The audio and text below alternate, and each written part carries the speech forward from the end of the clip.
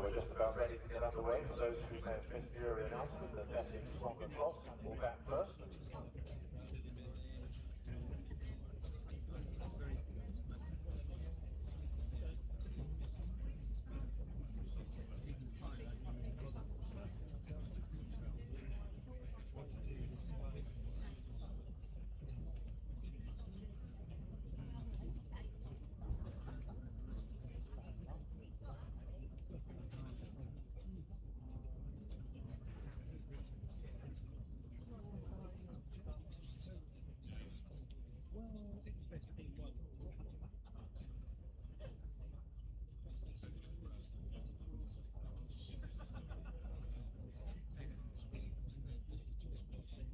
Please welcome onto the field our match umpires Ben Pepperell and Suri Shamruka.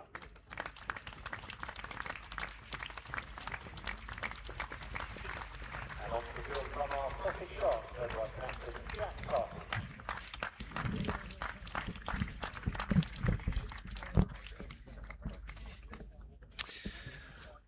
Welcome to Arundel and the beautiful surroundings of the Arundel Castle Cricket Club for this Metrobank one-day cup clash between Sussex Sharks and Essex. Essex, the visitors, won the toss and elected to bat, so they are wandering out into the middle, the two Essex openers. I'm joined by a man very familiar to a lot of you, Sam Keir. Good morning, Sam. How are you? Morning, Andrew. Great to be here. As you say, what a sight this is.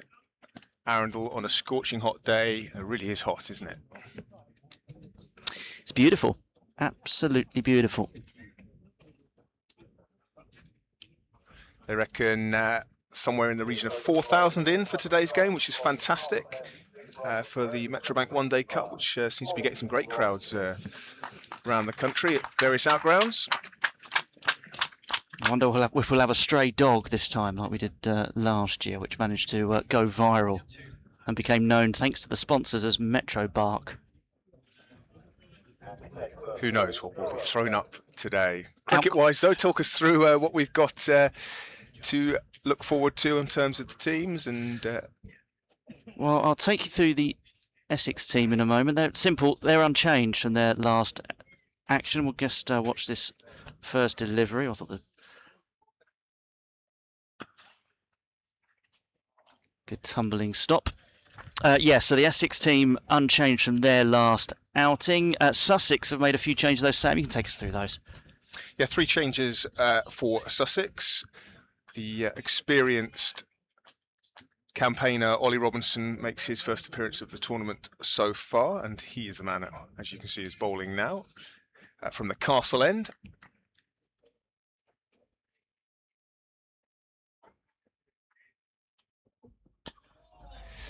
And then elsewhere, 2 other changes. Troy Henry comes back in for Ollie Kirtley, so an extra spin bowling option there, replacing the seam of Ollie Kirtley. And then Joe Johnson on professional debut, coming in for Tom Price, the all-rounder. Nothing to do with the bloke who won the 1986 World Snooker Championship, as far as I'm aware. Ollie Robinson. Oh, good areas early on for the England man. Yeah, good carry through to the keeper as well. Arundel often a bit of a slow and low pitch, but that was some suggestion that the bowlers might get a little bit out of it, certainly on that length, just back of a length.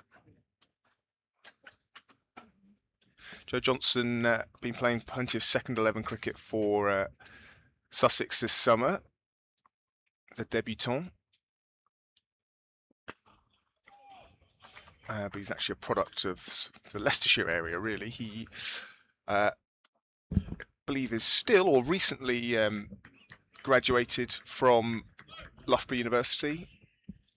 He played second team cricket for Leicestershire a few years ago now, 2023, but has been back in the twos world this summer and now getting the opportunity to take the step up into first team cricket for the first time.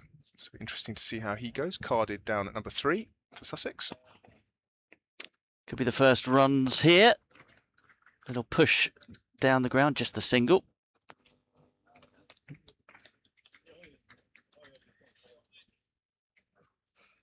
So yeah, as you mentioned, Essex unchanged from their last game, which was a win at Derbyshire.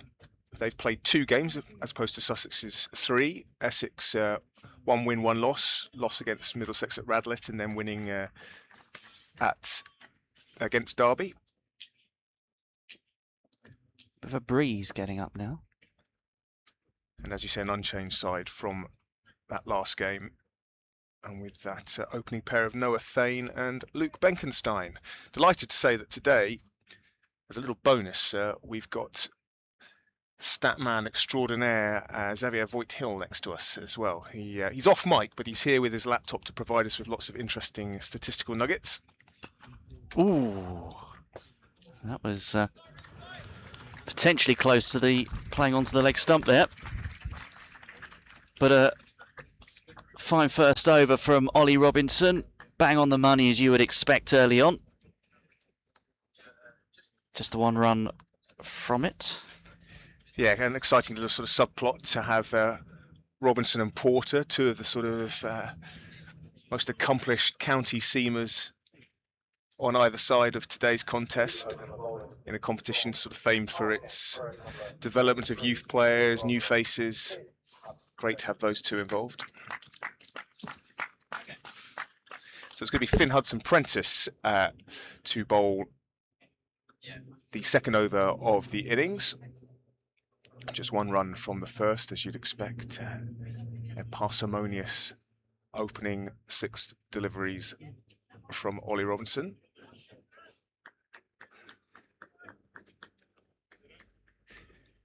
Finn Hudson-Prentice with a fifer in the defeat up at Neath.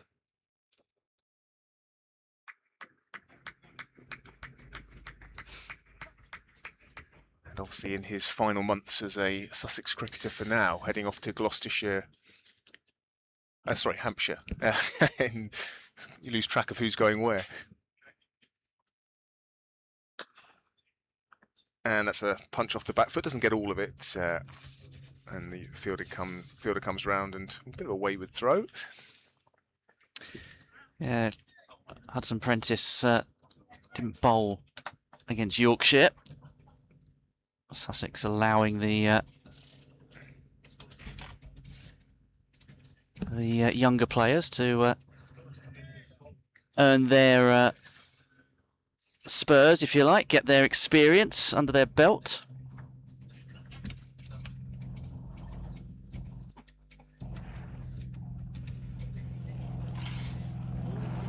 Given a wide, that one. Certainly tempted Benkenstein into chasing it, but it was very wide and called accordingly. You may possibly on the stream be able to hear a slight hum, which I believe, having done some investigative work, might be coming from my colleague's headset. Let's see if we can pull some wires about to see. That might be better. There we go. Oh, now there's some walking behind the bowler's arm. Yeah, a familiar issue here at Arundel, because of course the spectators can walk all the way around this sort of natural bowl. It does cause the odd interruption. The yell of "stand still" came from one of the Sussex fielders. Usually they have stewards up on that bank there, but I wonder if they've been slashed in the budgetary cuts at Sussex. But hopefully people will soon work out that. Well, there should also be signs up, really, but that's neither here nor there. Or at least nothing we can do about that. Oh.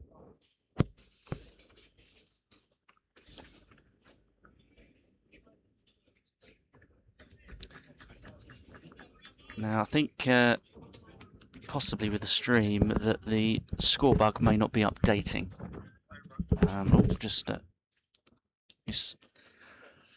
So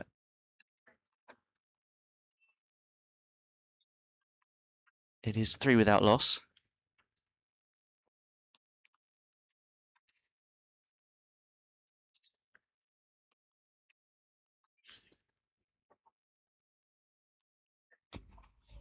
Yeah, again, good. Good bounce in this pitch. Nice carry or lift off a length, which is good to see. A bit of pace and bounce, always nice to see, particularly given how much sun and lack of rain we've had. Very good effort if we're going to see a pitch like that today.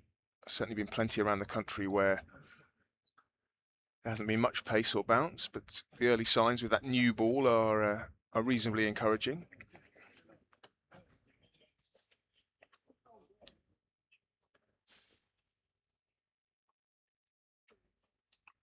Gone. In the channel from Hudson Prentice. An expansive shot. And the catch taken, regulation catch in the slips. So an early breakthrough for Sussex. Yeah, one of those rewards for good channels bowled by both Robinson and Hudson Prentice, just tying both openers down, and then the first time really that we've seen an expansive shot played and the edge induced and the catch held, which is the most important thing. Yeah, so Benkenstein departs cheaply. He's obviously looking to make his mark. He chased that wide one earlier in the over that was given as a wide. But that one was probably just a little, not quite full enough to play that shot to. So Benkenstein goes. That brings the Essex captain, Tom Wesley, to the crease, who has played one of Essex's 2 games in the competition so far and duly scored 100. He missed the first game, I believe, due to the arrival of a new baby. So congratulations to Tom.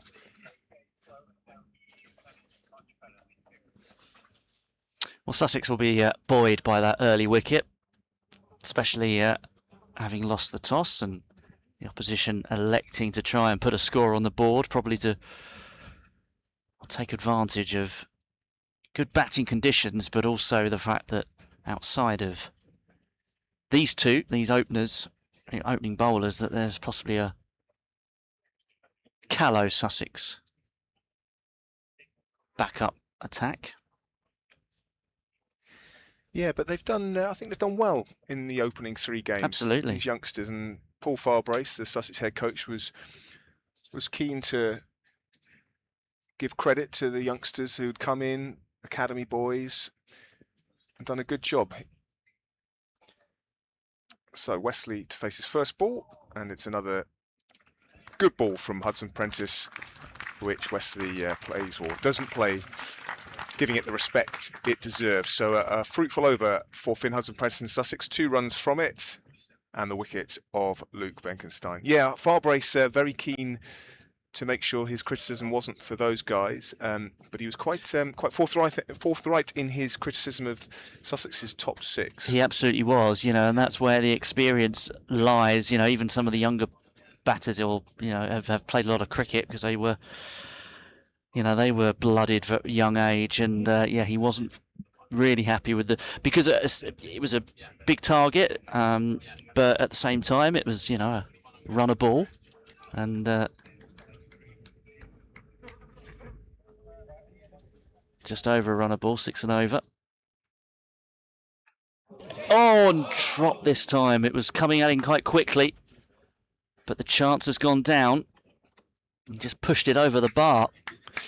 Yeah, Jack Leading will be disappointed with that, having taken regulation catch at the other end. He really probably should have taken this one at this end as well. Did come reasonably quickly, but a man of Jack Leaning's calibre in the slips, I think you would have backed him to take that, and well, that could be a costly drop.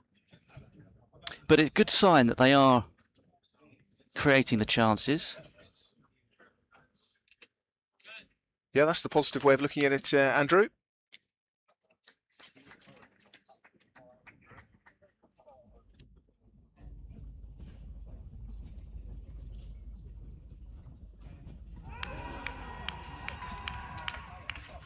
Well, I like that one. The ball has now gone out towards mid-wicket. No running happening. And nothing doing from the umpire. Should just say that without the score graphic, it's 4 for 1. We're in the third over. Just in case, I mean, people obviously at this time of day are joining all the time. So it's myself, Andrew Rayburn, with Sam Keir alongside me. Sussex Sharks against Essex in the One Day Cup. Got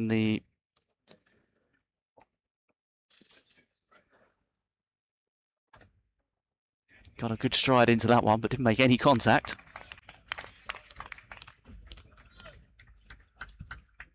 Got our first stat from Zav, who's joined us here today as our stato. Tom Wesley in his 130th list day game. Can you guess? Oh, you've seen it now. No, I can't read that writing. Which player on either side has played the next most list day games? Any ideas? Oh, that's good. So hang on. So Tom Wesley 130. Yeah. And we think that's the most. We don't think, we know, because Xavier. Yeah. Okay. Sorry, I beg your pardon. I'm just waffling so that I can buy myself some extra time, Sam. I'm no. This isn't my first rodeo. I can tell you how many. Jack Leaning. Well done. Very good. First guess. I mean, he's just. I mean, he's. How do I put this politely? He's played a lot of cricket. Senior member of the team. Yeah. 81st game for Jack Leaning. And he's taken a catch and dropped one. I'm slightly surprised he's that far behind in that sense, actually.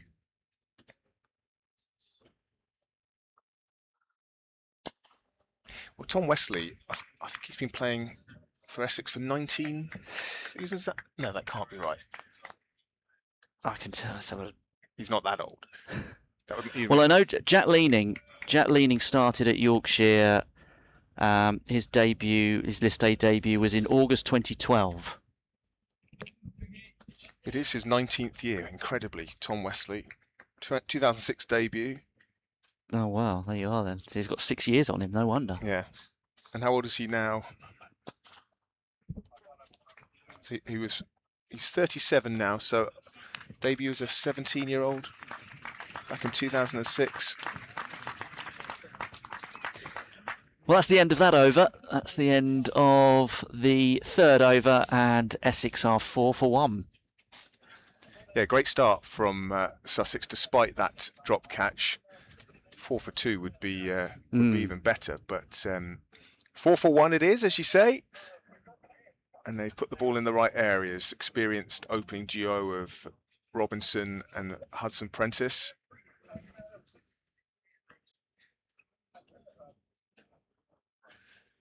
Yeah, so Tom Wesley, as I said, 100 in his only appearance of the tournament so far. He was fantastic last year for Essex as well, scoring 561 runs at an average of 70.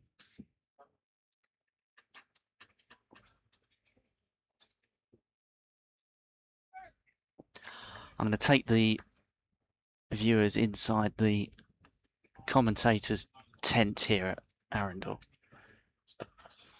On the money again from Finn Hudson Prentice. Because Sam and I are wearing headsets, and I don't know about you, Sam, but it's enough making my ears sweat. It's a warm one, and we're in a navy blue tent, which probably is the worst colour to be sitting in, right? In terms of absorbing heat rather than reflecting. I noticed You want a white one? Our colleagues in the written media have got a reflective white tent, and it's much bigger. Yeah, with tea and coffee in it. And there's a lot of us in this little blue one, but luckily we're all friends. Oh, it's almost a brilliant stop in the covers there. It was too full from Hudson Prentice, and that hand from the man at cover, Joe Johnson, the debutant, making a fine impression with that attempted stop there. He certainly saved a boundary. In the end, they ran 2.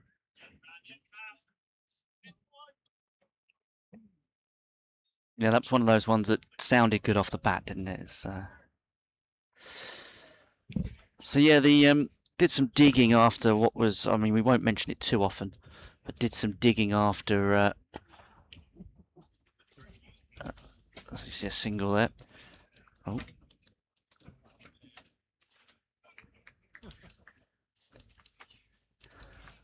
After that match on Sunday, we already knew it was Yorkshire's biggest List A score against Sussex. But it's I think it's the 6th. Let me just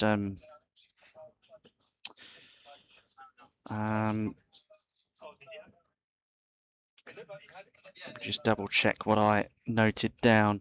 Yes, the 6th heaviest defeat for Sussex in List A cricket by runs.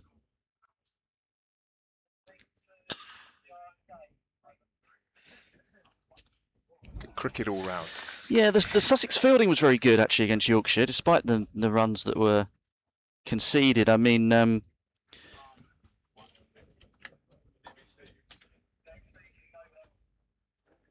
Paul Farbrace was quite at pains to say that actually the score, he felt Yorkshire were, you know, in the right ballpark, but it was, you know, possibly even 350 was a good, you know, par score. What's up in the air? And Carson, for a moment, running round from mid-on, thought he had a chance. It hung in the air, but in the end was just too wide or too far round onto the offside for Carson to get round. But this is encouraging from Sussex. I want to take their chances, though. Yeah, and you mentioned the fielding, Andrew. It's such an important part, especially with a young, inexperienced team or a team made up of some young, experienced people. That's where you don't need the experience. That's where you can make the impression from ball one. And if you're doing that, you're showing that drive, that willingness. That's very encouraging for Sussex supporters. Be interesting to know, actually, if we spring Xavier, our stats man, into action, the total number of List A appearances on each side today, because that'll give you a little idea of the levels of experience on both sides. I imagine it'll be quite a gulf. Mm.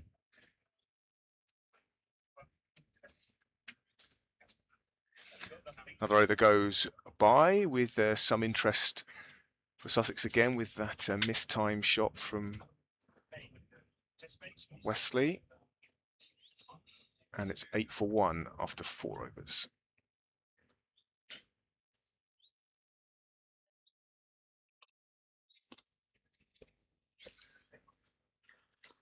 The score graphic is back on your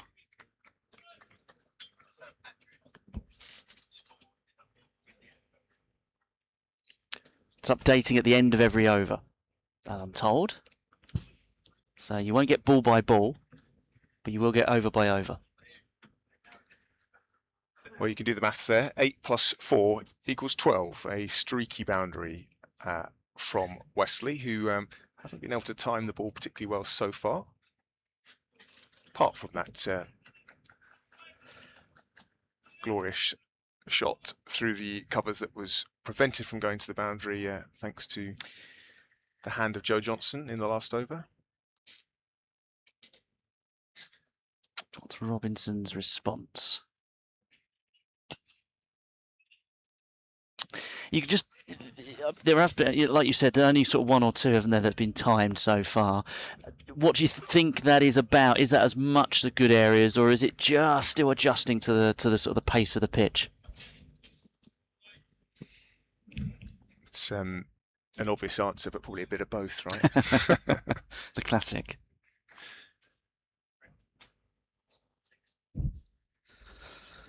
I've just had to hide my phone because it's told me that it's overheating. So, whoa, a lofted shot, first one that we've seen, and that is going to run away for a boundary. Second of the over, that one more convincing, and it moves on to 16 for 1.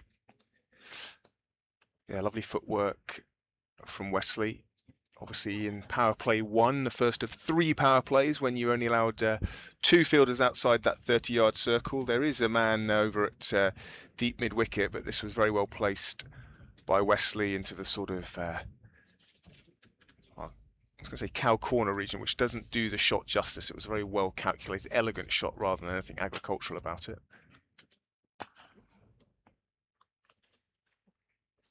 short this time from Robinson. It didn't get up at all. That was perhaps a sign that certain areas of pitch are a little slow and low, and that was meat and drink really for Wesley, who pulled it in between those two men out on the onside boundary. Those are the two men posted outside of the ring, one at deep square leg and one at deep mid wicket.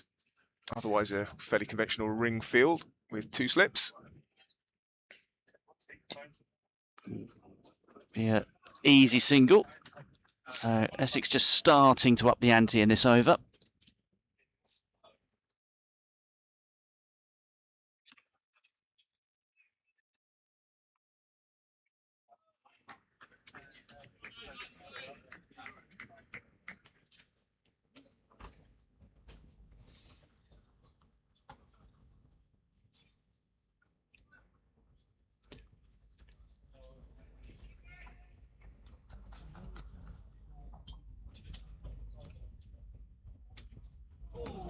Flies through past the edge. Some oohs and ahs from the Sussex fielders. End of the over, 21 for 1 after 4.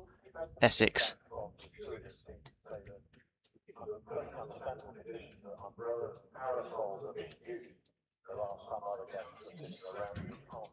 Yeah, productive over for Essex. First one they've really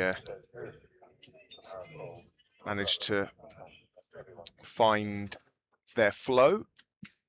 That was, get my maths right here, 13 off the over? 13 off the over, yeah. 3 boundaries. So Finn Hudson-Prentice has popped off the field and Ollie Kirtley has come on as a sub. Toby Munt is going to come into bowl. We had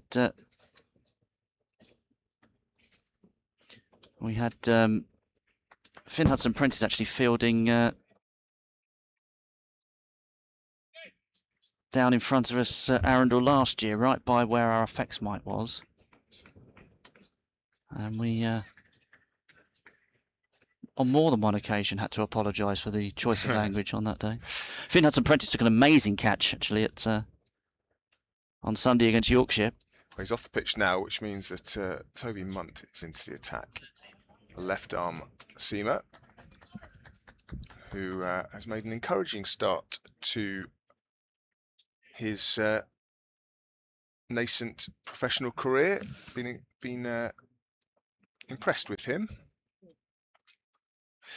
We got that. I must. Can't blame Zav for the delay in this. This was us getting distracted, but he very quickly worked out the golfing list day experience. Right. Essex 430 list day appearances between them. Sussex 253.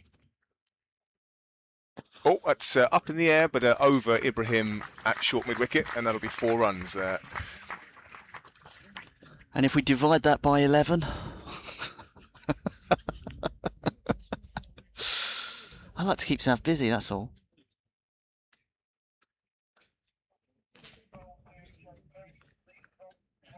Wesley, after that initial shakiness. So basically 39 per player, and for Essex 23 per player for Sussex, so that does indicate. Actually surprised it's as high as it is for Sussex. So yeah, Wesley finding his flow and showing exactly that with another shot for 4. This time really not a great ball from Munt, who slightly dragged that down and it was wide. Toby Munt on Sunday had an issue early on in his spell with line. He bowled a few that were wide on both sides of the wicket and really tightened up in the middle of his spell. His last over was expensive as well, but that was really when Yorkshire were just trying to up the ante, because at one point Sussex were taking wickets. That was better from Munt, and for a moment, chance of a run out of the non-strikers end. That Joe Johnson again in the ring is clearly a bit of a live wire in the field. 2 fantastic bits of fielding, 1 a half stop, but really half more than you would have expected.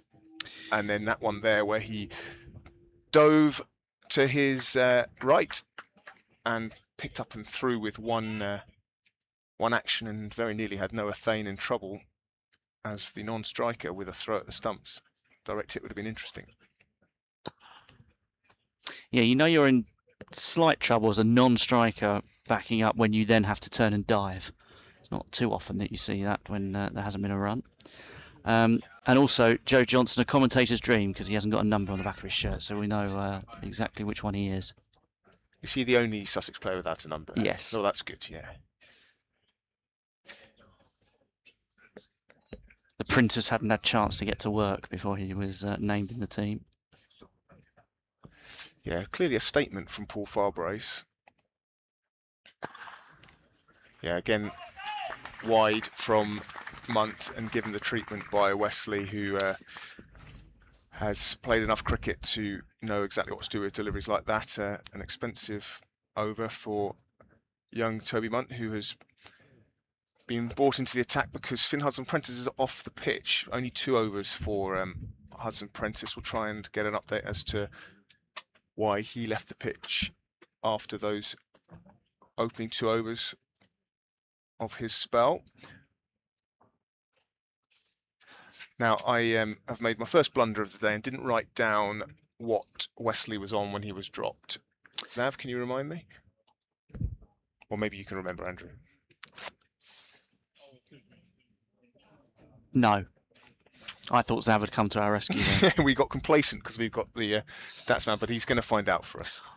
So Tom Wesley's best List A score against Sussex. I was actually at this game as a spectator at Eastbourne. Oh.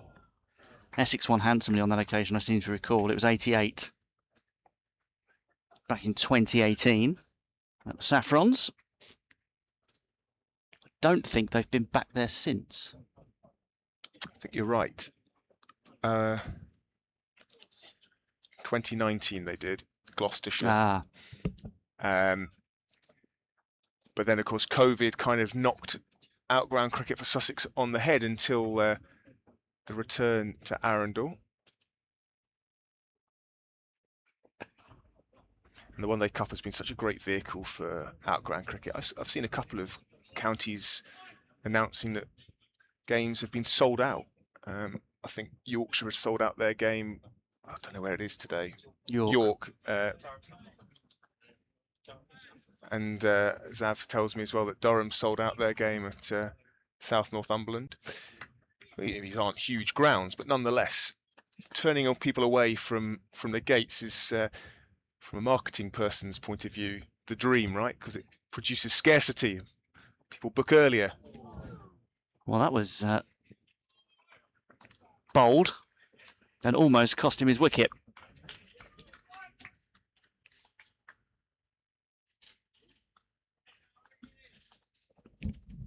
.33 for 1 after 6, or in the 7th.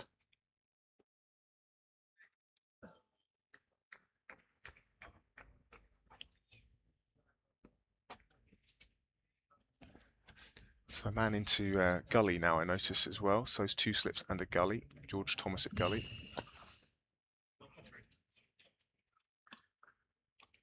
Tumbling stop. Can't imagine it's a particularly lovely outfield to do the tumbling stops on. It's probably not a comfortable landing at times. It's got an abrasive look to it, doesn't it? I notice the vast majority, or certainly the majority of Sussex fielders either have long sleeve shirts on or sort of tubey grips on their arms. And given that I think it's forecast to get somewhere 30 plus today in the shade, that can only be because they're conscious of trying to keep some of the skin on their elbows. The braver members of the team will bring you in a moment. Good solid in defence. So I think the only players without some sort of protection on their elbows are Ollie Robinson, who we'll see whether that remains the case when he's not bowling, and then Freddie Price. as Jason Swift, the match referee, strolls past our commentary tent. Obviously, formerly very much a Sussex man, the batting coach under Jason Gillespie. Short and pulled for 4. That was a confident shot. Rolled his wrist around it, dispatched it to the boundary, moves on to 30. Essex at the end of that over, 38 for 1. Yeah, the run's starting to flow now, and Sussex already ruining that drop of Tom Wesley when he was, well, certainly in single figures. I think very low single figures as well. I'll try and get a reminder of what he was on when he was dropped. I might be able to find that for you, actually.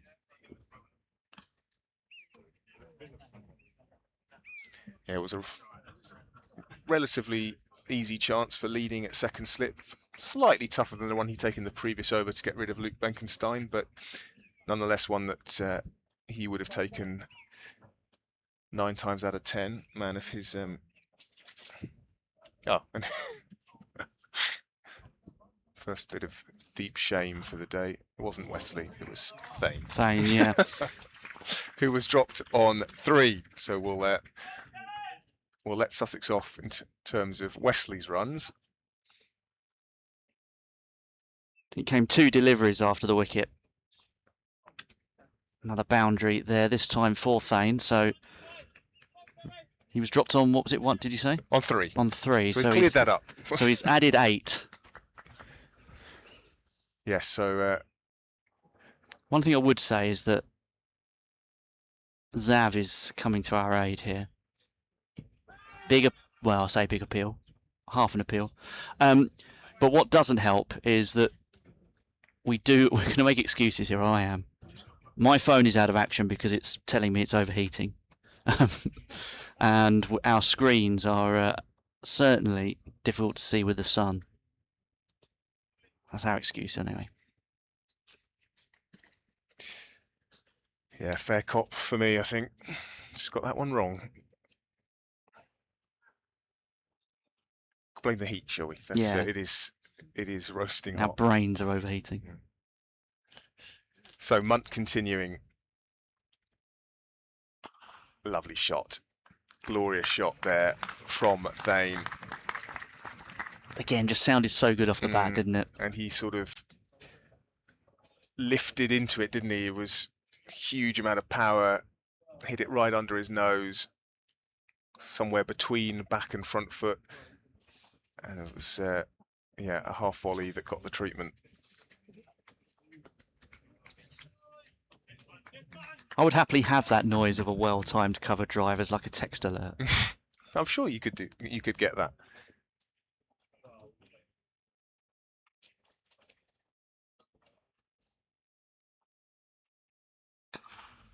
And rinse and repeat. This one almost even better. It wasn't quite as full, but he timed it to perfection. Back-to-back 4s. And as you can hear from the PA announcer, that brings up Essex's 50 in the 8th over.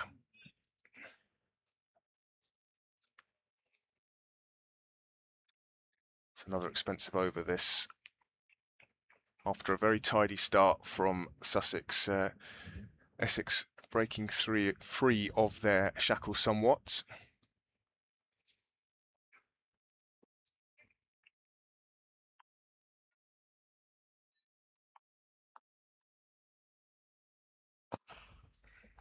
Straighter from Munt, and it's going to get the same result though, despite the efforts of the man charging round from square leg. Another boundary.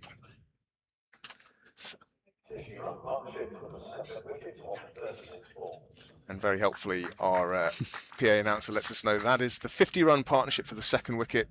Did you hear how many balls he said, Andrew? I didn't actually hear it. Zav will help us here.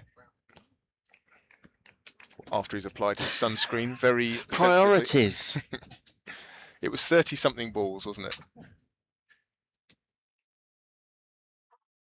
We are lacking slightly in visual aids here in our commentary tent.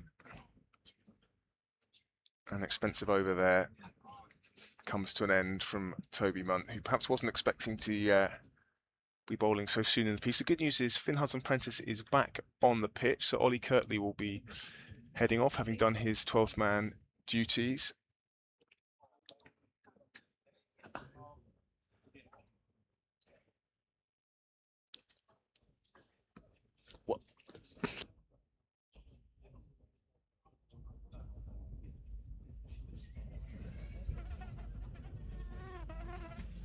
And that 50 partnership coming up in exactly 36 balls, so exactly 6 overs. So a very productive partnership between Wesley and Thane.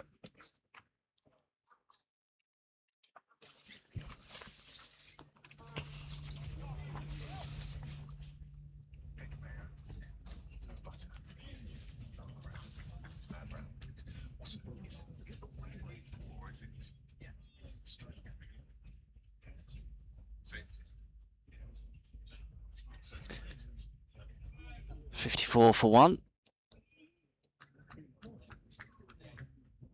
23 for Thane and 30 for Wesley. Wesley's hit 7 fours in his 30, so he's dealing mostly in boundaries.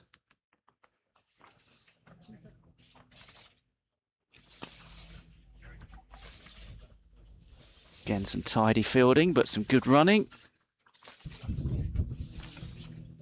31 for Wesley now. 55 for one.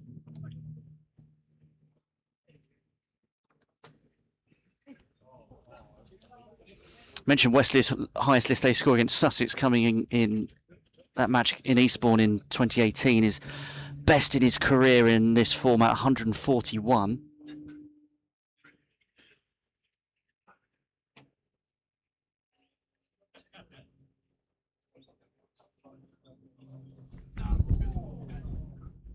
Beats the edge. Robinson getting some good bounce. Yeah, flirting with that one. Thane outside the off stump. Again, yeah, like you say, when he's hitting that back of a length, he's getting it to lift, isn't he, Robinson? Any shorter and it seems to die, but there's that sort of sweet spot. I don't know, 10 yards, something like that. 9 yards from the batter. Back of a length.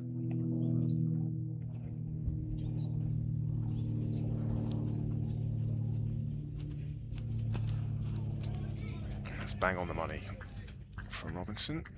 Yeah, as you would expect.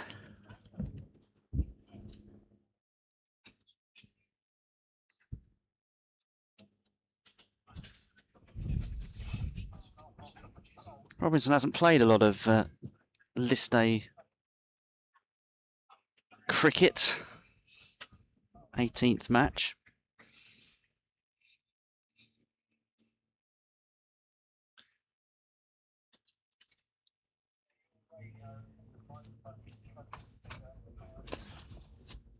It's a good shot. Down the ground.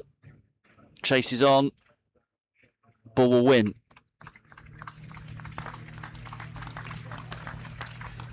Two fielders basically just accompanied it down to the boundary rope. And that is, I think that's the 11th boundary of the innings.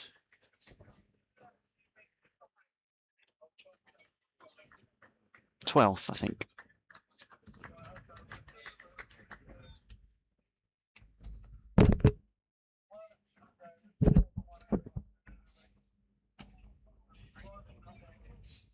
That'll be another easy single.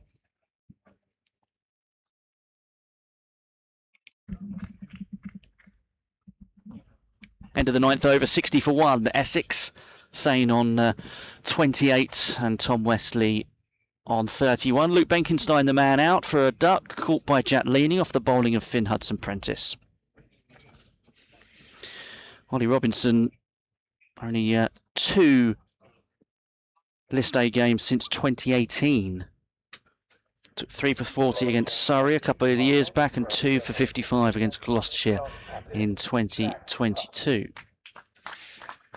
So a change of bowling, as you might have expected after that expensive spell from Toby Munt. It's going to be the captain, Jack Carson, entering the attack. So Finn Hudson-Prentice is back on the field, but he's not back into the attack. So interesting to know what's going on there, or whether they're just saving him for later. He was fielding at slip in the previous over, which I don't know if that's an indication of his mobility, or for this over to the off spin of Jack Carson, he is at backward square, so the man on the 45.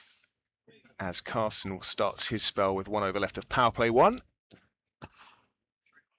Yeah, they obviously feel that pace off is the route to go, just to kind of kill the momentum here that Essex have been building up. Yeah, and it's a good point, with Sussex also playing the extra spinner in Troy Henry today. Ollie Kirtley missing out. And they've also got Jack Leanings. I was going to say part-time. I suppose it is part-time off spin, but he's, you know, useful third spinner to have. Very much so. And a flattish delivery from Carson, sort of spearing it in. Got 19 List A wickets, Jack Leaning. At an average of? It's a good question.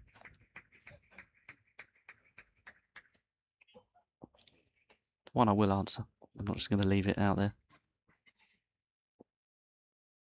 Yeah, really spearing these in, Jack Carson, almost like sort of an old school off-cutter bowler rather than a off-spinner. Proper darts in and around middle and leg stump. Leanings 19 wickets coming at 38.3. Yeah, so sort of reasonable numbers for a part-time offie. A bit more flight on that one from Carson, a bit more fizz through the air.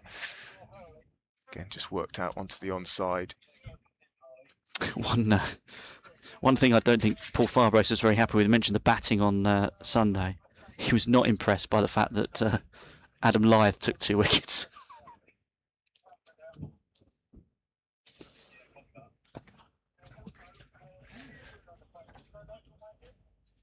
It's a bit of a trend in that over. Middle and leg stump deliveries from Carson, which are worked into the onside for a single, and that is what happened again. But as the boundaries being stemmed at this stage by the introduction of Carson.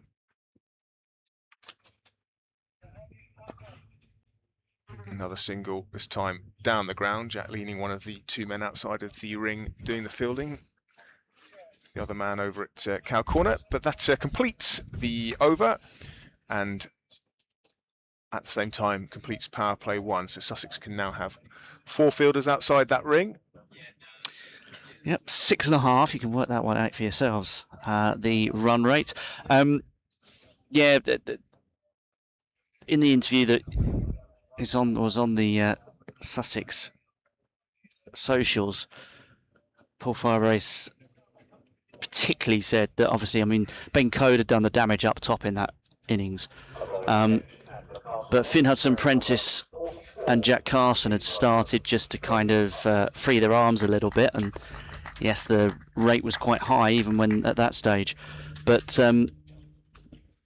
he did specifically call out Hudson-Prentice for being 50 off 30 and then allowing himself to get out to Adam Lyth, who he called very much a part-timer, which of course he is.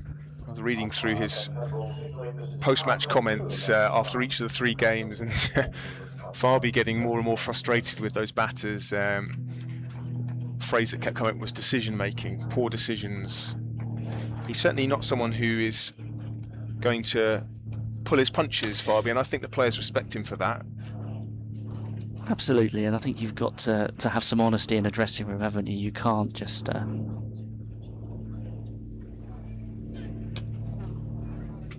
could flick away.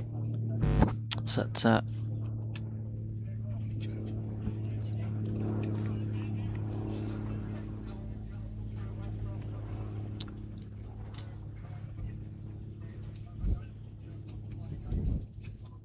Freddie Price bowling. I'm sorry, I've just dropped my phone now, which has been trying to keep that out of the way. It has cooled down now. It's not hot to the touch anymore. As you say that, my iPad tells me it's too hot. Yeah.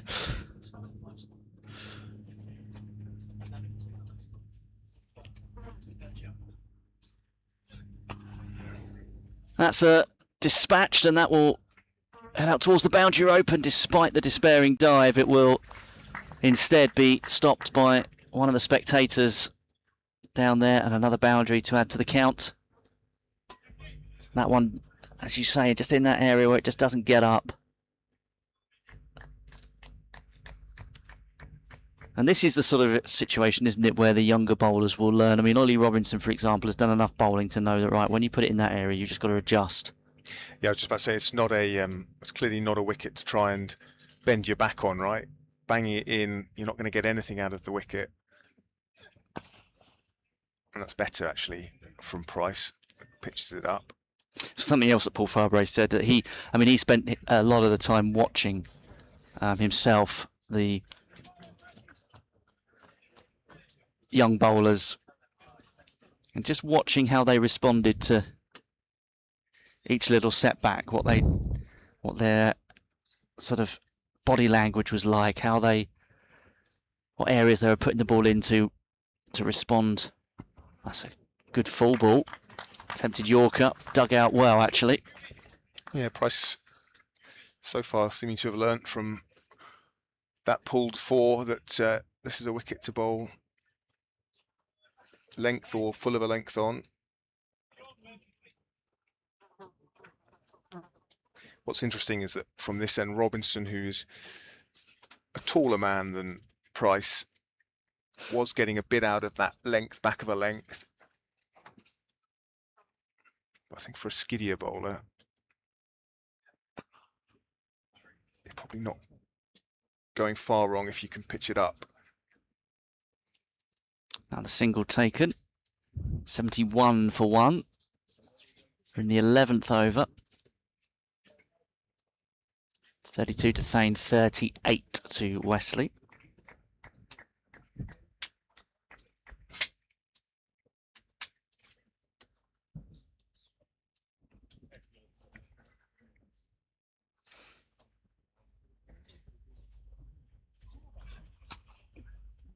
Punched off the back foot. Taking another single there.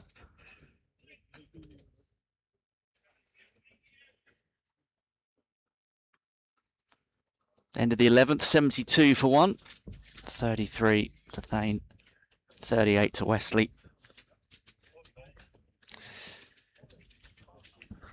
And the early wicket of Luke Benkenstein, caught by Jack Leaning in the slip. Second slip off of Finn Hudson-Prentice without scoring.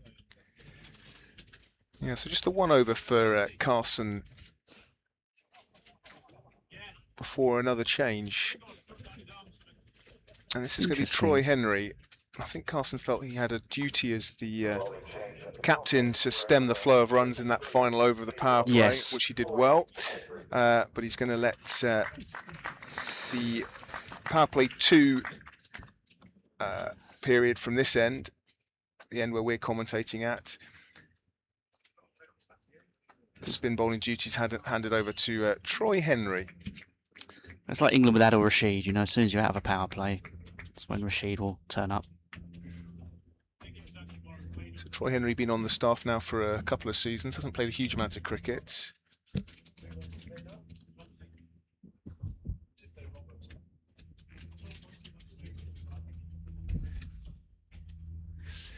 The left arm spinner in and just a little short, and it will go for 4. Thane not missing out on that one. Henry bowled against Glamorgan, none for 29. Didn't bowl against Durham though in that second match, and wasn't picked for the game against Yorkshire. Back in the side today.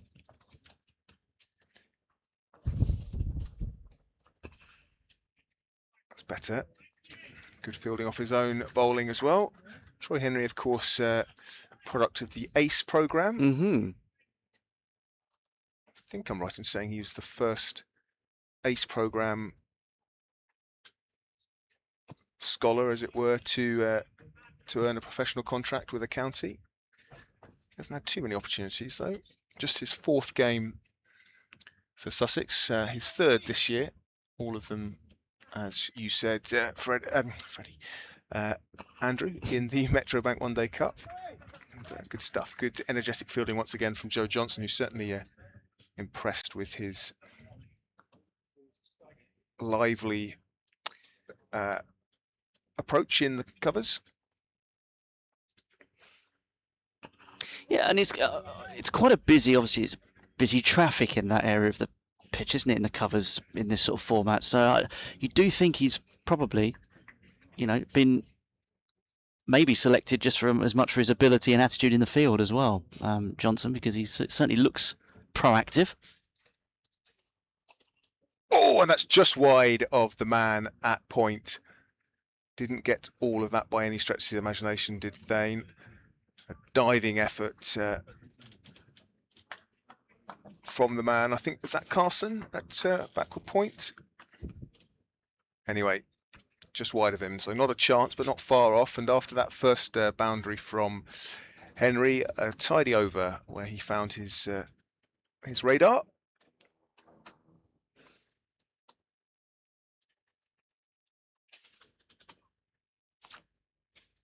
Now, I think also, given his comments about the batters, I think the selection of Johnson was probably a bit of a wake-up call to some of the top six, that he's not afraid to drop people and give chances to club cricketers or second 11 cricketers. Talks a lot about, in his comments, about players needing to decide how much they want to be professional cricketers, to take their opportunities, who make the right decisions. And as we all know, it's going to be very important next season for Sussex to have, you know, these crop of young players with some experience under their belts. And I'll tell you one thing that will be getting hotter and hotter as the day progresses is Zav's pen and notepad, because there is some furious writing going on away to my left. Yeah, it's great to have Zav here. Zav, if you don't know, just past the dive of the fielder, and that will run away for 4. So another boundary, and it takes Essex to 81 for 1. 42 now for Thane, who's just gone past his colleague Wesley. Starting to motor himself now. Yeah, we're joined by Xavier Voigt-Hill, who does a lot of live scoring around the traps and is great to follow on social media for some statistical tidbits as well. What's your handle, Xavier? At Voigt-Hill on X, on everywhere, he says. VOIGTHILL. I follow him, so you should. He's with us today in person, so we're very lucky to have... When I say I follow him, Sam, I follow him on social media. I don't follow him into the shops.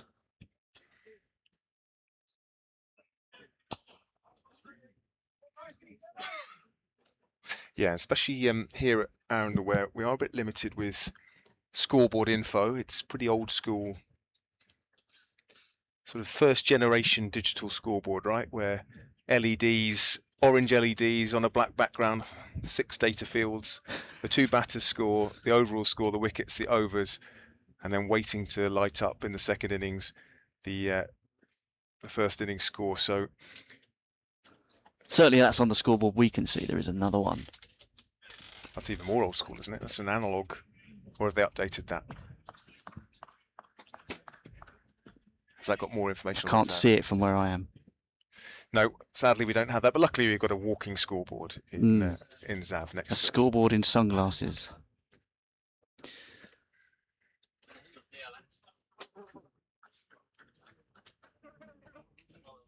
Don't forget you can get in contact with us via the YouTube comments if you've got any questions, queries for Zav, statistical queries.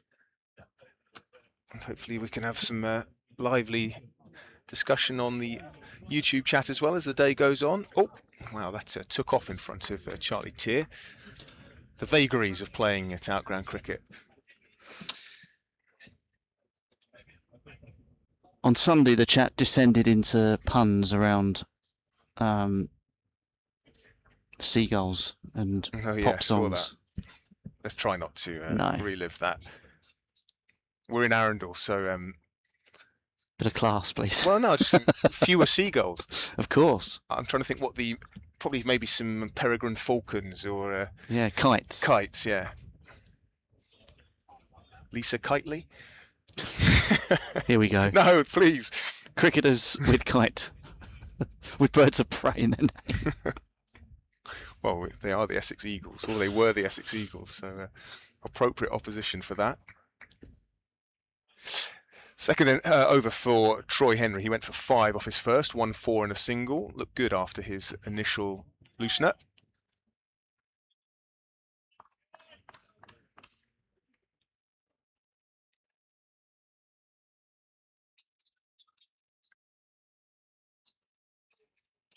It is sometimes funny if you don't see the stream for comments for 5 minutes and then you turn to it and go, I wonder how they got onto that topic of conversation.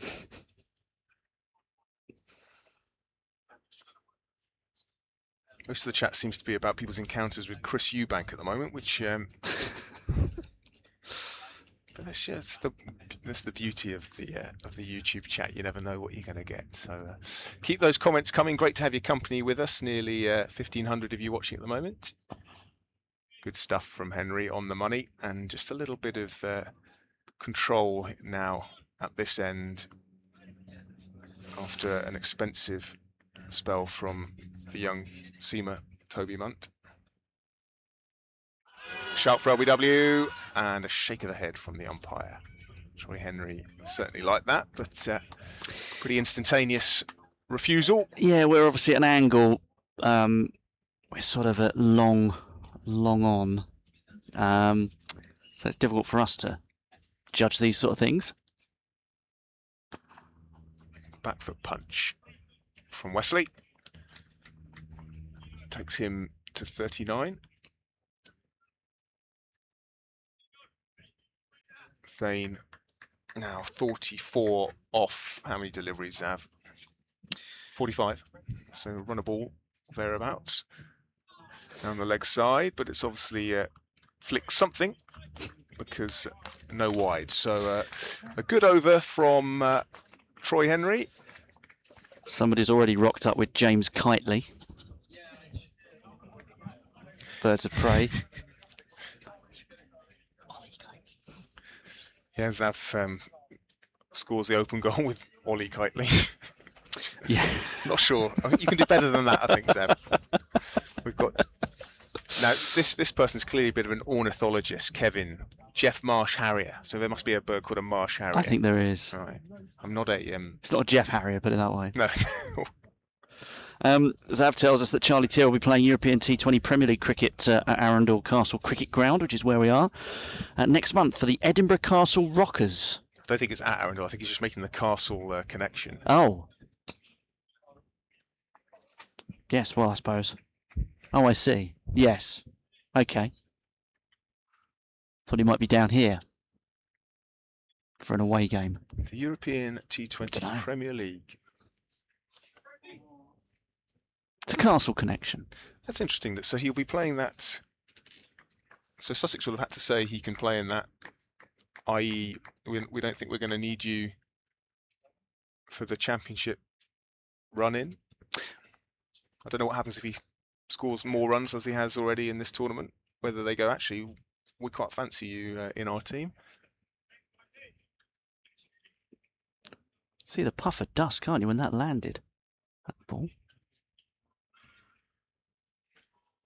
Zavtier is on an all-format contract, right? Yeah. So I've commandeered his notepad. No wonder he can't provide anything for us. Should always give it back.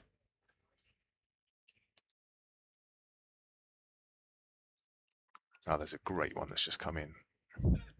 Good pace, good full ball. Dug out well again. 85 for 1. We're in the 15th over.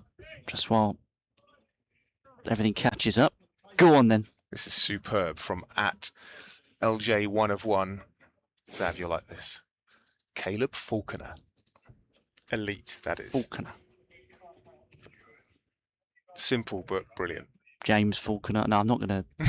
That's quite. Yeah, I don't mind that. But again, it's a tap in, isn't it?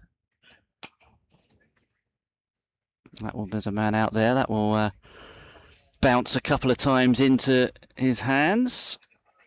That's one of those ones, isn't it? When sometimes on an outground outfield, where it looks like it's coming towards you, you're right on the boundary rope, and you're thinking, please don't mess this up. Please don't. This is simple. Just watch the ball into the hands, because it sometimes can do odd things. Set up nicely for the man at deep mid wicket. One of the four fielders out of the ring. Flick round the corner. A bit more work for him to do this time. Takes it well. I couldn't necessarily describe that shot in great detail because Jack Leaney was right in front of me, between me and the batter. But he's got a job to do. Reminder that Thame was dropped on 3. He's hoping to cash in with a half century here.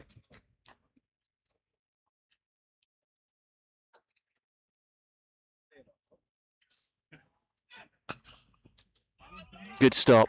Really good stop, that. Yeah, Ibrahim in there at short extra cover with a great one-handed stop after the dive. 87 for 1 at the end of the 15th. Thane on 45, Wesley 41.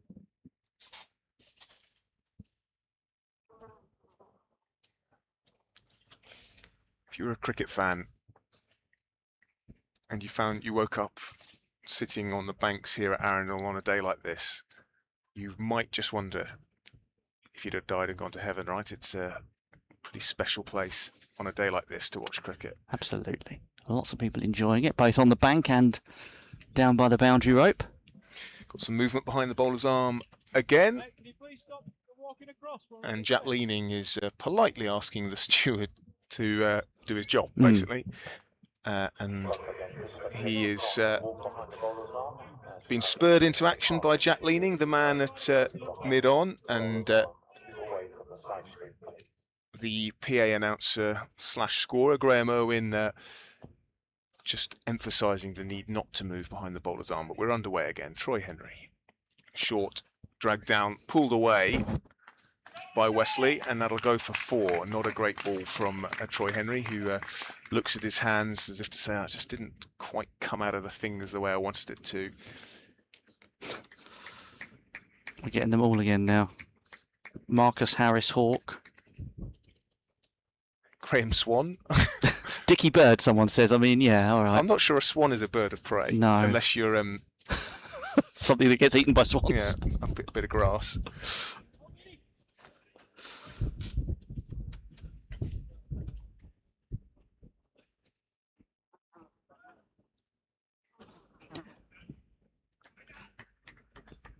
Merlin Hughes is quite good. Yeah, don't mind that.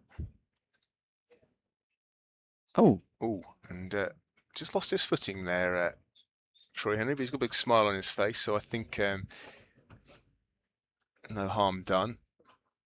He's got a long on, a long off, a deep point.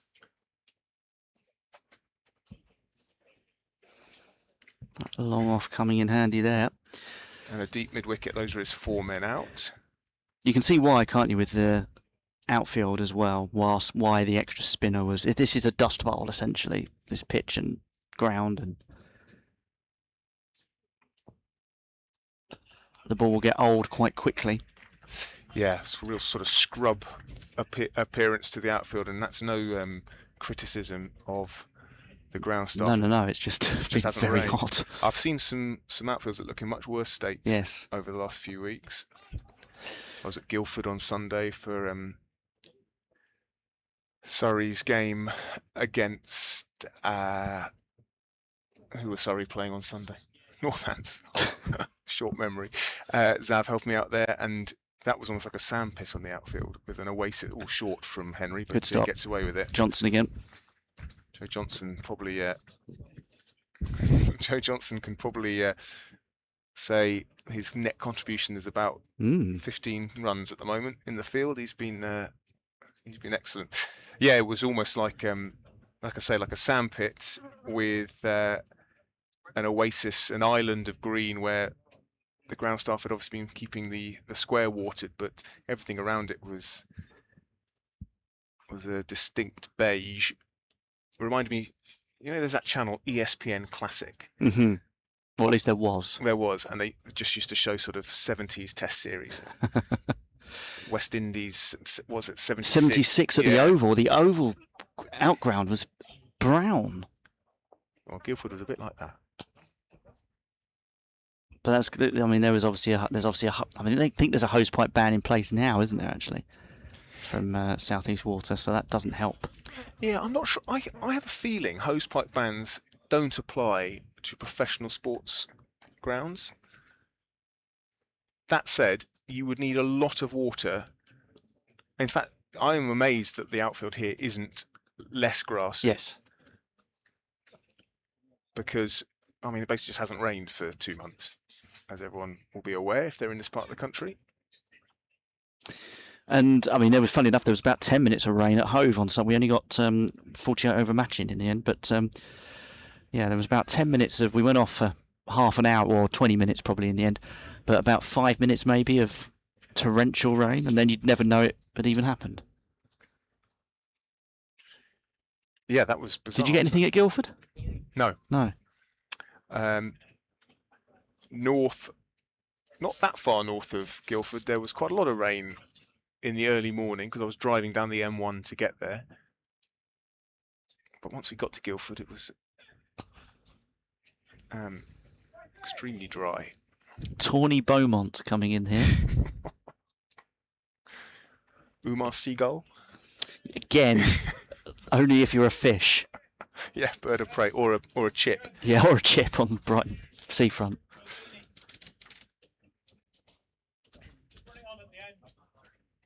Great stat from Zav. I'll let you have that one. Oh, hello. Just weather related. I am going to just watch this ball first.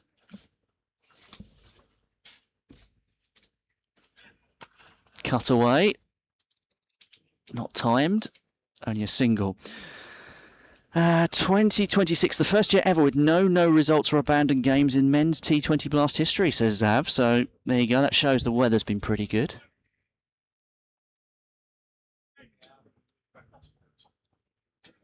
Ed Barnow. Ed Barnow. These are great. Owlan Mullally. Owlan Mullally. I saw an Owlan Donald, I think, come in there earlier. Flicked away, and that'll be 4. Just a feather really through. And that will be 50 for Thane. And he was dropped on 3, so he has made Sussex pay. 50 coming in 53 balls, 8 fours. Yep, an expensive drop. I'll keep my voice down because Leaning is standing about 10 foot away from me. It happens. No one means to drop them, as they say, but you'll be as disappointed as anyone. Certainly be playing on his mind. Always does, doesn't it, at whatever level of cricket, when you see someone go on to make a landmark. Yeah, obviously, though, you do, as a top-order batsman, you might think, well, hang on a minute, I can claw this back myself. Don't worry about it. If he scores 100, Jack, he'll be more in credit than anything else. We're going to get... in fact, Leaning's just popped off the field. Hope I didn't upset him. So the players are going to take a drink at the end of the 17th. It is, what's that, 99 for 1?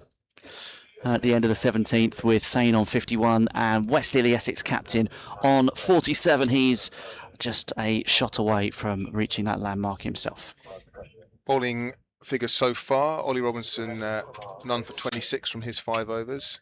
Finn Hudson-Prentice shared the new ball, took the other new ball at the other end, and his 2 overs only cost 6 runs. Had the wicket of Luke Benkenstein, but then we haven't seen him since, so we're hoping we'll get an update on Finn Hudson-Prentice's state. He is on the pitch. Toby Munt Not a great day so far. 2 overs, none for 28.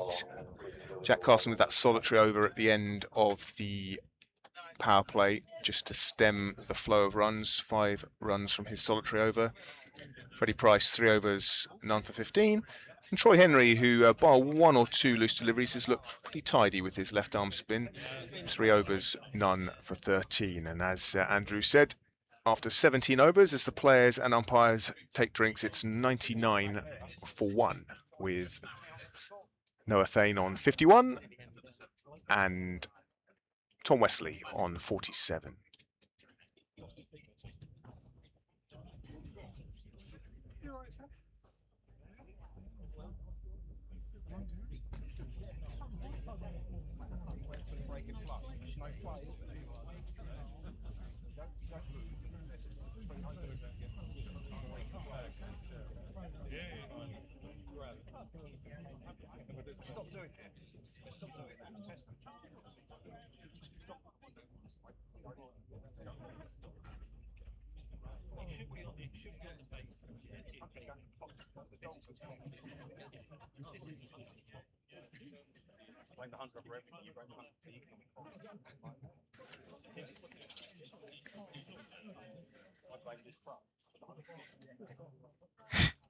I'll tell you what, as if you just joined us, you're watching live pictures from Arundel Castle Cricket Club. Beautiful setting. Sussex versus Essex in the Metrobank One Day Cup. The cricket has certainly been entertaining. So have our viewers' contributions to the birds of prey cricketer puns, and my player of the match so far, definitely at LJ 1 of 1, who earlier on had a great one. Just seen one. But I think he surpassed himself now. He had Caleb Faulkner, which was lovely. But this one, I think, can we call him a bird of prey? We'll let him have it, because this is great from LJ 1 of 1. It's a parrot, isn't it? McCaw and Teeny. Yes, I saw it, which is, yeah.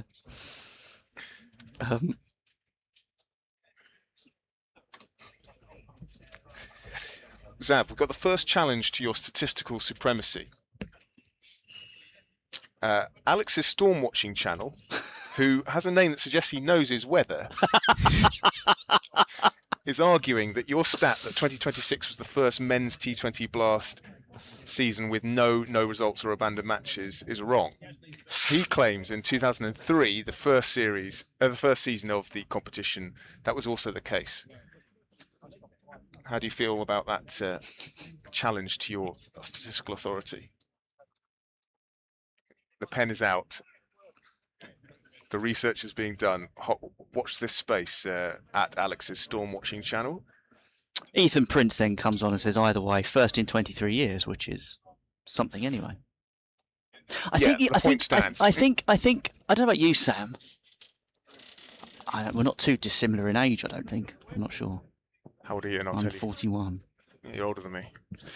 But 2003 does not feel 23 years ago. No, and it's terribly distressing to think that, isn't it? Because if you think about it, any stat, as we watch more from Henry, any stat where it is, first time in 23 years is worth it. But then you say the first time since 2003, you go, well, that's not so long ago. Yeah, I get you. And there's the 100 up for Essex with a tuck off the legs from Tom Wesley, who moves to 48, and the 100 comes up in the 18th over. Zav very humbly says, I stand corrected. Alex can have my job. Thank you, Alex, for keeping Zav on his toes. Don't want him to get complacent. So only the second summer. The other thing to say is in 2003, there were far fewer games, right? It was only about 2 weeks.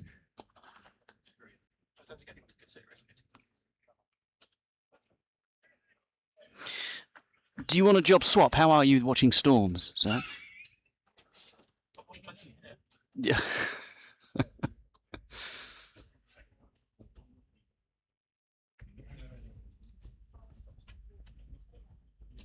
Just a little short from Henry, and that's a really nice shot actually from Wesley, who place that to perfection. Just a couple of drag downs that's over from Troy Henry, and some vocal support from Essex fans as Wesley brings up his 50 with that late cut for 4. 100 in his first game of the competition this year, and I think he got 100 in the last balls, game in the 2025 competition. So his one-day cup form is fantastic. You are right. No, you're wrong. 47 balls for Wesley for his 50. 10 fours, and that is his 46th score of 50 or more in List A cricket. Incredible. End of the over. That's one of my big bugbears about cricket statistics, by the way, is the fact that they have in their sort of career history, you have a number for centuries and you have a number for the times you've been out between 50 and 99, which isn't. So you get added one, and then as soon as you go past 100, that one comes off your 50 mark. So you need to add them up to say that they've gone past 50 X amount of times. It's not too much work, but you know, I hear you. It could confuse an idiot like me. I see what you're saying. You need both. You need both for people to. Yeah, I get you. Because it's you know, you can't just look at 50s and go, well, that's how many times they've reached the score 50, because they haven't. Sometimes they've been out between 50 and 99. Anyway, just a. Yeah, I think when you listen to TMS, someone like Andy Zaltzman says scores of 50 or more, doesn't he? Yeah, which. I think anything, yeah, I would say it's the X amount, X time they've passed 50 in this particular format or any format or whatever. Now we've got spin at both ends as we are going to see Carson. Oh, hello. That was fairly dramatic looking. Not sure there's anything on the back. Good stop on the boundary rope. Yes, and with the boundary that took Wesley to his 46th List A 50 to go with his, as I turn Zav's page, his 10 hundreds. That, of course, brought up the 100 partnership as well in 16 overs. Lofted and plugs a bit, but gets to the boundary. 4 runs. Yeah, he didn't quite get hold of that. Enough of it though with the field. A fairly low risk shot given that big gap between long on and deep square leg. In fact, they've now posted a man out into that sort of cow corner area. Joe Johnson there, the numberless man who was so good in the ring, is now going to get a chance to do some boundary riding as well. I'm not a number, I'm a free man.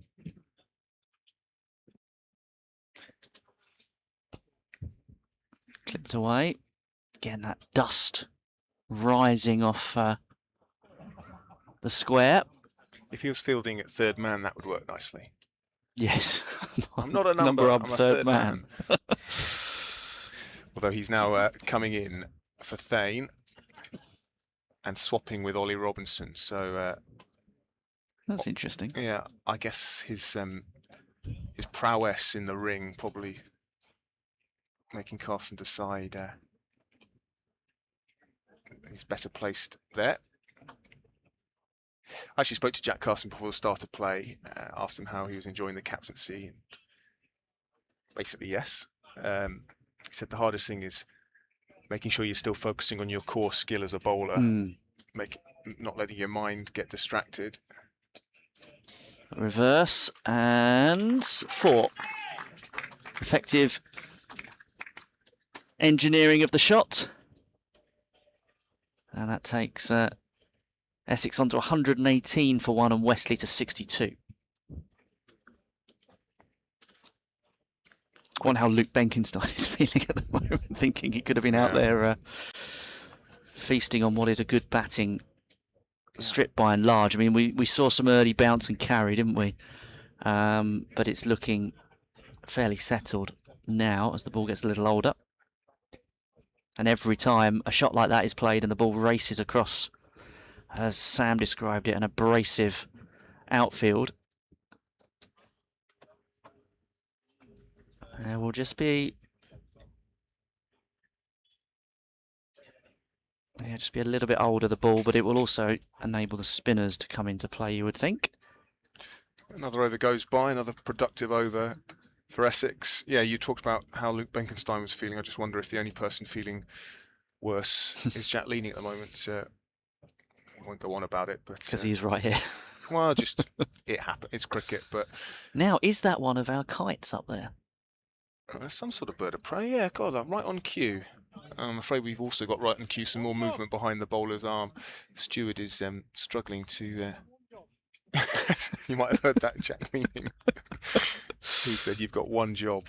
Well, only one of them to stop the hordes moving around, but that's up in the air now. That's going to go all the way. I thought for a second Leaning was in business, but that is huge, right up onto the bank, maybe 20 yards behind Jack Leaning at long on. So that's the first maximum of the day, I believe. It is. Maximum is a phrase I know that's controversial. First 6 of the day. I think maximum's I don't mind okay. maximum. No, me neither. It's very Mark Nicholas. Yeah, or what's he called? Oh, it's dragged down, I'm afraid, from Troy Henry, but he gets away with it. Danny Morrison, exactly. DLF maximum. I didn't realise he was Welsh.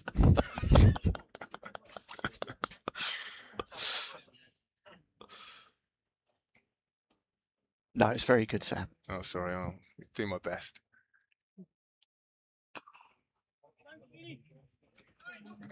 These two rocketing along now. The current run rate to 2 decimal places is 6.5. That's 6.50 for those looking for those 2 decimal places, but it's gone up a little bit more because that's another boundary, and yeah, this is a bit of a loss of control from Troy Henry, who's struggling to find his length more than anything. 130 for 1, 57 for Thane, 70 now for Wesley.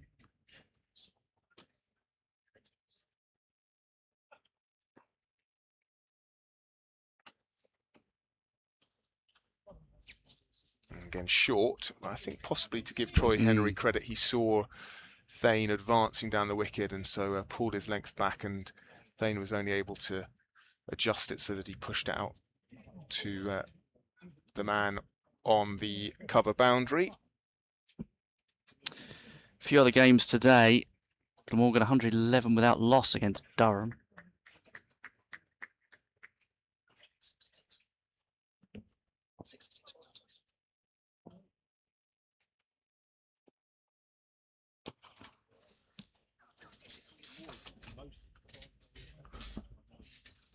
And some relative calm at the end of the over. 2 singles to finish. Expensive over nonetheless. Warwickshire 112 for 1 against Surrey at Edgbaston. Worcestershire 77 for 4 against Yorkshire. Yes, Glamorgan, of course, were bowled out for 66 by Middlesex at Radlett on Sunday, so they're now they've learned how to bat against Durham. That game was over very, very quickly. Middlesex reached their target in fairly short order. 3 out of 3, I think, for them in the competition. Was that the game, Zav, where De Keris took 6? No. Okay, but I say that because of that stat someone came up with where he's now got a professional 6 for, 7 for, 8 for, but not a 5 for. I think Nick Friend at the Cricketer perhaps was the progenitor of that stat. Could use the word progenitor. I think that's the right use of the word. I think so. Let's have a look. He's going to Google it. Other search engines are available, probably. Oh, that's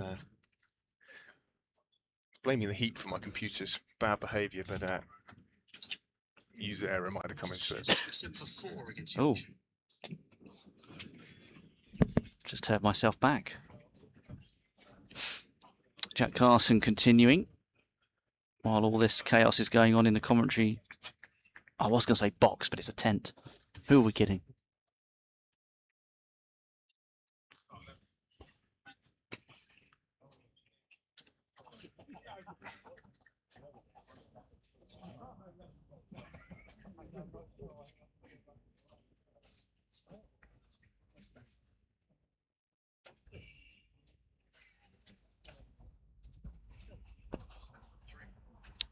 Simple single.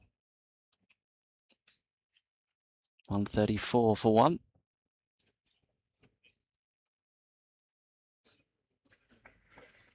Just another shout out to Alex and his storm watching channel. He thanks us for the correction about the uninterrupted T20 Blast seasons. He loves his weather. He follows the storm chasing in America, but he also loves cricket. So any weather info you want to give us, Alex, would be much appreciated. And any interesting curiosities about the last few weeks of sunshine we've had, always interesting to hear, given the parched outfield we got here at Arundel. But thank you for keeping Zav on his toes, making sure he doesn't sneak any rogue stats through. Somebody saying here, I reckon you could come up with a bird 11 against a fish 11. I mean, What's Sharks versus Eagles sort of thing? yeah. Well, actually, there you go. There's your hook. If you pardon the pun. I think that's probably where they got the idea from. Well, I don't know.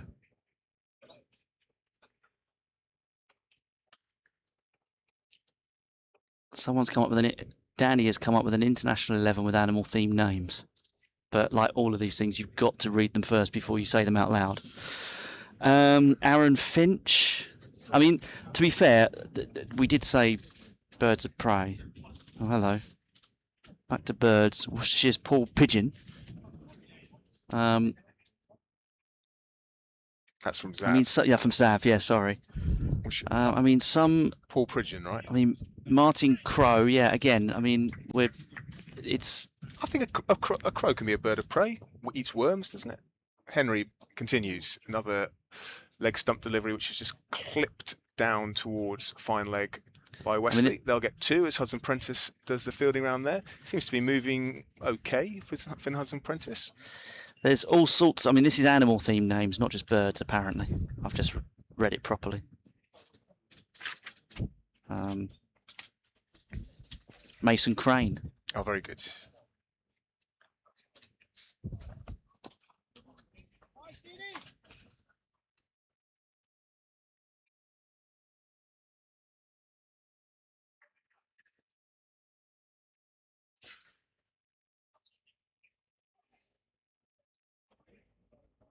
Wide ball there as Henry is in line.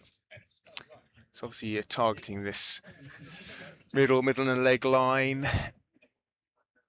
Hoping that he might get a little bit of turn away from the right-hander. Bit of a change in the field. Short fine leg coming in. And that one is only going to be one due to the man who I think is, yes, Toby Munt out on the cover boundary.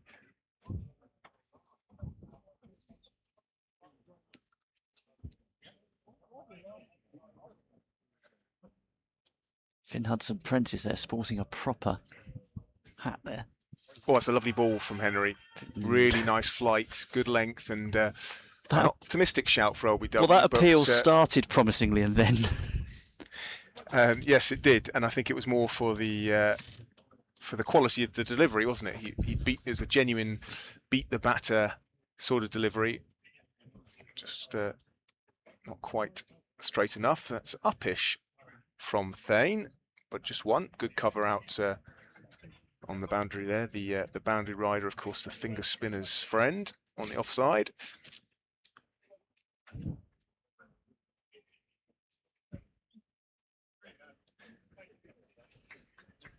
Alex says his take on the recent weather, which I'll give you in a minute.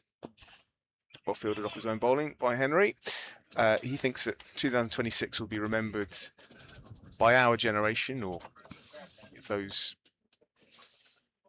I suppose by everyone, a bit like people remember 1976. We were mentioning that West Indies series and the replays we were watching on TV with the brown outfields. I think he might be right. My only concern is this could be becoming the new normal, which is a bit worrying. There is that, and yeah.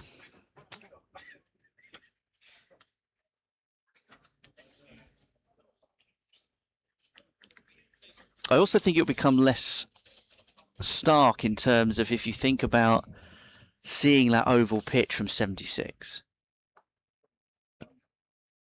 And like you said, you know, with hosepipe bans not applying to professional sports grounds or whatever, and you know, the technology that we might have today to keep things looking, you know, the actual visual appearance, you know, of sporting events will not look as stark as they did 50 years ago. Yeah, although it's a really good point, Andrew, because I cannot remember the last time in this age of great irrigation systems and the technical advances, the last time, you know, even test match grounds, Headingley looks pretty parched. I think the conditions have to be so much more extreme for the outfields to look like they are at the moment than they did 50 years ago, 40 years ago. Ooh, reverse just passed. Short third man, and that's going to be 4. So the record second wicket partnership in List A cricket at Arundel, the previous 99 for Sussex against Somerset in 2008. That was set by Matt Pryor and Luke Wright. Thank you, Zav.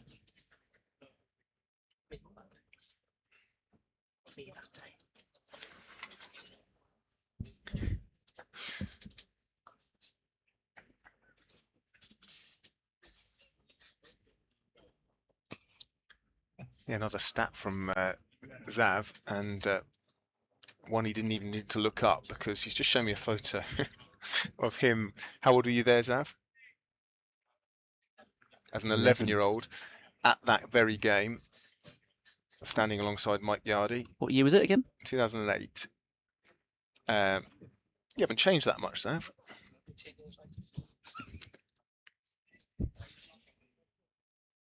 Again, that sounds weird as well. 2008 is 18 years ago.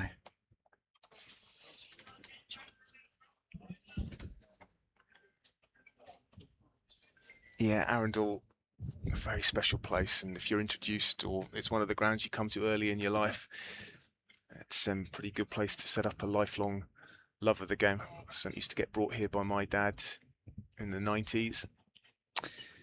And there's also a good viewing spot, isn't there, away to our left? People between the trees, people like to go and have a look at the view across the downs. Is quite it drops away, and you get a good view from over there.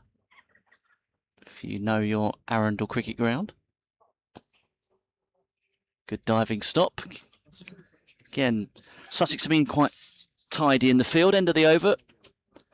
147 for 1 at the end of the 23rd. 66 for Thanes, 77 for Wesley. Yeah, 4th over for Carson. 2 spells, 1 of 1 over, the 10th over of the match, and then these 3 from the Castle end. And Troy Henry entering his 7th over now at the other end. He's got none for 38 from his 6 so far. As he starts his 7th over, dragged down, swept forcefully but straight to the man out at deep square leg. That's George Thomas doing the fielding.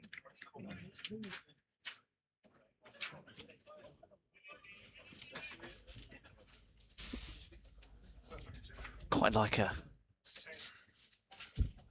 quite like a little spray just to walk through it right now, a little mister.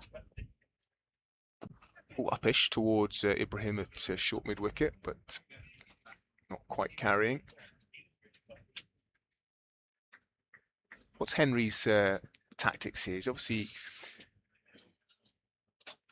very much a one-day line, although that was a slight exception. Tossed that one up. Sort of reasonably flat deliveries on or around middle or middle and leg, trying to prevent anyone cutting him or he's driving him down the ground. He hasn't. He's only got 1 out on the leg side. 2 men straight on the boundary. Yeah, I think that's the line he's looking for there, where it brings the batter forward. It doesn't allow him just to wait for it to flick off his legs or drive through onside.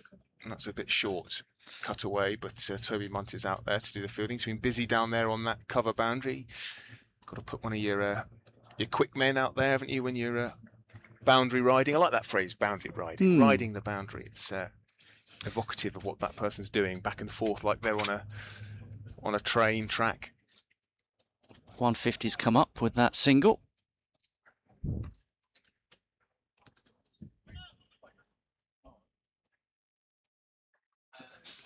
So the highest ever list A score here at Arundel, as Zav tells me, is 327, but that was in 40 overs. It was in the Pro 40 days. Well, 39.3 to be exact. So it's obviously a team chasing. What a high-scoring game. 2010, and Zav has challenged us to name the side who did it. Well, I'm guessing it's not Sussex. So whoever Sussex were playing in the Pro 40 here in 2010, it's obviously is it a historic Yorkshire? Game? Is there a reason you've asked me to guess this? Is it Essex? Oh. You stumped me. Give us a clue, Zav.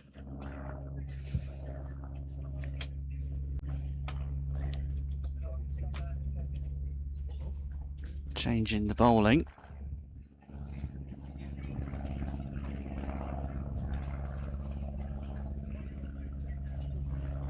The stream to have a guess as well. So this is the highest list A score here at Arundel. A team chasing in the Pro 40. They scored 327 to win a match, to successfully chase here at Arundel in 2010. They did 39.3 overs. Which team was it? Zav has given me a clue, which I think has given me the answer. I'll give you a few minutes. Toe end there on that. Oh, but it's just got squeezed through Carson. Her tones. They'll take a run there. Give you a few minutes before I give you the clue that I think gave it to me. I'm just going to check that I have got it right.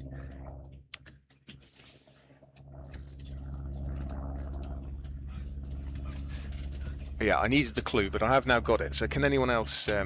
I haven't seen the clue, so I don't. I can't. Do you want to see the clue? I'll see the clue. I'll be in part of the gang. Oh right, okay. Okay, interesting. So I was, I was going to say a one in, because we'd guessed. I said Yorkshire and then Essex, and then I said so right. So we got. I was going to say 1 in 15 guess, but that's not true either, is it? There you go. That's my clue. We're not being inundated with guesses. No, they're probably still on Hawks and Falcons, or the summer of '76.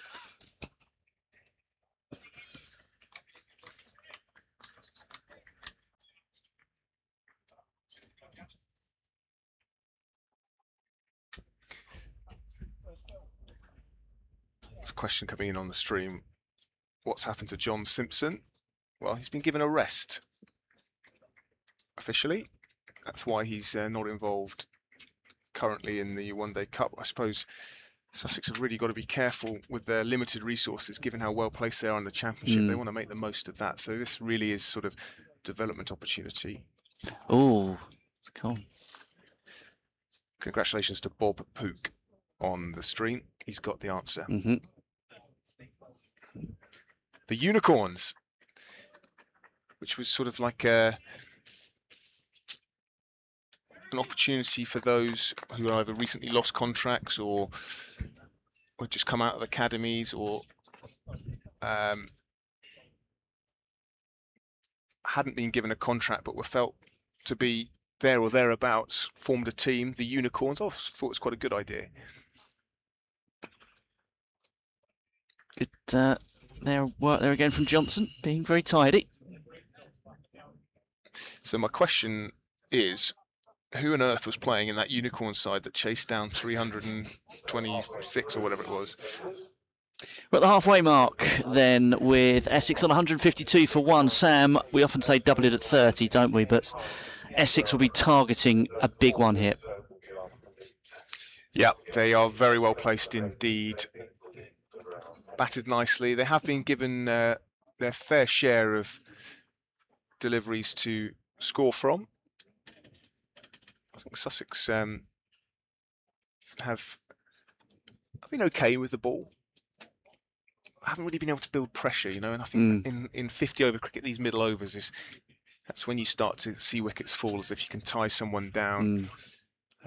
Robinson really the only bowler so far, apart from Finn Hudson-Prentice, and to be fair, Freddie Price, who have exercised any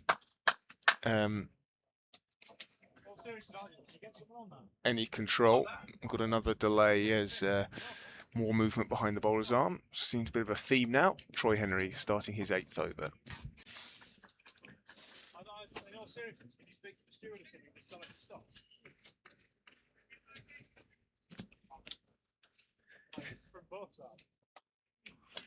And partnership now worth 151.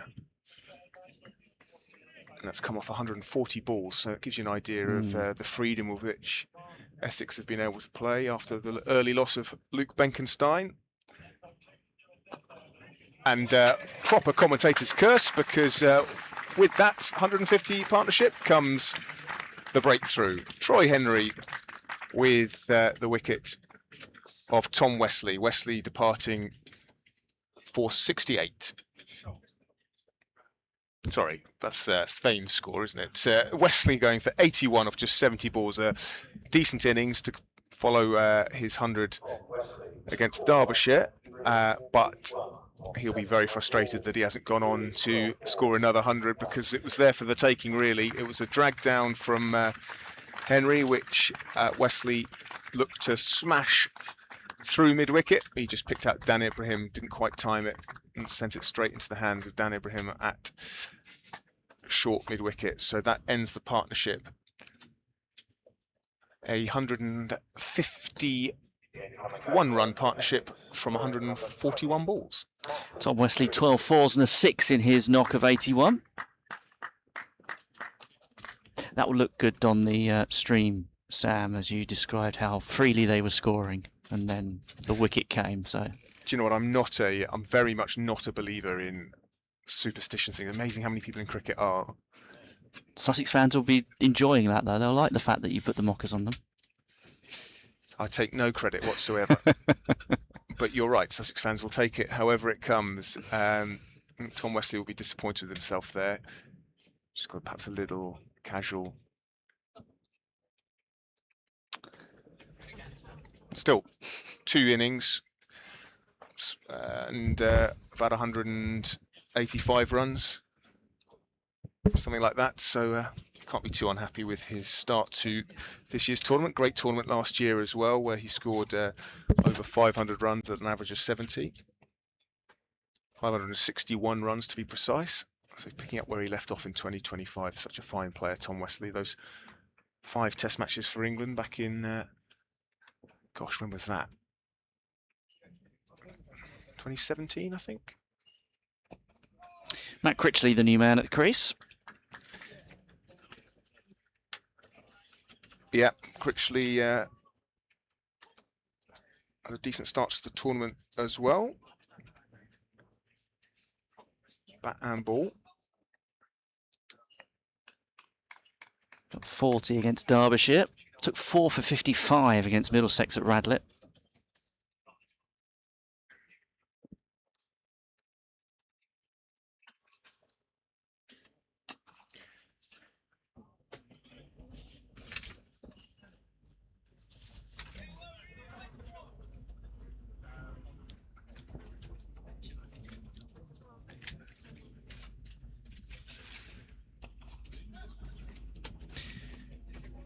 So Henry with the breakthrough in that, the 26th over, 155 for 2.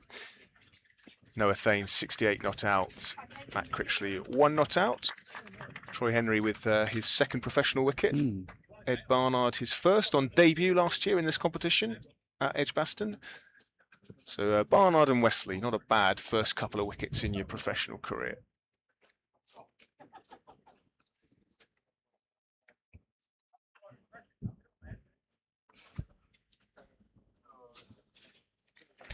Not quite sure where our effects mic is, but there's definitely something that's been buzzing around it. I could hear I quite a like fly. it. It's sort of summer soundscape, isn't it? Yeah, fly or a wasp or something that's Light breeze and wildlife. and wildlife, yeah. And Ollie Jack Robinson as well. Not much better sight than seeing him in full flow. 0 for 28 from 6 so far for Ollie Robinson. Still no Finn Hudson-Prentice. Waiting for an update on his status. If you weren't with us earlier, he bowled 2 overs. 1 for 6. Yeah, from the second and fourth overs of the match. He then went off for not a huge amount of time, so he'd definitely be able to bowl again in terms of regulations, but he hasn't so far. So unless Sussex is just holding him back for the death.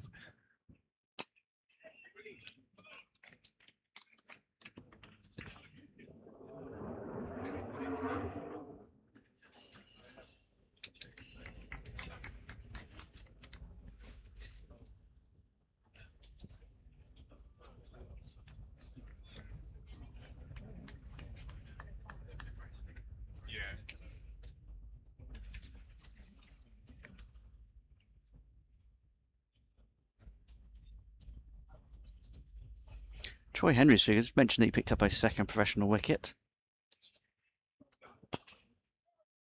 1 for 44 from his 8, so that's pretty tidy stuff.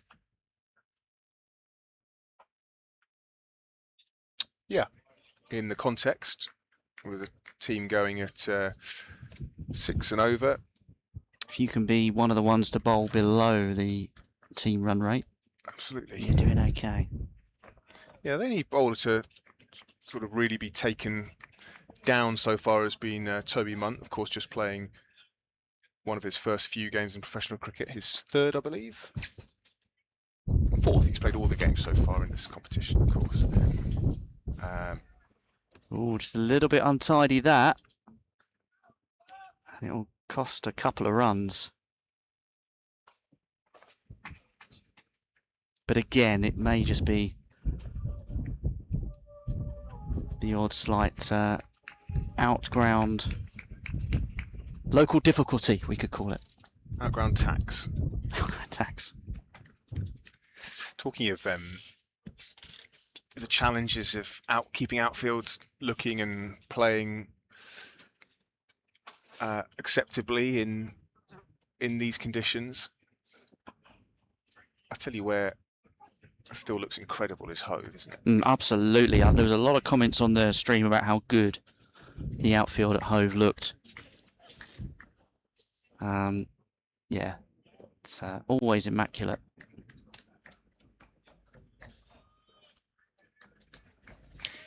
So all this chat of, just to go back to that conversation we were having about cricketing birds of praise, needed a Venn diagram of our audience on the stream, then I reckon ornithology and cricket, there'd be quite a big overlap. More so than storm chasing. Yeah, a bit more niche storm chasing, but yeah, no, I think you're absolutely right. And around these parts, I mean, this is where the conversation started, but around these parts you could definitely spot a lot with the downs. Of course, we're not the only sports in town today, relatively speaking, are we? I mean, Goodwood's not far from here, I don't think. There's horse racing there, glorious Goodwood this week. Are you a horse racing man? I'm not an expert, but I know it's on. Do you know what, it holds zero appeal for me? Just no interest. Okay.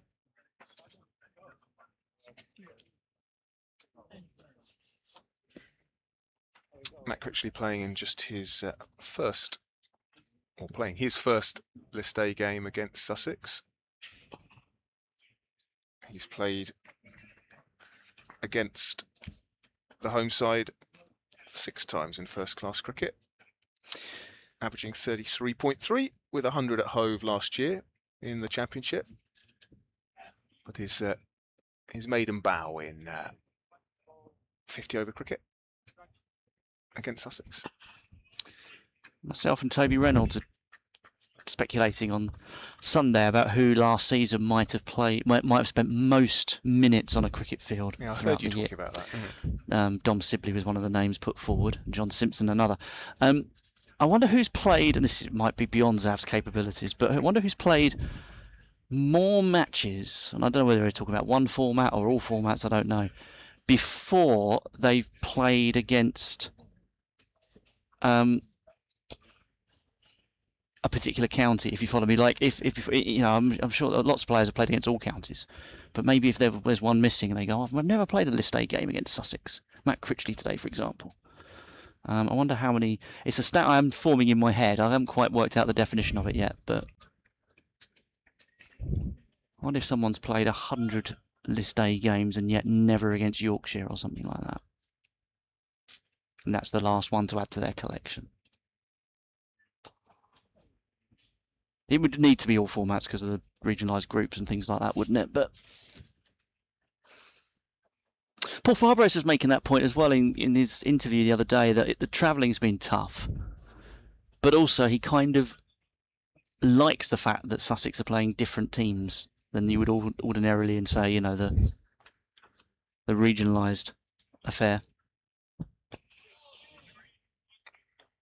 Moment of excitement for Henry there as he thought he'd beaten the inside edge of Thane. It'd be a good time to get rid of Thane from a Sussex point of view. 2 new batters at the crease, stem that run flow, and suddenly 300 plus starts to become sub 300 in terms of what you might project Essex to get. But Thane's still there. Decent over though from Henry. Wesley was definitely the sort of more aggressive of the two, so probably the right one to dislodge from a Sussex perspective. Although Thane was just starting to loosen his arms, wasn't he, a little bit? Yeah, so when that partnership was broken, Wesley had 81 off 71 and Thane 67 off 70. So, yeah, Wesley had been the pace setter.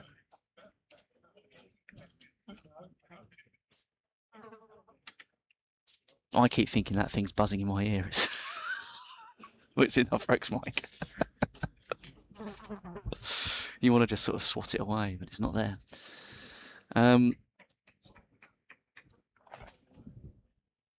Change of bowling.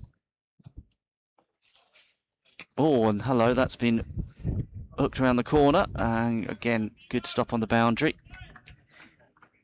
Yeah, the left arm seam of Toby Munt. He'll be hoping things work out a little better for him at the Castle end of the ground. Made his pro debut for Sussex against Glamorgan last Wednesday. 2 for 42 on that occasion.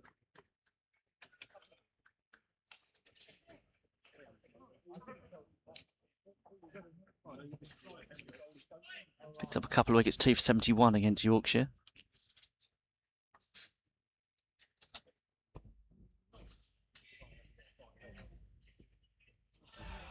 And that one again getting some appreciative applause. Good work down there.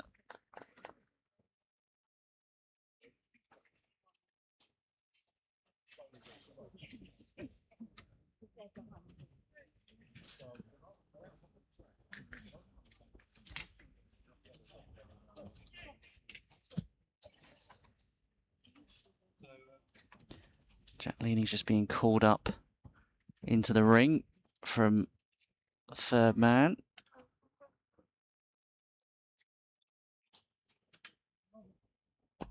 Full delivery, dug out well. It's interesting. Matt Critchley averages 31 against right arm pace bowling, and that drops to 12.8 for the left armour. It's these sort of stats that the analysts work on as well.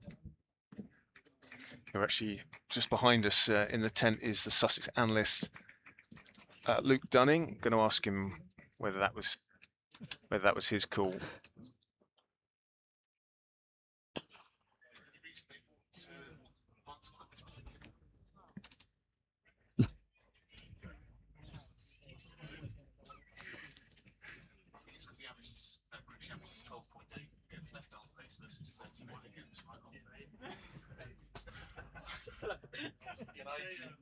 Can I quote you? Yeah, well, you say that because 2020 was no good. Can I quote you saying, slow was up? Lots of good off-mic chatter back and forth between Sam and the analysts.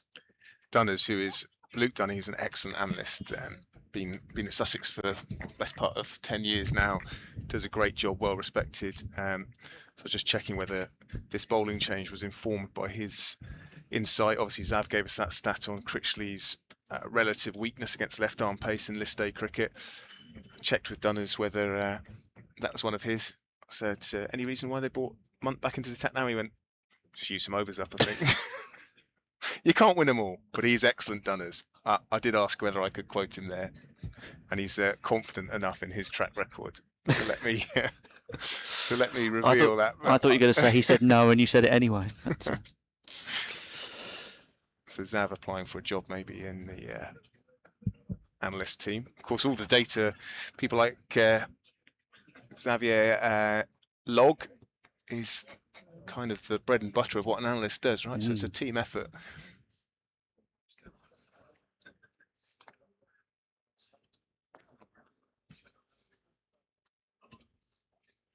So Troy Henry bowling his final over of the day from the park end. It's the end where we're sat in our commentary tent. And a wonderful shot that was from Noah Thane. He advanced and absolutely drilled that over extra cover, flat, and all the way for 4. He moves on to 78. Henry's figures at the moment 1 for 51. And going for a few runs in this over, although that's an electric bit of fielding down there on the boundary, well recovered. He covered the ground brilliantly to get round, and then very nearly ran past the ball, but in the end kept it 2-2. Yeah, I think Henry can be so far relatively pleased with his day's work. Yeah, it's 1 or 2 loose deliveries, but you know that's the nature of the beast in one-day cricket, spin bowling. But overall, presuming you can get through these next 4 deliveries without too much damage to those figures, if you can come in under 6 and over, you'll be pretty pleased. Oh, and it's a clever bit of bowling from Henry, who, having been given a bit of tap the last 2 deliveries, spears one in and it sneaks under the bat of Thane. Well taken as well by Charlie Tier, Sussex's keeper.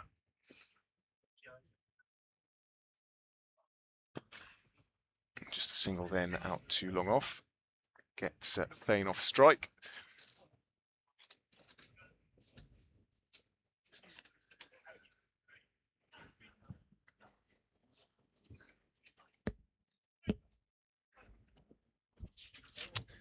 Two balls remaining in Henry's work with the ball today. A single there takes him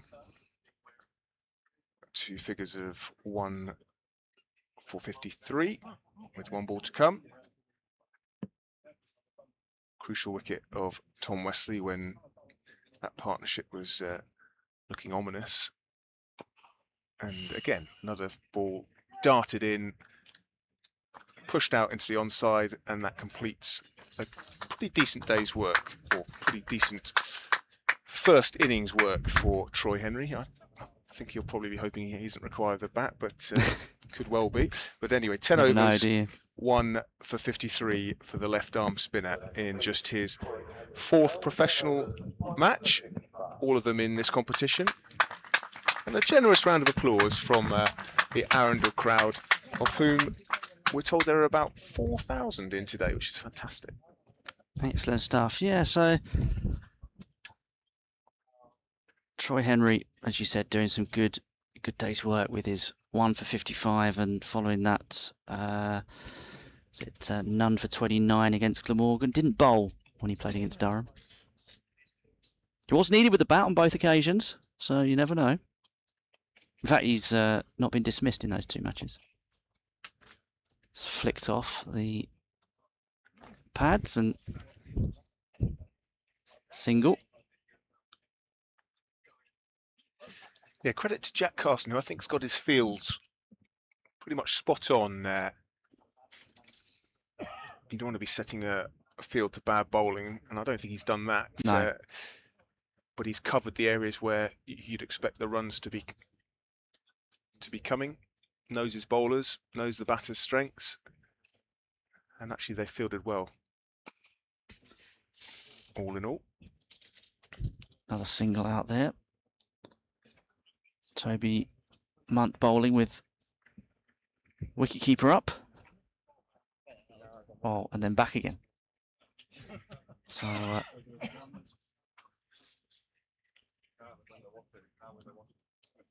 up for Thane. We obviously feel is more out of his crease.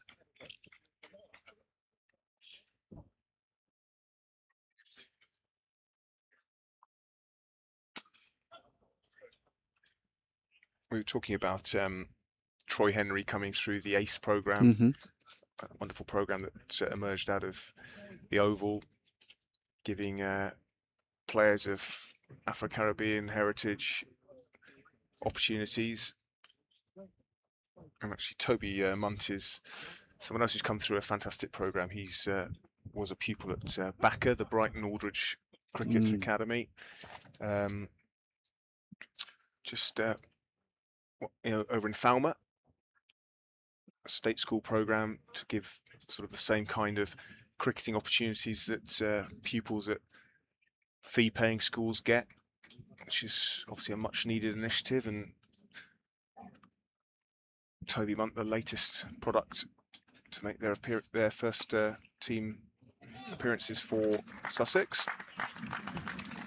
Johnson again in there. Yeah, he's electric, isn't he, Johnson? Neil Johnson's son, the Zimbabwean batter, who I remember vividly from the 1999 Cricket World Cup, when they had a bit of a run. Yeah, and when England were out before the tournament song was released. Can you remember who did the song? No, I can't. One for the stream comments. The official England cricket song from the 1999 Cricket World Cup, famously released after England had been eliminated in the group stage. I vividly remember that tournament. It was a real sort of formative. Oh, healthy edge through between 2 fielders and down to the boundary for 4. We haven't seen too many of those since the opening overs, where there were quite a few that found the edge of the bat. So Noah Thane now passing his previous list A best. That was 83 against Nottinghamshire in 2024, batting at number 4. This is his first season at the top of the order for Essex, and he's averaging 100. So it's going pretty well. Thanks to Zav for that latest statistical input. That one's cut away. Just be down to a single. Yeah, that 99 World Cup, I seem to recall a very wet opening ceremony, wasn't it? And England, Sri Lanka. And the game was a fairly damp squib as well. I convinced my parents to let me skive off school. Such was my excitement for the tournament. England beating Sri Lanka in that game, and me getting a beating from the headmaster. Not quite. Although he did have a slipper. I mean, I'm not that old, but I actually quite liked him, the headmaster. But if you cross the line, you'd get a little thwack with a slipper. Jack Carson back into the attack and swapping ends. 181 for 2. 31 overs have been bowled. 87 for Thane. bad number for Australians. And I went to a few games in that tournament. Convinced my dad to drive me to Manchester for Australia, West Indies. Filthy cold day, and Australia, as Carson comes in, and down on one knee is Thane, out to the man at deep backward square, just a single. It was not a classic game because due to the way the tournament was set up, Australia were incentivised to chase a very low total from the West Indies as slowly as possible, because in the hope of eliminating New Zealand, because if you took the points from the group stages through to the Super Six, so the other teams in the Super Six that qualified, you would take the points that you'd scored against them, that you had taken against them already. So it was in their interest to, I think, to take New Zealand through, but it didn't make for a great spectacle in the gloom of Old Trafford. Or a very easy to follow format. No. I went to the Oval to see Pakistan, Zimbabwe. Was desperate to visit the club, to visit the official store, so convinced my dad to leave an over early. Mr. Sakle Mushtaq hat trick. Dragged down, possibly deliberately, from Carson. Speared it in. But the good news is, I did go to the final. So yeah, but that wasn't a classic no, it was either. a filthy game, but it was a pretty cool thing for a. Was it Pakistan bowled out for 129 or something similar? It's a pretty cool thing for, even though the game was rubbish, pretty cool thing for a 13-year-old to go to a World Cup final. No, I'm not knocking that. Not knocking that at all. So yeah, how old were you? 13. 13, yeah. So I was 14 for that tournament. Yeah, there we go. That game, West Indies 110 in 46.4 overs. Australia chased that in 40.4 overs. Michael Bevan made 28, not out of 69 balls. Wow, almost Sunil Gavaskar-like aggression from Thane, and it goes for 4. He moves into the 90s. Carson not quite getting his length right there. Opportunities for Thane to play aggressively. 13th boundary for Noah Thane. So that was the World Cup of, wasn't it? I mean, you talk about Michael Bevan. That was the World Cup of Shoaib Akhtar, who bowled lively. Lance Klusener was the breakout star. There's that famous semi-final. One of the great games. Yeah. Arguably, until the 2019 final, probably the best one-day game. Well, certainly one-day international there's been, probably between the. Yeah, I mean, I don't know if we've got England bias, because people forget that 2019 final was pretty awful until the last hour. Turgid stuff, wasn't it? Yeah, I think it's low scoring, but I think yeah, as Nav says, the last hour did make up for it. And I think even New Zealanders say it's a little bit like Australia, don't they? It's about the 2005 Ashes. Australians say it's a pleasure to be part of that sort of thing. And New Zealanders were saying, you know, obviously some believe it wasn't very fair to decide it in the way it was decided, but also what a finish they'd been involved in.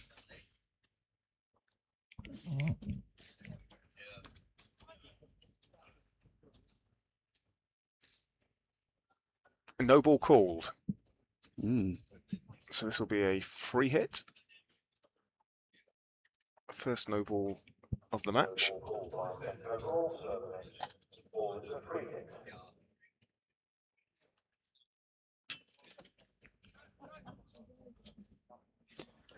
Let's see how this goes. Thane is assessing his options, assessing the field.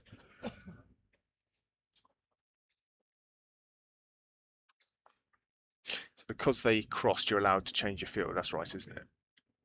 If they hadn't, they wouldn't be allowed to move the field. And he's gone for something which is going to be stopped on the boundary rope.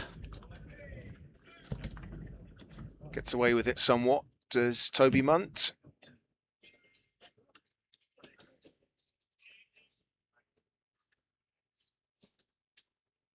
This partnership now worth 36, I believe.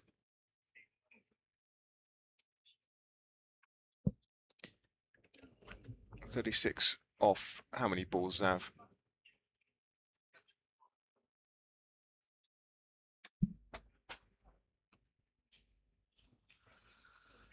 42 balls. So the run rate coming down a little bit since the departure of Wesley, as you'd expect, with the new man making himself at home. Leaning into fetch that one. You can't suggest that Essex aren't in a very strong position here, approaching 200 in the 33rd over, 190 for 2. What do you think they'll be looking for here, Andrew? 350. It's got to be, really. What were they after 30 overs, Zav? 165. So you multiply that out, you get 330. I think 350 would probably be their minimum from here in terms of what they'd like. And Freddie Price athletically stopping that. Had to jump quite a long way, not the tallest of men. Doing a good bit of fielding at point. Cliche, I know, but quite literally not a cloud in the sky today. And actually quite a pleasant breeze, otherwise it would be furnace-like.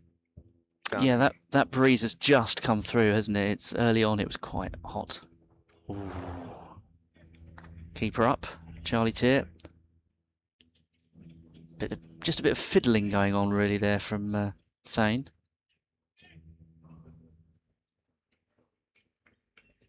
Sorry, from not Thane batting now, is it? It's Critchley.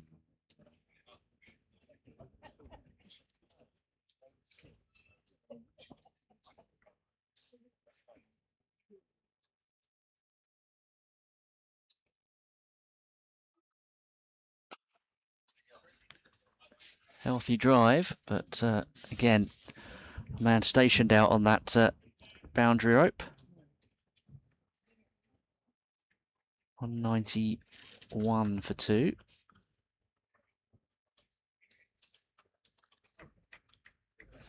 Critchley on to 12. Earlier, Luke Benkenstein caught leaning bowled Hudson Prentice for a duck, and then Tom Wesley, the captain, caught Ibrahim bowled Henry for 81.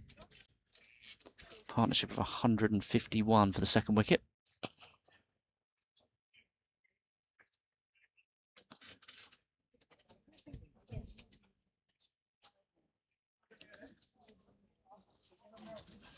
Don't forget you can get in touch with us on the YouTube comments.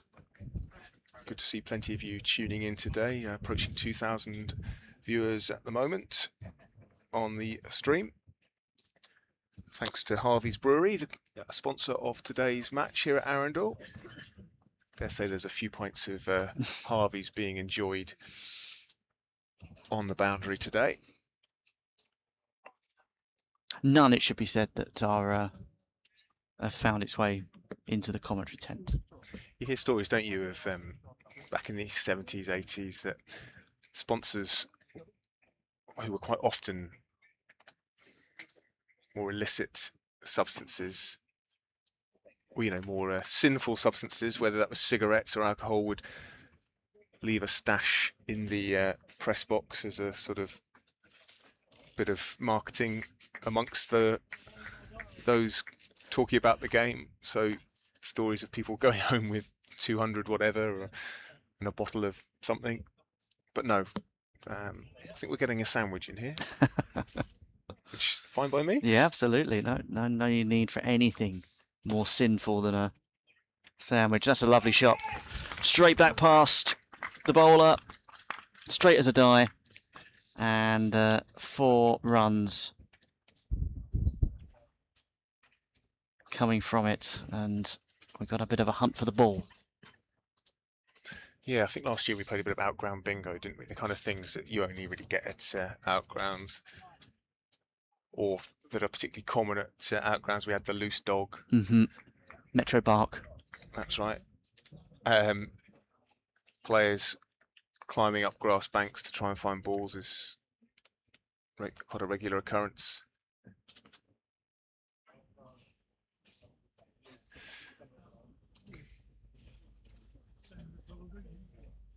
Oh, and a full shot there from Critchley, who doesn't quite get hold of the shot. He was looking to slog sweep that. Squirts it out to the man on the boundary. Takes Essex to 197 for 2. Critchley 17 not out, and on strike now Thane 95 not out. Ooh.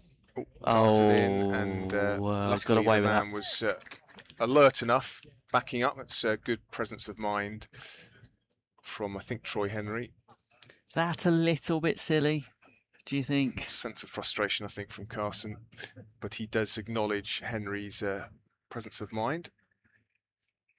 It's a funny one up as Carson comes in. It's a good ball that just brings Thane forward. Yeah, it's a funny one because there's such a mandate now for the players that if you throw a ball anywhere near the batter, you'll get a level whatever punishment. So if you are going to throw it in anger, and I think that's a missed chance. It is a missed chance. I'm not sure if he got anything on it, but I know if he didn't, then it was a missed stumping. It sort of turned quite dramatically, I think, but that'll go down as a miss. We'll make a note of that with Critchley on, Thane on 95, and it's been given as runs. Am I right? Yes. So he did nick it. That's the end. Tough chance. Yeah, which makes it a bit more excusable for Tier. I thought I heard a nick, so yeah, half a chance you'd say. Drinks for the players and umpires, 199 for 2 Essex, well set here at Arundel Castle. James Kirtley doing drinks duty for the umpires, which is very good of him. Iced water for the 2 umpires, bit of orange squash for the players. I like that sort of club cricket feel, right? Big jugs of squash. Zav, what were Essex after 17 at the last drinks break? 99. So they've added 100. So they're pacing themselves through the thirds pretty nicely.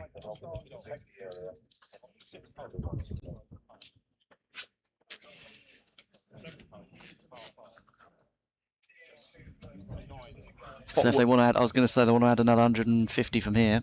They need to up it a little bit. 8 wickets in hand, of course, and a batter on 96 not out.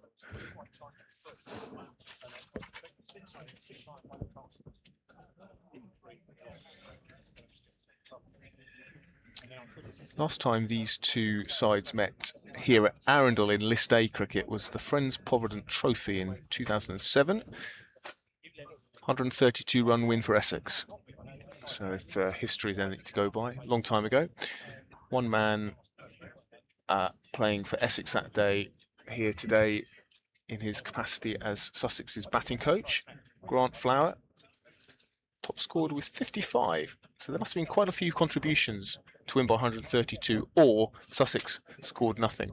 It's the latter, Zav tells me. What were the scores? And was Tom Wesley not involved back then? He seems to have been involved for a long time.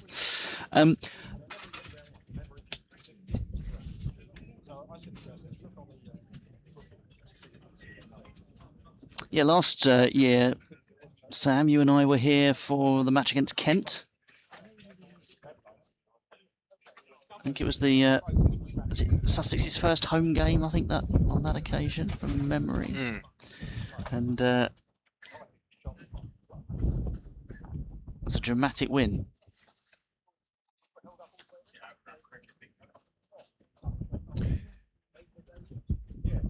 Yeah, it was a great game. Jack Carson and Archie Lenham. 10th wicket, was it? That's a good question. Yes, last year against Kent. Zav's going to look that up at Arundel. It was certainly victory pulled out of the fire. Yeah, they had a few great games, didn't they? There was the one against Lancashire where Sean Hunt won it with a 6. Yes, he was the one who sort of tapped it in after, again, I think that was Carson on that occasion, wasn't it? Who made a big score. And Sean Hunt just in front of us. Yeah, he hit the winning runs and having just come in, it might have been his first ball. Yeah, it was a very exciting game of cricket. We were blessed last year. Could still be here. We're very much in the setup phase at the moment. At the moment, you would say Essex on top. Well, that's the beauty of the 50-over format, isn't it? That you just don't know what twists and turns it will take from here. It was the 8th wicket, Carson and Lenham last year. 88 unbeaten stand off 67 balls to secure victory for Sussex against Kent. Back underway after drinks, and there's the 200 up for Essex. Of course, 34 overs bowl, which means we are now down to 1 ball because of the new regs. In one-day cricket, you get a ball from each end until the end of the 34th over. At that point, the fielding side chooses which one they want to finish things off with. I'm afraid I can't tell you which one that was, but one of the two. 34.1 overs for that 200 for Essex. A lot of dust that is being flung up with every ball bowled and every shot played. So going back to that game in 2007, last time Essex played Sussex at Arundel in list A cricket. Sussex 124 all out. Top scorer was Robin Martin Jenkins with 44. Andrew Hodd made 22. But at one stage, they had been 34 for 7. So they did quite well to get 124, but it wasn't going to threaten Essex, who had made 256 for 9 in their 50 overs. As I said, Grant Flower, now Sussex's batting coach, top scoring with 55 contributions throughout that top order. Andre Nell taking 3 wickets for Essex as they cruise to victory. So we'll see what happens today. Bit of a ball magnet in there, Johnson.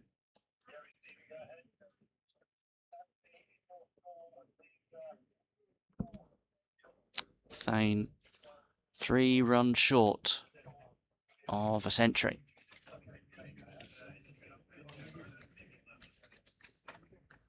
He's not made one because he's gone.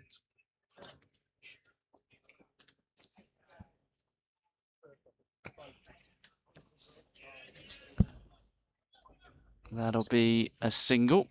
Yeah, Noah Thane yet to make a century in any form of cricket. Highest score in List A is 83, which he's passed. His highest score in first-class cricket, 64. And in T20s, it's 38.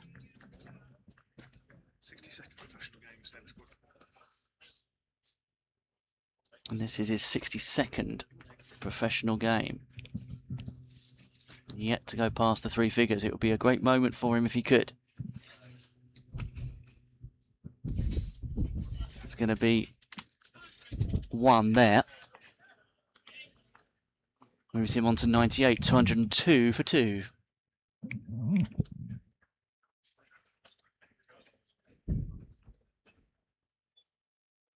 Of course, famously, Shane Warne never made a test century. He made the most number of test runs without a century.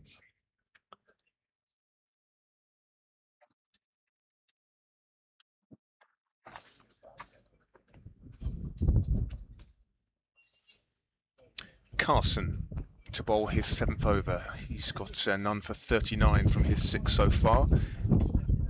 And he's bowling to Noah Thane on 98, not out. A wide ball. Speared down the leg side by Carson. Bit of cat and mouse between the bowler and batter at the moment, where Carson can see Thane is eyeing up that shortish leg side boundary, so spearing them in, trying to prevent him getting any leverage underneath it. It's given a bit more flight and just pushed into the onside.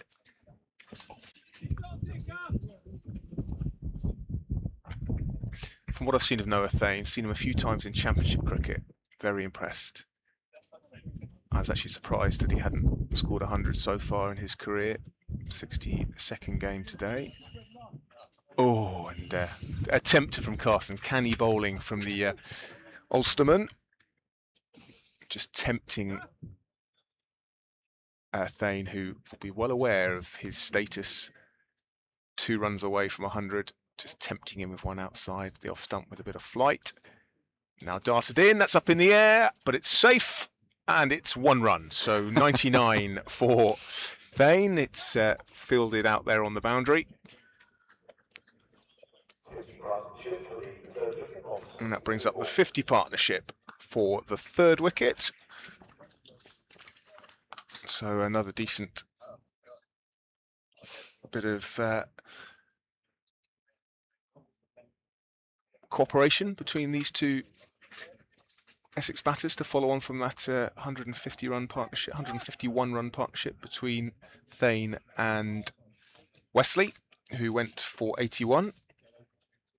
And that 50 partnership came up in 62 balls. So the run rate has slowed slightly since the dismissal of Wesley, as the ball slips out of Carson's hand.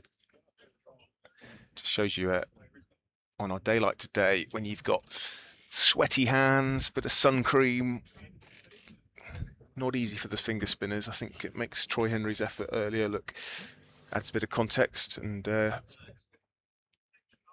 his decent performance with the ball.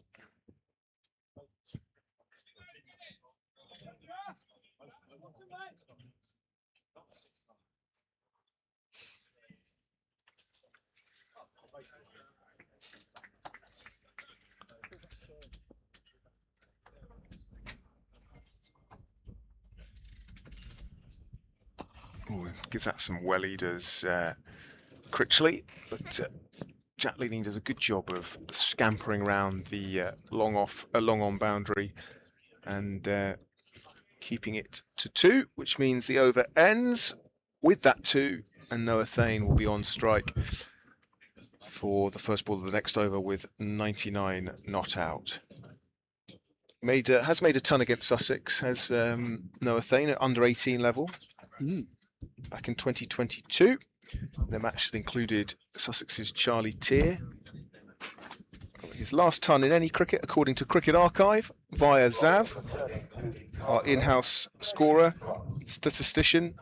130 for Essex 2s against Warwickshire in April this year. Before that was that ton against Sussex for the Essex under-18s in 2022. Well, he's on the verge of his first in senior cricket for his county here.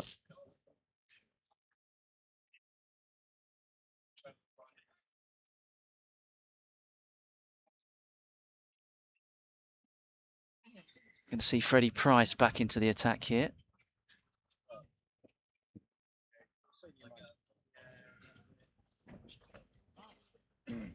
Price bowling for Sussex with Noah Thane on 99.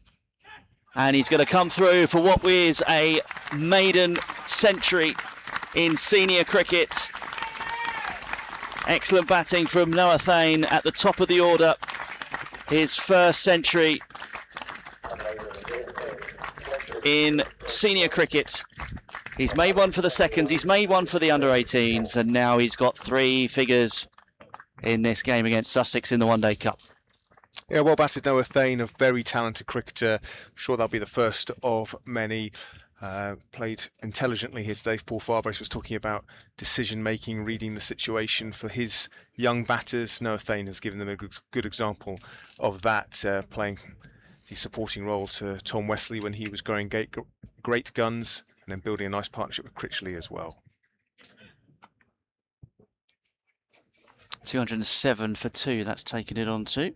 So Thane's first 50 came in 53 balls. His second 50 came in 57 balls. And if you can add that up, it's 110 deliveries for his century, 13 boundaries. I suppose we should mention once again that he was dropped on 3 by Jack Leaning, just for the context. So an expensive drop in the end. Oh, some experimentation. A little lap, and then finds the boundary. And this is going to be the danger now for Sussex, is they don't want to hemorrhage runs at this point in the innings, because they are setting up a platform, Essex, to try and go in the final 10. You want to try and add 80 to 100 in that final 10. Yeah, I think they'd be thinking at the very least, with 8 wickets in hand, quick outfield.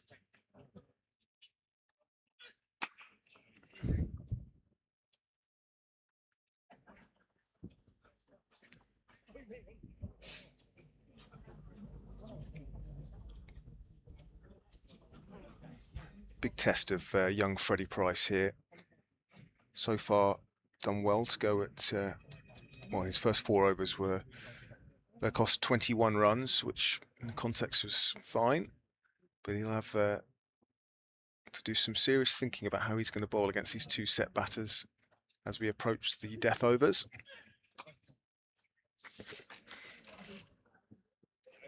That'll be a single. Yeah, a little sign of ingenuity there with the roll of the wrists, slower ball from Price.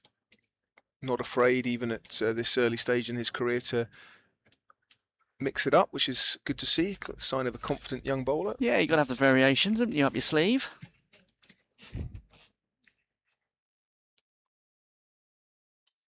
Although saying that, of course, he is one of the 2 players out there without sleeves. That's in the air. That's going to be safe, and it's going to be 4. Again, they're picking their area as well. Essex here, and Thane continues to motor on.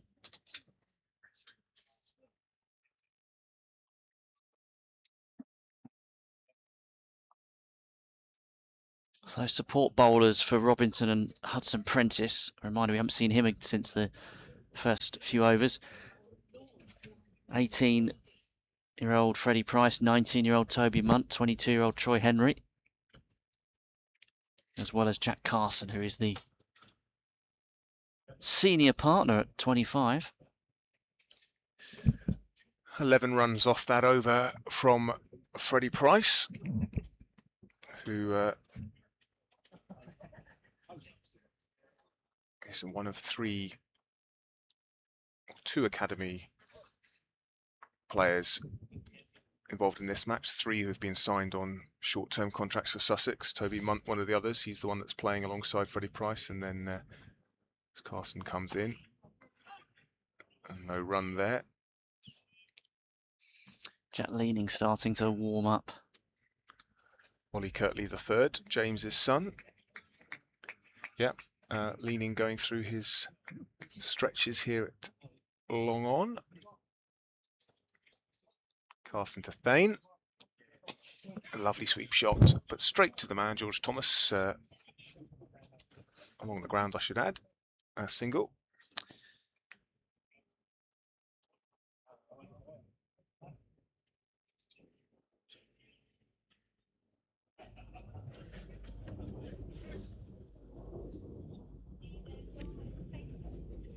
So this regulation where you choose one of the 2 balls at 34 overs, can you remind me what the thinking was as to the introduction of that? Oh, Lovely shot that was. couldn't get much straighter. Critchley, yeah, straight as a die. Any straighter it would have careered into the non-strikers' stumps, but along the ground all the way for 4, and it was timed to perfection, and a lovely shot from Matt Critchley.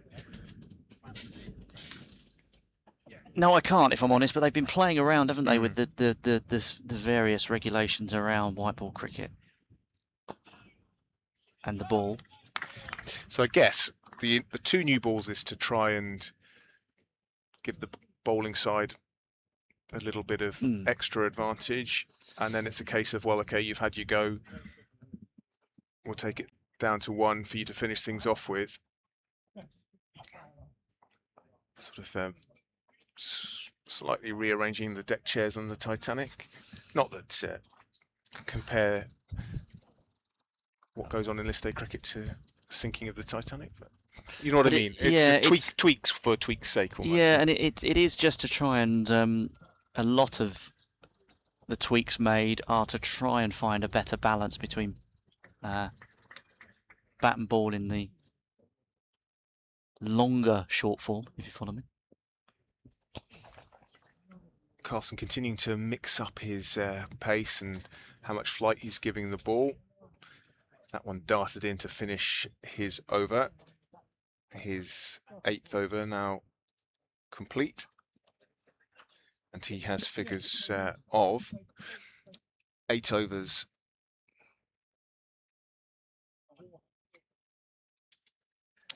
None for 49, so just a touch over a runner ball. And it is going to be Jack Leaning who comes into the attack at the Castle end.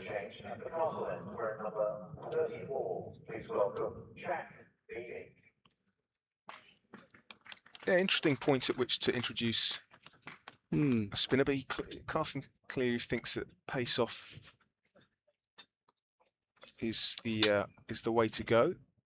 Jack Leaning's best figures came in a Yorkshire Bank 40 match, 5 for 22, against a team we were discussing earlier.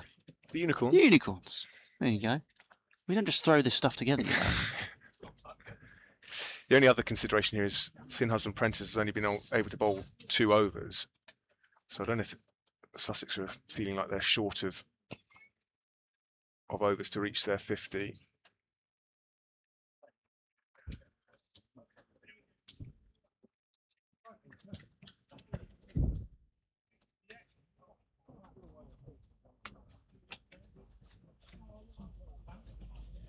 Jack Leaning bowled 1 over.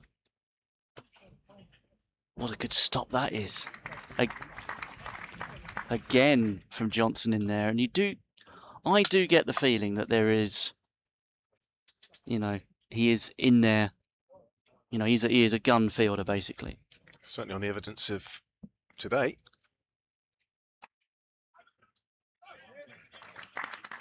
Might be a question for Dunners, Luke Dunning, the analyst, as to whether they keep records of sort of runs saved in the field. Quite a subjective thing, I guess, but we'll see if they have any metrics on that, because he certainly saved a fair few today in the ring there. He's been busy. Can't remember what Neil Johnson, his dad, the Zimbabwean international, was like as a fielder. Oh yeah, that's how we got onto the 1999 World Cup. It was, wasn't it? yeah. I forgot about that bit. Do you have metrics for runs saved in the field? Yeah, we tried. Have you got Johnson's number for today? Oh, what a catch that is. Right on the boundary edge. Had some ground to make up.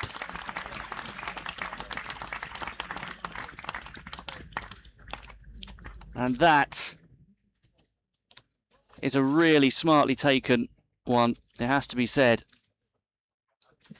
Yeah, Dan Ibrahim with the catch out in the deep there. It certainly had a bit of hang time on it, didn't it? Yeah, it really needed to be taken smartly.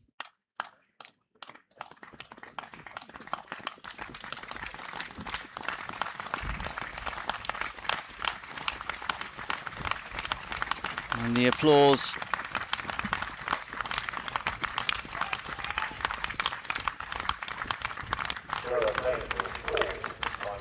Excellent innings from Thane. Comes to an end. 102. I'm sure Zav will give me his figures. I know it's been announced right now, but I'm talking over it, so I can't hear it.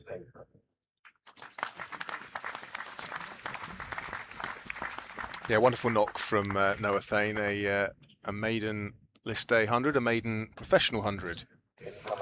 And as I was saying earlier, I felt like he particularly impressed me with the way he was reading the situation of the game, the decision making. The Paul Firebrace has been demanding from his own batters. Well, a great example of that today from Noah Thane, well batted. 102 off 116 in the end, 13 fours. And so, yeah, great innings from him. He just tried to loft one, and it's been taken. So, Dan Ibrahim with the catch.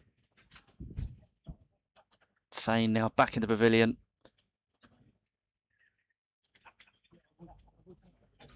Rollithson, the new batter, Grant Rollithson.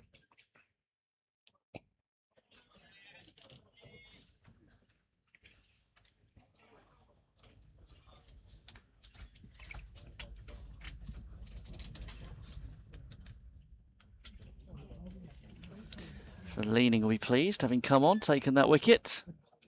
He's getting through his over pretty sharpish.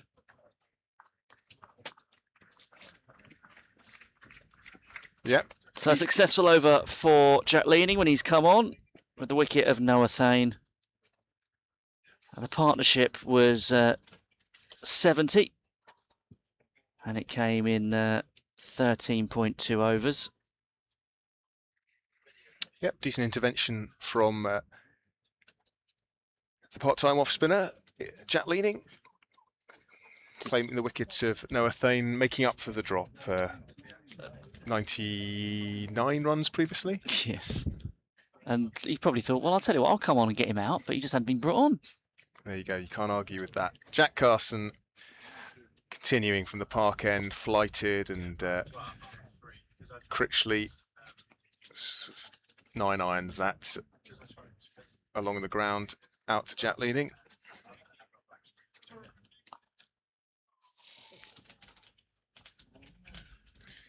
Grant Rollison, South African, of course, has played 70 List A games before today, a decent average of 36. Plays his domestic cricket in South Africa for Boland, and he was over here this summer playing for Billericay CC before the call-up for the One Day Cup. And he's played for Essex, of course, before in 2022 in the One Day Cup. And doesn't quite send that where he was hoping to with the attempt at the paddle sweep. Yeah, played 7 games in 2022, averaged 59.16, so happy memories of pulling on the Essex shirt. And for Sussex fans, a little bit of Grant Rollithson trivia. He's originally from the same town as David Visa, which, if I'm not mistaken, is called, off the top of my head, Rudaport. That's right.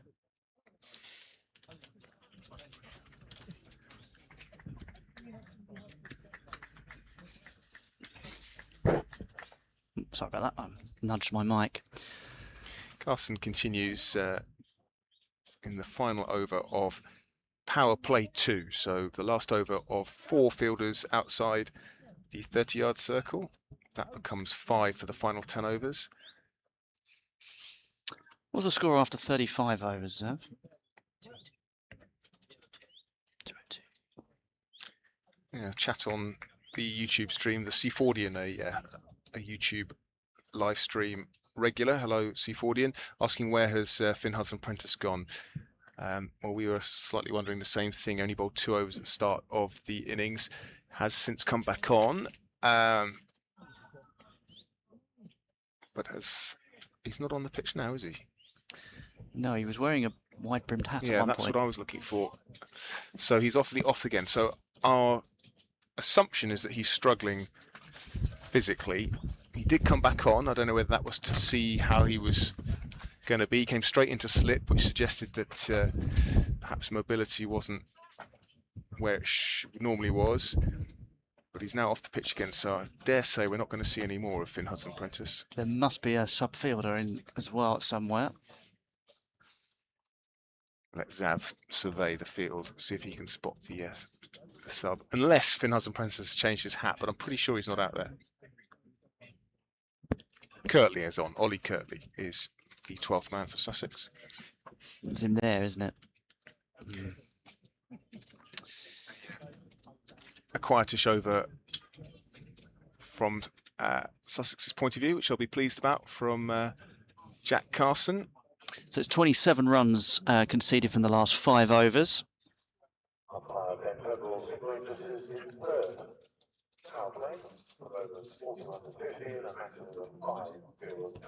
Yeah, just 5 off that 40th over from Jack Carson.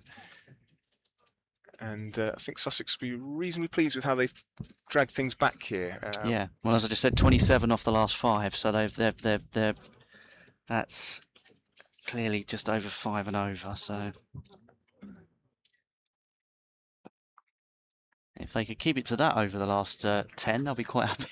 Absolutely. I think anything under 300 from here, they'd be thrilled with. Essex do have 7 wickets in hand and a reasonably well set batter in Matt Critchley. Do you think Essex would be very disappointed, wouldn't they, if they didn't get 300 from the position they were in?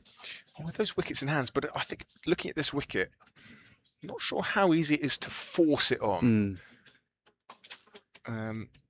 What would be key, I think, here is what Jack Carson does with his bowlers in the last 10, and how he uses them, because, well, that's going to come down towards us for a boundary, and just past the analyst's table.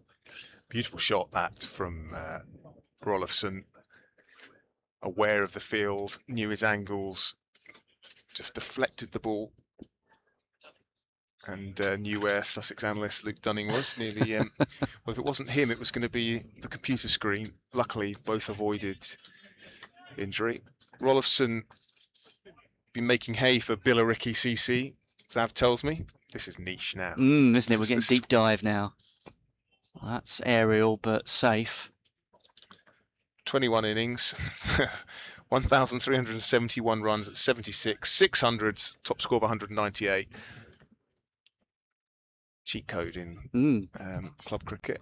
I think all the bowlers in the Essex League will be glad that he's here.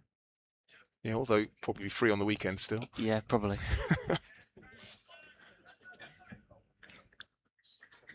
Oh no! They briefly thought about a second, well, at least.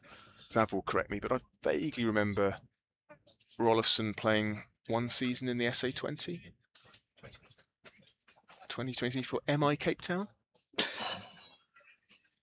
This is now just a game of, can Sam outstat Zav without looking? No danger of that. That's all I've got. Good stuff from Leaning. Sorry, you're over. It's okay. I'm just enjoying the. So what would, if you were on Mastermind, Sam, what would your cricket specialist subject be? 1999 Cricket World Cup. Actually, wouldn't be far off.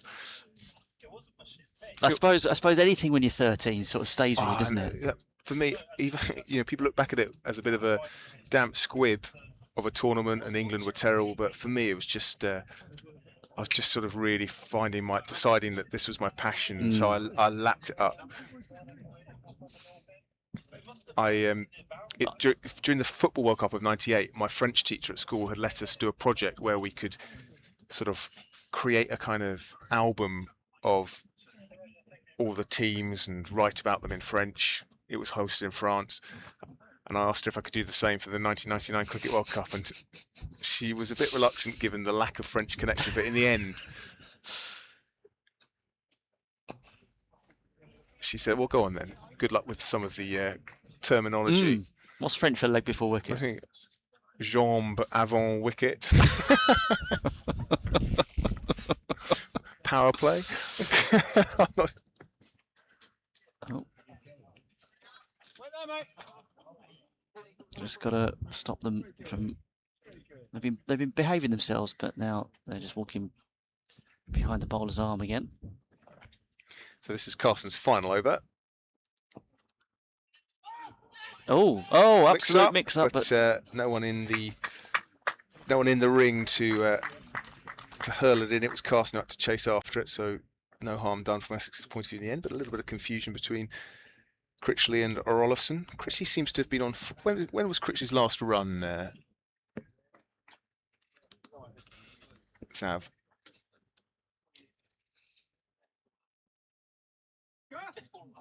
Okay, so not that long ago. But am I right in saying he's slowed down a bit since the wicket? Pretty steady, Comme says Sam. ci, comme ça. Yeah.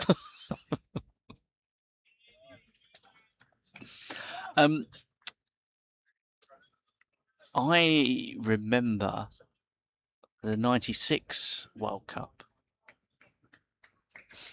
when Sri Lanka won.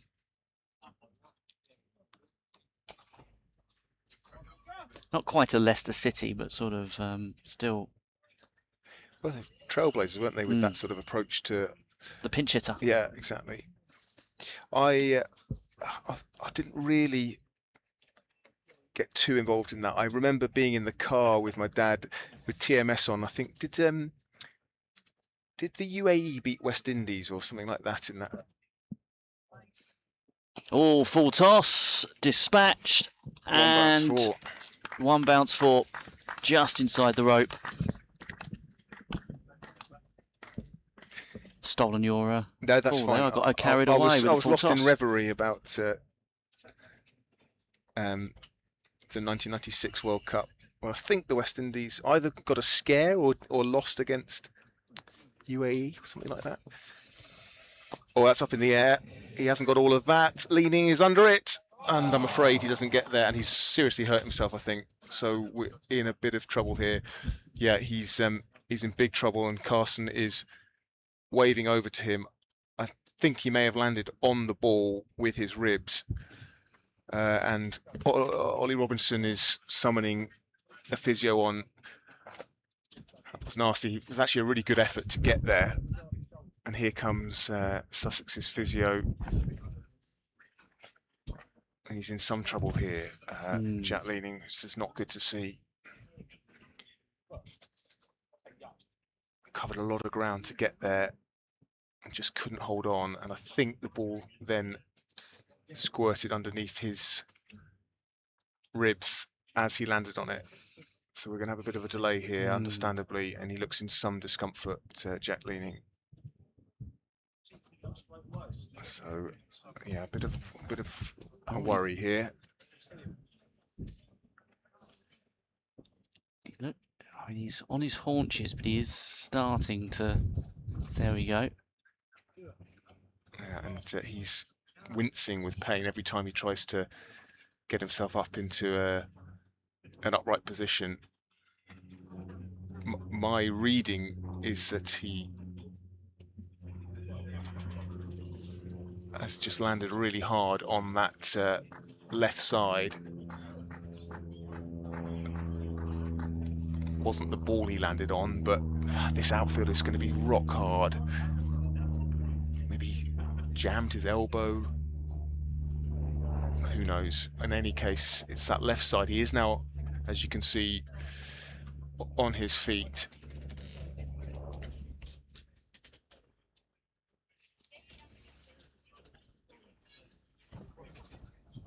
He's being assessed by John Morali, the Sussex physio. Meanwhile, the other players take the opportunity to take some fluids on this roasting hot day. Good to see Jack Leaning being able to just about rotate that left arm. Perhaps not quite as nasty as it looked, although he's in some discomfort.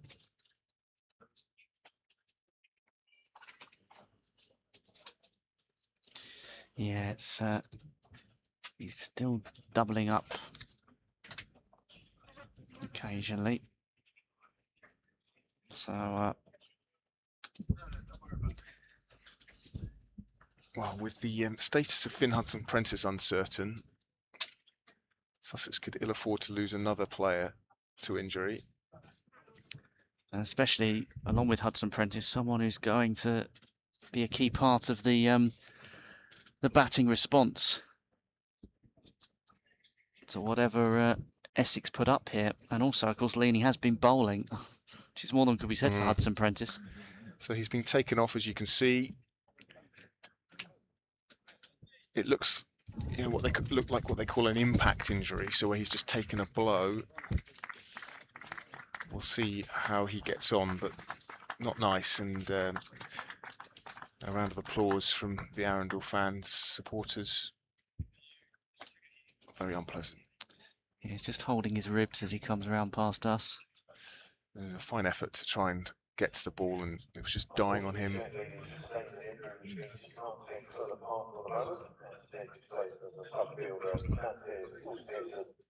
So that brings a second subfielder onto the pitch. We've got Ollie Kirtley already on for Finhuysen Prentice, and now Nantes Oosthuizen is the sub for Jack Leaning currently. It does mean we'll also get an enforced bowling change at the Castle End. She'll just give you Jack Carson's figures there. Well, that was the last delivery of his 10 overs for the day. 10 overs, no maidens, none for 61. That came in 3 spells, a 1 over spell right at the end of the first power play, followed by a 3 over spell, and then a 6 over spell. So none for 61. You'd have been hoping it'd be 1 for 61, or 1 for 60 even, when that ball went up in the air, but despite Jack Leaning's valiant efforts, couldn't quite hold on. So wicketless today for the Sussex captain. Dan Ibrahim is going to come on to bowl.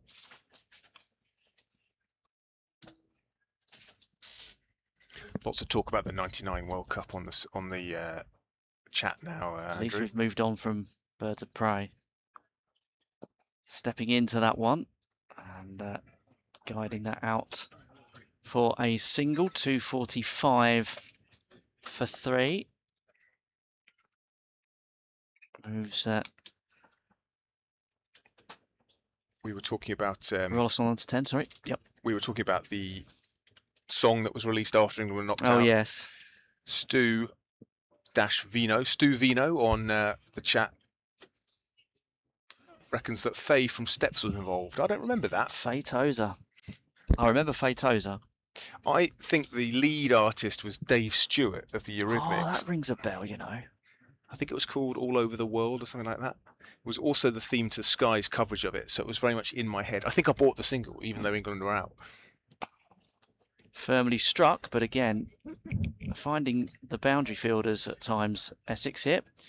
It was Kenya that beat the West Indies. Kenya, got you. By 73 runs in the 96 World Cup, that is. Yeah, I remember being in the car with my dad when that was happening. 29th of February. Yeah, And that would be very much. Kenya were bowled out for 166. So the West Indies were well set up. Courtney Walsh took 3 for 46, but the West Indies only made 93. Top scoring for the West Indies, Shivnarine Chandrapal, but he made 19. Gosh. Morris Adumbe took 3 for 15 in that one for Kenya.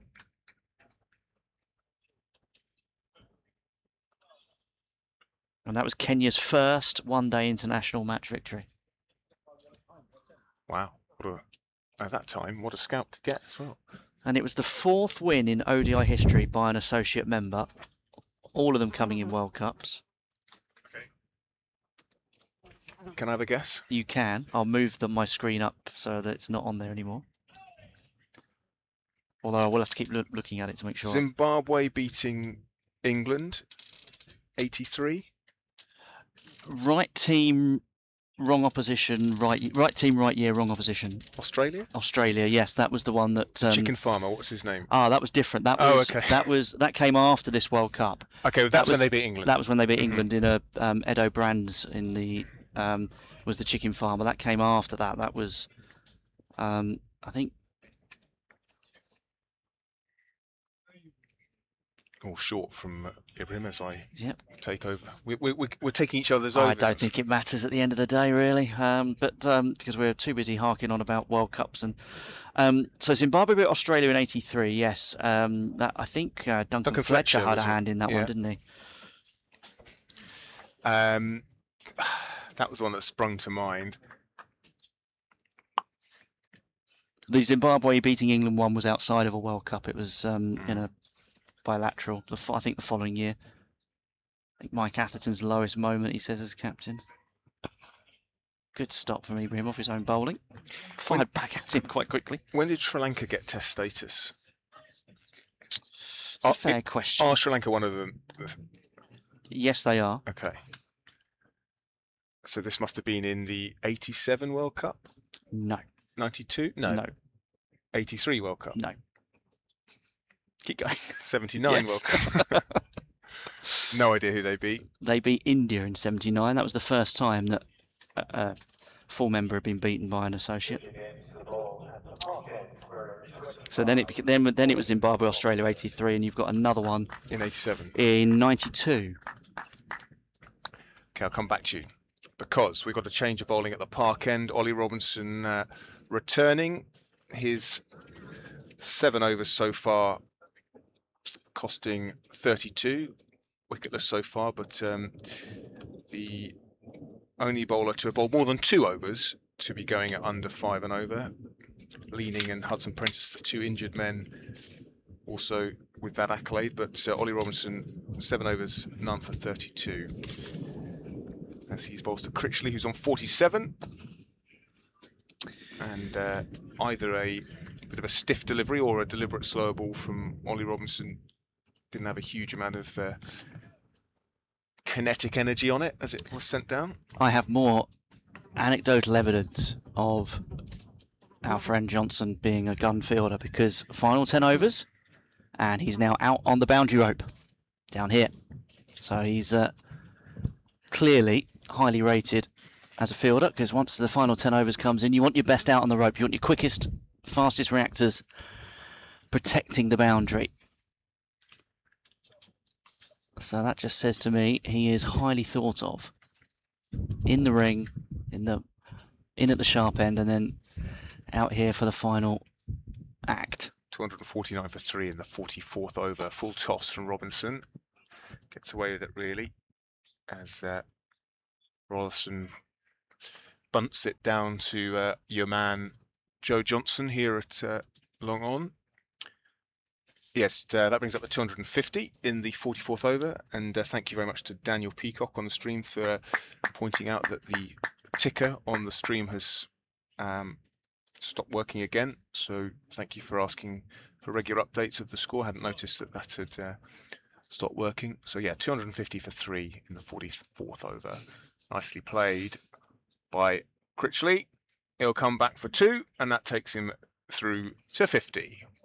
Third man in the Essex innings to go past 50 after Tom Wesley and Noah Thane. And as the announcer mentioned there, 53 balls for Critchley's 50, 5 fours, and his 6th score of 50 or more, so 5 50s and 100.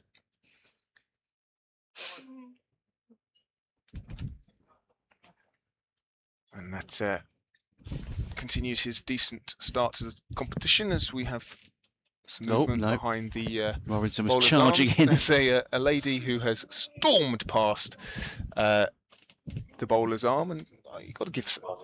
Sometimes I feel that it's a bit unfair to lambaste people who might be at cricket for their first time. It's kind of down to the stewards to stop them, right? Can't assume that everyone knows the vagaries. Yeah. Frustrating, I know, but you certainly only do it once, because you get proper telling off, don't you?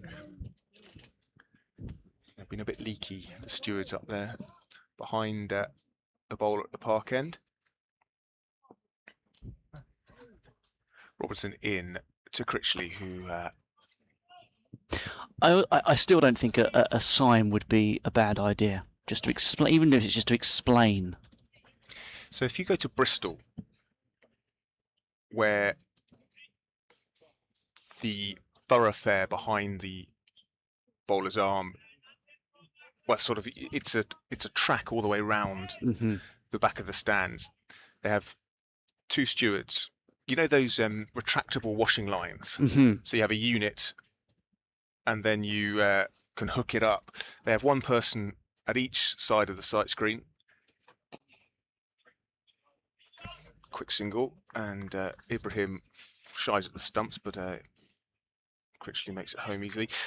So you have 1 person in charge of each of the kind of retractable washing lines, and when the bowling's from that end, they take their retractable washing line and they walk from the wall to the back of the stand, and then you've got a physical barrier, and they're very strict. You can't sneak under that washing line. So Oh, and a bit of a hoik from Critchley. Not where he intended it to go. Went straight back past Robinson for another single. And that ends the over 255 for 3 after 44 overs. So 6 overs remaining. And Sussex will be very pleased if they can keep Essex to under 300 here, as Matt Critchley changes his gloves. I imagine the pair he's been wearing a bit sodden now. As Chris Stocks from the I newspaper strolls past, we've been graced with one of the nationals down with us today. Good to see you, Stocksy. Enjoying the sunshine at Arundel. Yeah, as the Sussex media staff were telling me, 15 media down today, which is great. 15 written media and photographers.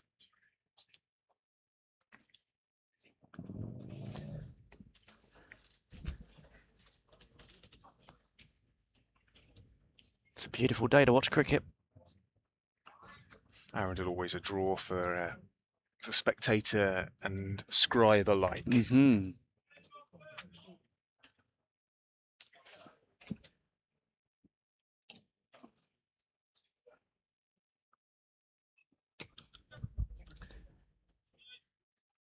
Dan Ibrahim continuing to plug away.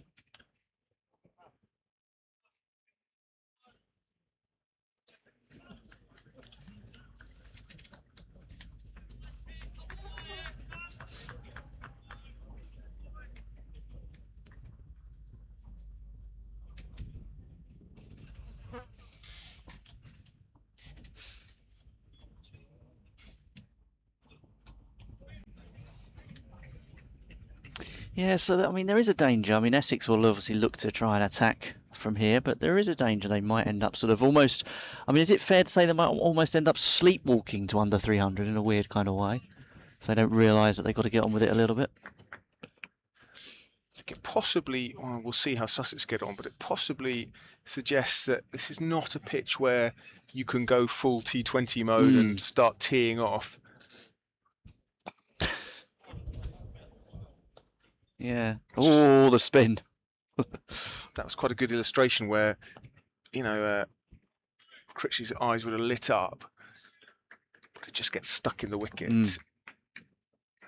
I think Essex will have learnt a lot from what they've seen out there and how they're going to bowl.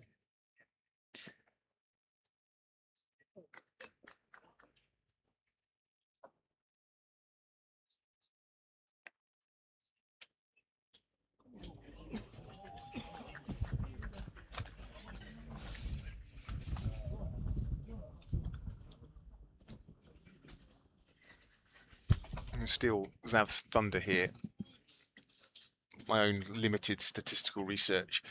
Am I right in saying Sussex haven't beaten Essex in a List A game at home since 2002?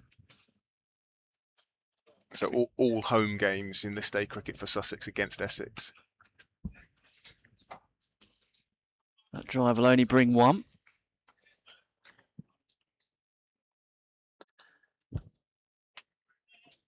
Xavier Voigt-Hill with us on stats duty. He's currently researching that one, tapping away.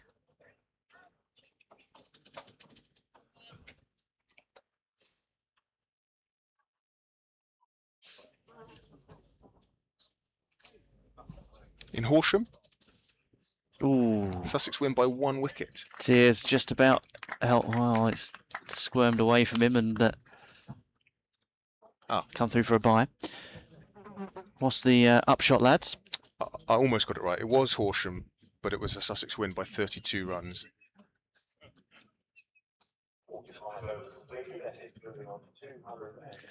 $261 for 3 at the end of the 45th.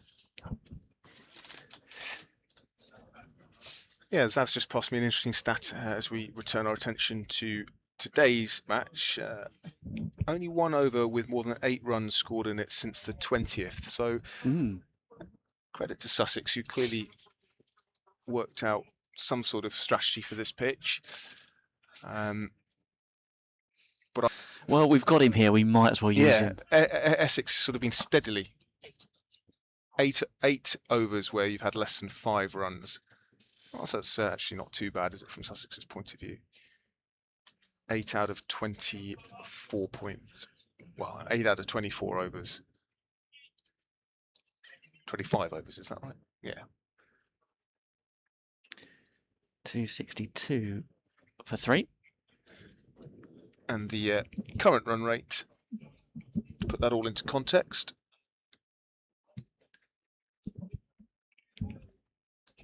as we wait for Arundel's Wi-Fi to catch up, quicker than my maths, that's for sure. Pace off from Robertson, 5.8 runs per over, which I think Sussex would be pretty pleased with in this day and age. Remains to be seen how easy it is to score on this wicket, I think. Probably 350 would have been an excellent score. 300 sound around par, do you reckon, Zav? Andrew? Yeah, without knowing the properties of the pitch, obviously. But it's difficult to say.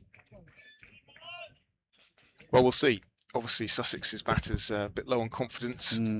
283 against Glamorgan, 280 against Durham, but 140 against Yorkshire.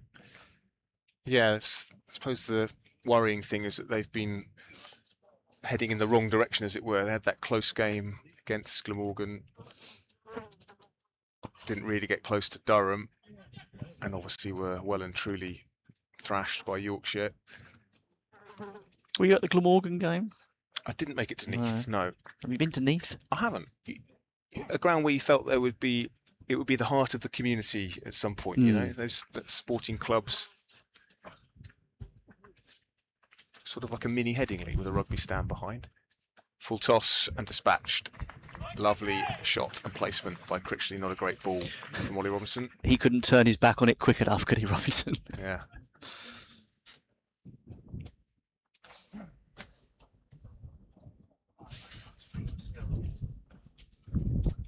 Spectators, those that aren't in their seats, strolling around, enjoying this beautiful setting. Plenty of food and drink options for them here today. The ice cream van doing a roaring trade. Uppish, but safe, and cut off in the deep by Jack Carson. Just a single for Critchley. Just to 270 for 3 after 45 overs. Yeah, I was just going to say, actually, it's after 46. That Score was frozen, is it? Yeah, well, the overs bit certainly has. I was just about to warn you of that fact, because I think we've certainly had 45, so I think we must have now. Zav can keep us up to date. That's the end of the 46th, right, Zav? Yeah. Good spot, good spot. Yeah, we're not spoilt for information sources. Thank goodness we have the ultimate information source next to us in Xavier Voigthill, who kindly has donated his time. Quick Zav over there. Done a great job of providing a bit of statistical context today. Yeah, so 270 for 3 off 46 overs. Wide. So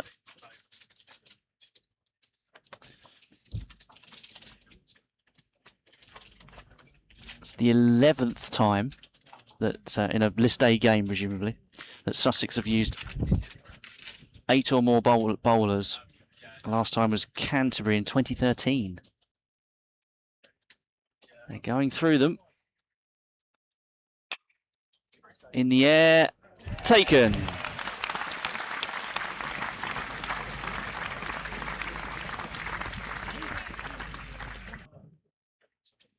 Yeah, he's really impressed with his fielding, adding a catch now to his superb ground fielding. My phone is telling me it's too hot again. So that ends an excellent innings from Matt Critchley. Yep. Out for 59.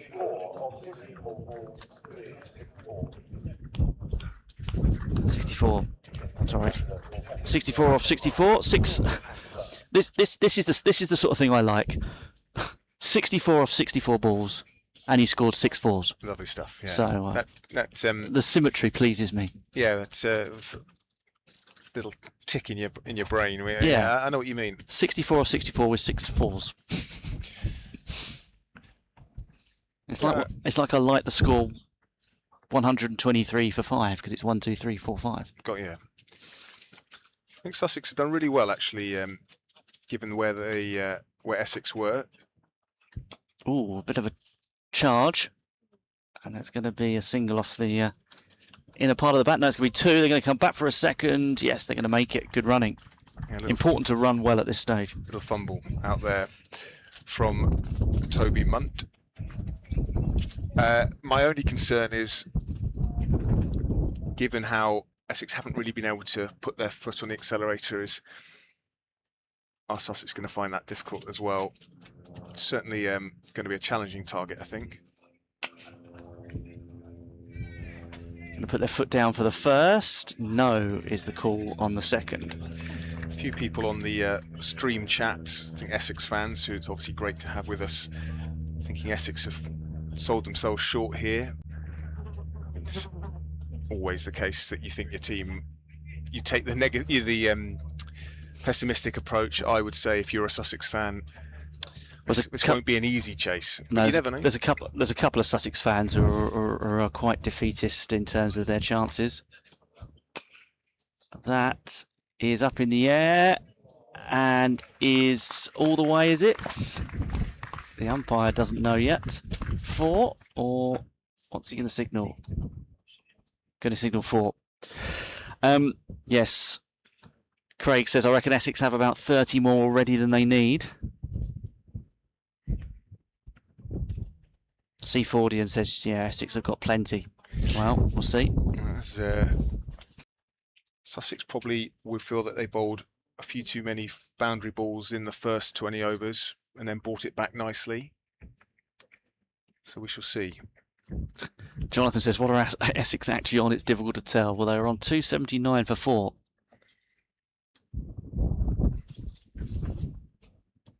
Oh, over the top of everybody and 4 runs. A good invention from Rolifson. Yeah, guided it well. 283 for 4. Yep. Ibrahim sort of tried to follow him a little bit, and he just sort of guided it over Charlie Tier. Just seen a replay on the stream, and great camera work following that ball before it hit the camera. Yeah.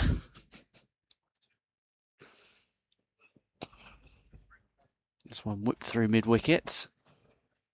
Will be cut off brilliantly on the boundary rope. Small run save that can be added to the analysts' list.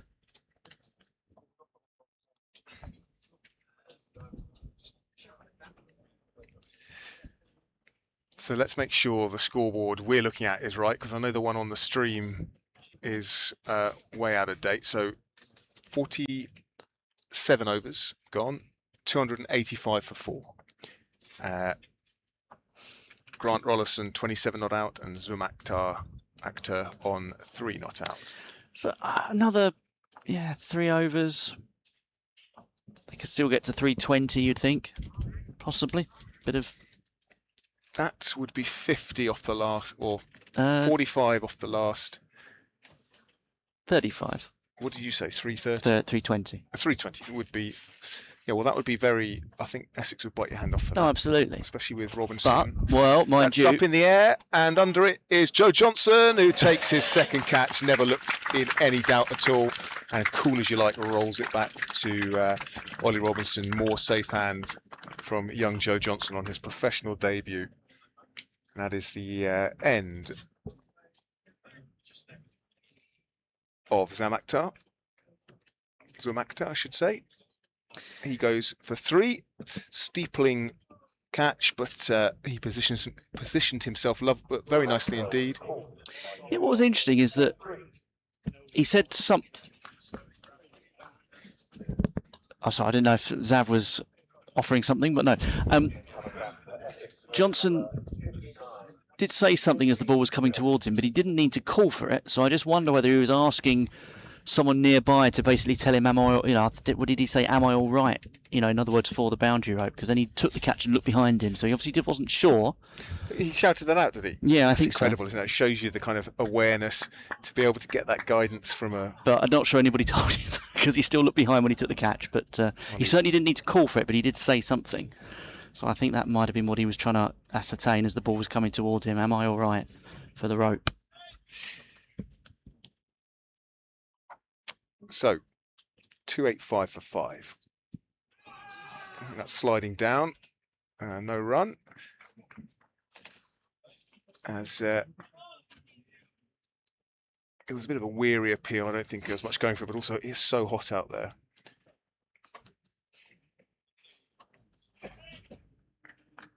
It's not a day you want to be charging in as a fast bowler necessarily, is it? At least you know you're any bowler.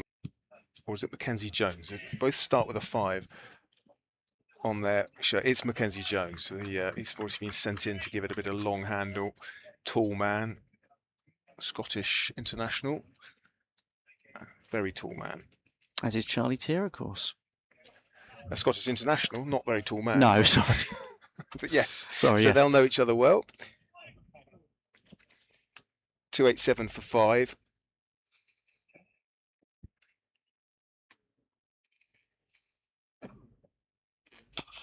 And he's off the mark with a drive down to long off, where Jack Carson does the fielding.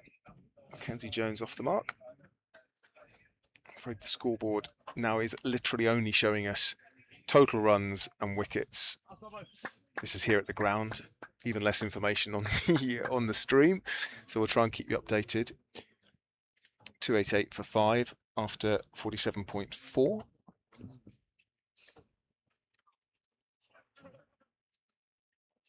Slower ball out of the back of the hand. It's gone right up into the air and lands safely between George Thomas and the sub fielder, who of course is Nantes Oosthuizen. So one runner after all that. And we've still presumably got Ollie Kirtley out there as well. Yeah, 2 sub-fielders on for the injured Hudson Prentice and Leaning. Leanings was obviously an impact injury when he scrambled for that catch. Hudson Prentice we're not so sure on. Last ball of Robinson's spell is a single. He finishes with 1 for 54 from his 10 overs. Interesting that he was almost bowling exclusively those fingers over the seam, slower balls, taking the pace off, letting this slow pitch make it hard for the batter to time it, and he's had a reasonable day, has Ollie Robinson. 1 for 54 from his 10.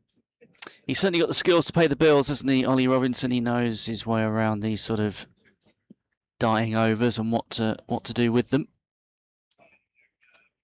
Yeah, showing his experience there as he, with the new ball, was happy to bowl sort of back of a length and actually was extracting a bit of bounce, and then as the ball softened, at the end there, pace off, boxer tricks kind of stuff.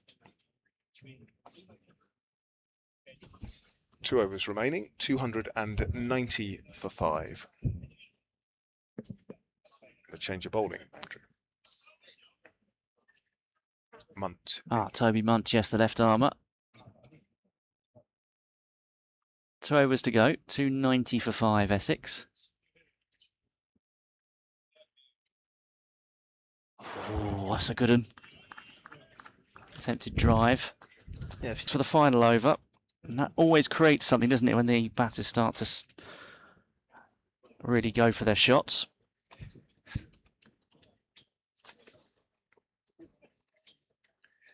Munt currently 6 overs, none for 47. Given that his first 2 went for 28, he's brought that back reasonably well. And that will be just a single. Jones gets down the other end. Rolofson on 28.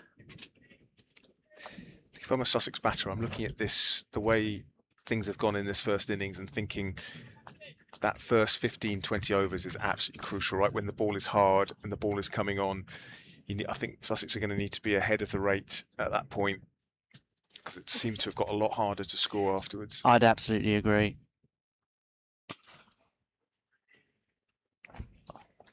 That's good stuff from Munt. It really is.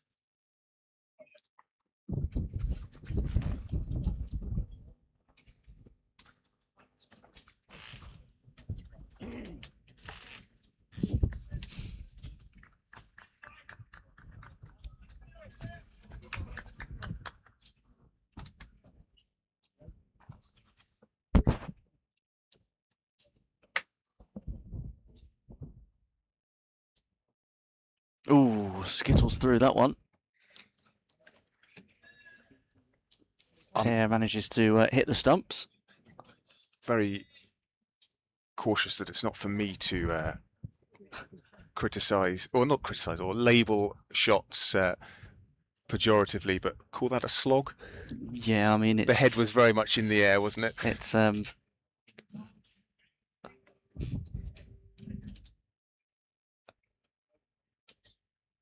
we're at the point of roll the dice basically in these final few balls with wickets in hand. That's up in the air and put down. Right at the far end for us. I can't quite see who that was.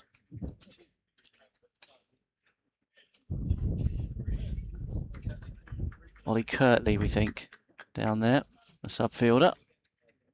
Just spilling that one.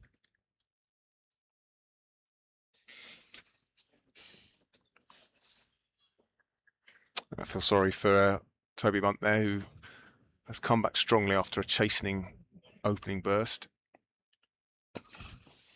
That is punished down the ground. One bounce, 4 into the sight screen.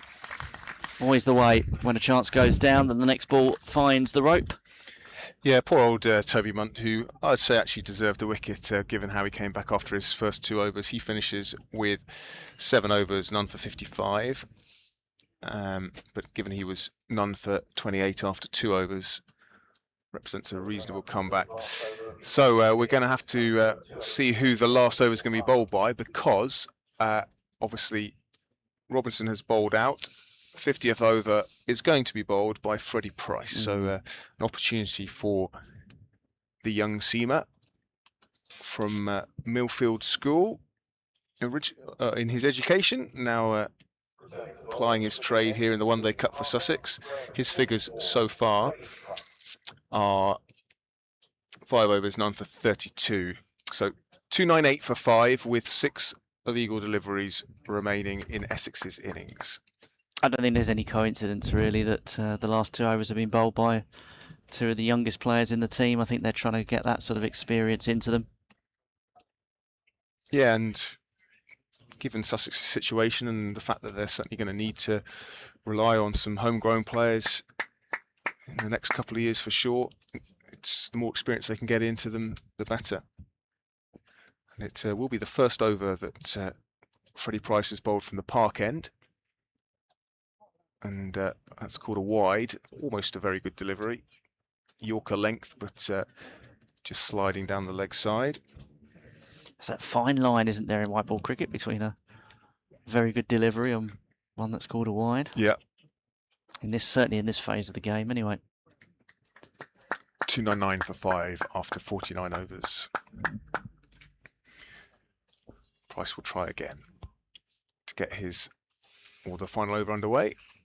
Pace off, it's up in the air, but it's just over Jack Carson at point. And they'll come back for 2. Interesting to see all these seamers bowling these cutters. And that 2 brings up 300 for Essex in 49.1 overs. So last year's game, which is obviously our most recent bit of evidence or intel as to what we can expect here at Arundel in list day cricket. Wow, that's given the heave-ho. He felt that perhaps the fielder, well, if he wasn't going to catch it, he definitely needed to stop it. He's still glaring back Freddie Price. Yeah, I can slightly understand his frustration there. I think the fielder out there was caught in two minds. Do I go for the catch or do I stop the boundary? Probably in hindsight he thinks, well, at this stage of the game, let's make sure this is only one run rather than four, but four it was. Yeah, so as I was saying, that game last year, 287 was the score that Kent put on as this ball is skied to Joe Johnson, who is not going to drop that. That is catch number 3 for Joe Johnson, and that sums up his day really in the field. He's been absolutely superb.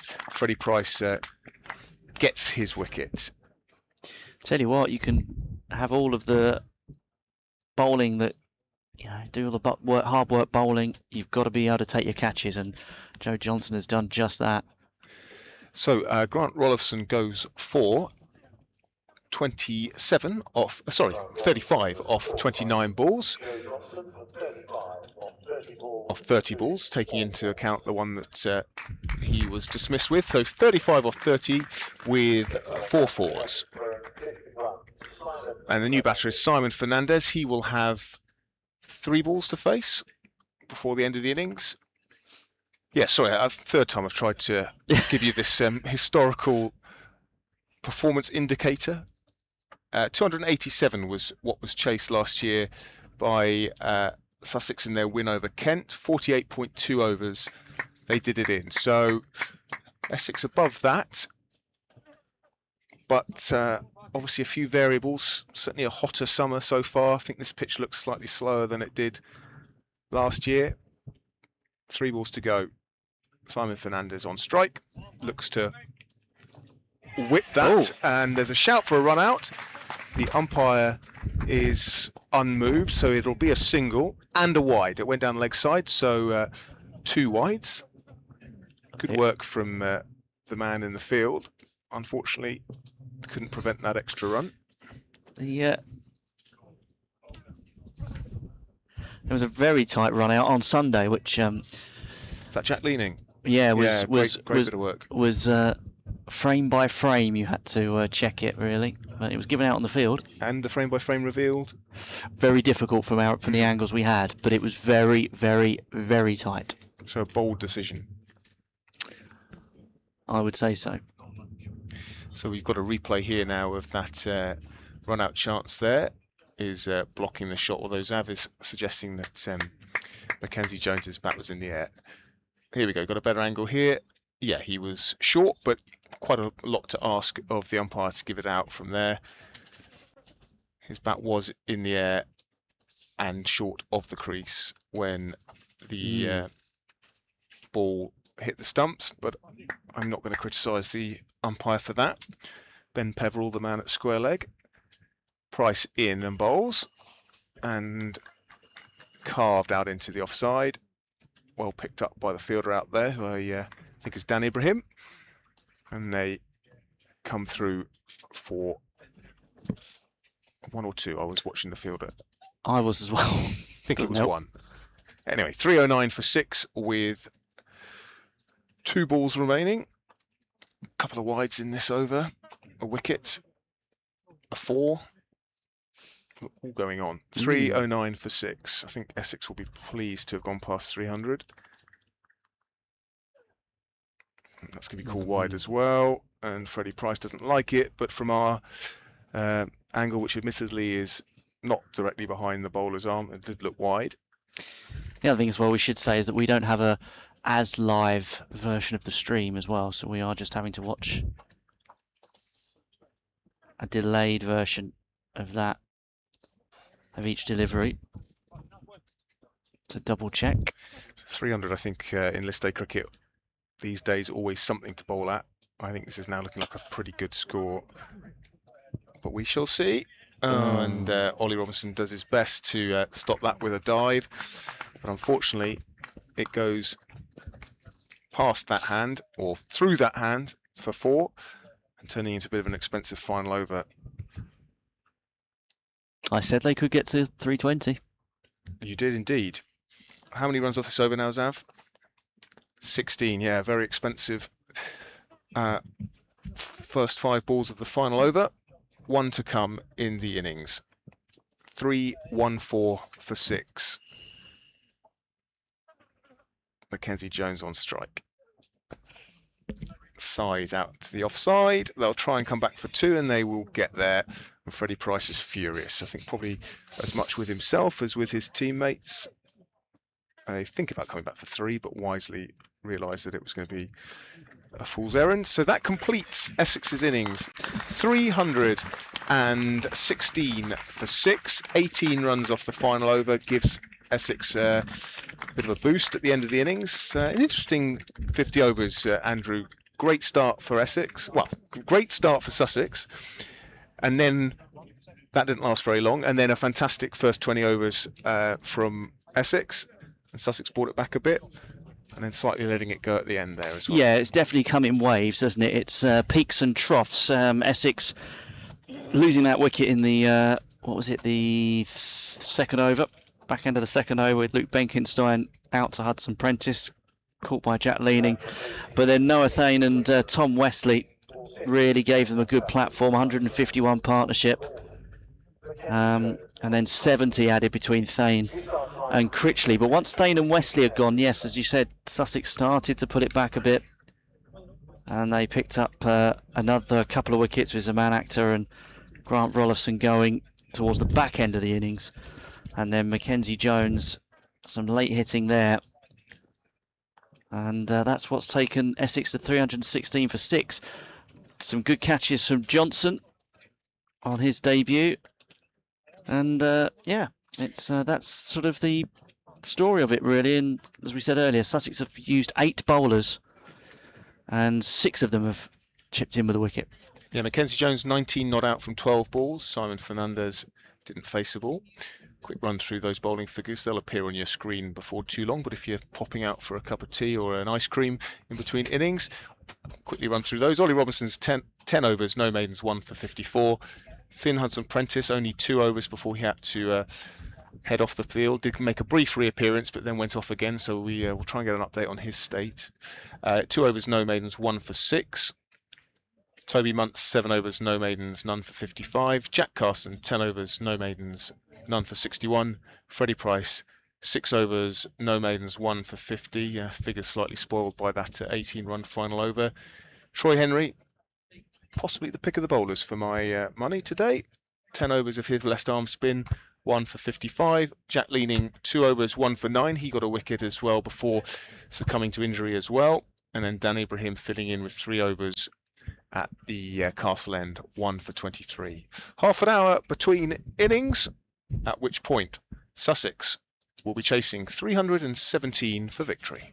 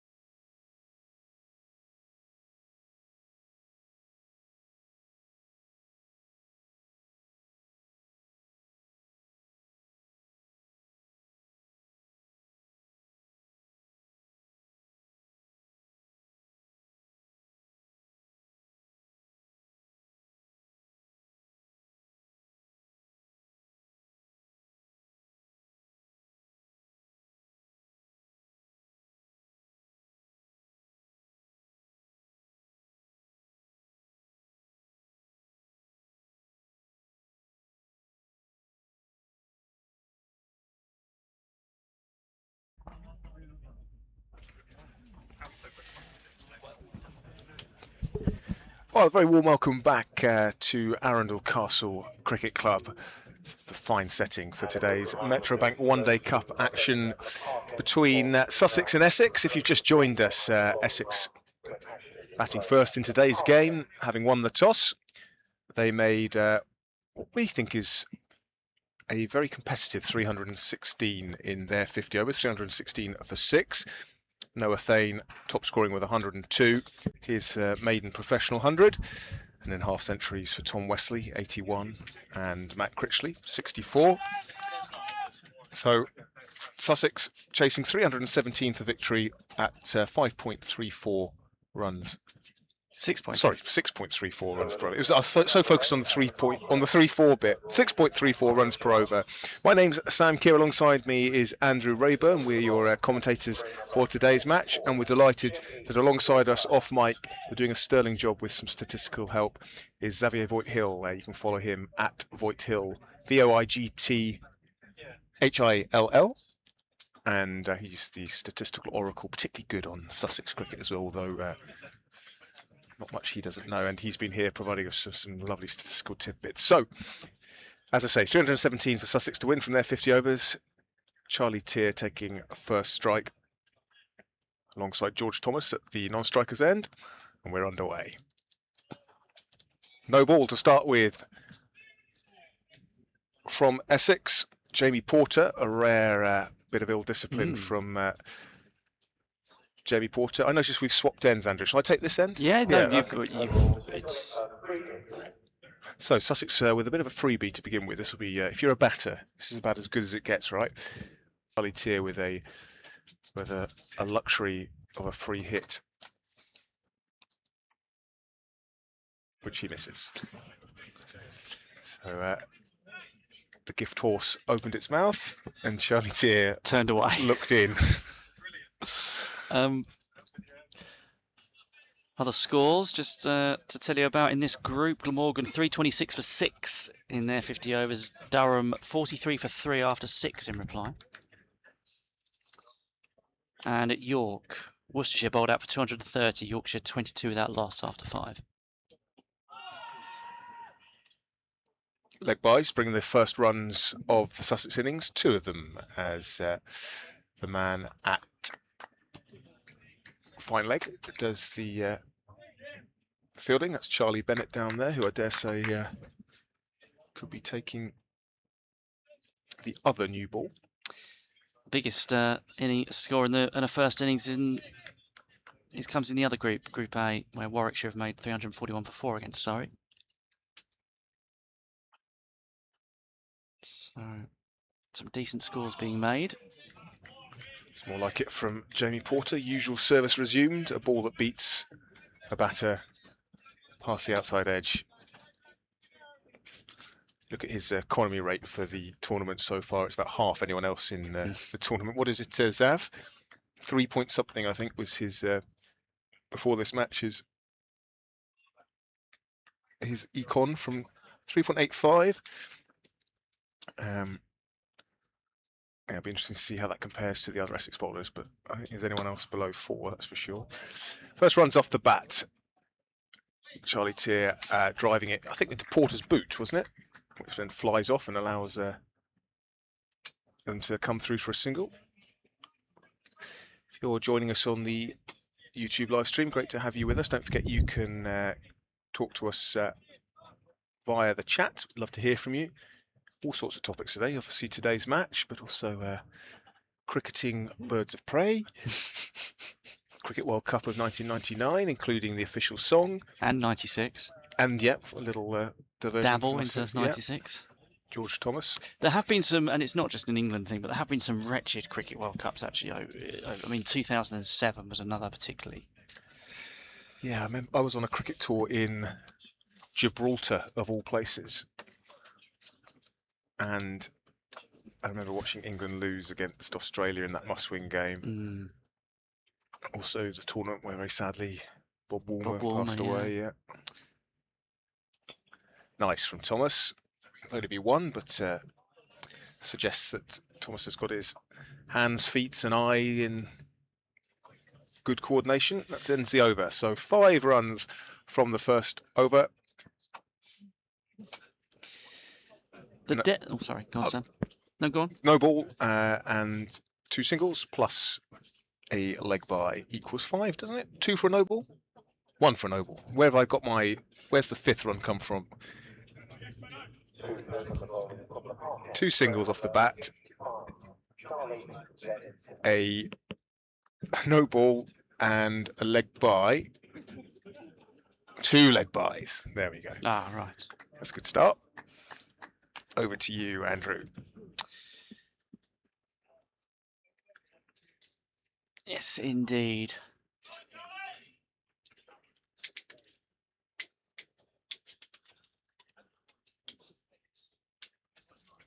Charlie Bennett.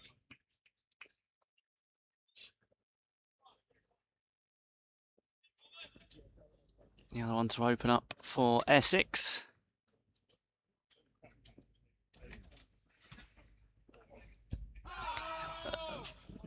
Very non-committal appeal. Leg bite. The death of Bob Woolmer is the inspiration for the series Death in Paradise, or at least the investigation into. Goodness, do you know, I've never seen it. That's the BBC crime drama. I didn't know that. So apparently, I forget who the writer is now, but he was often looking for sort of looking through newspapers or maybe even books. I'm not sure. And he read about the fact that the police on the island were, which island was it? I can't remember now. Not sure myself. But had asked the Met to come over and do some of the investigation or lead the investigation, and he thought that the idea of them being sort of out of their regular beat would make for quite an interesting series. So Jamaica was where he died. Zaf has let us know. Good stop, half stop. Did his job. Oh, palmed it away. That stung a bit.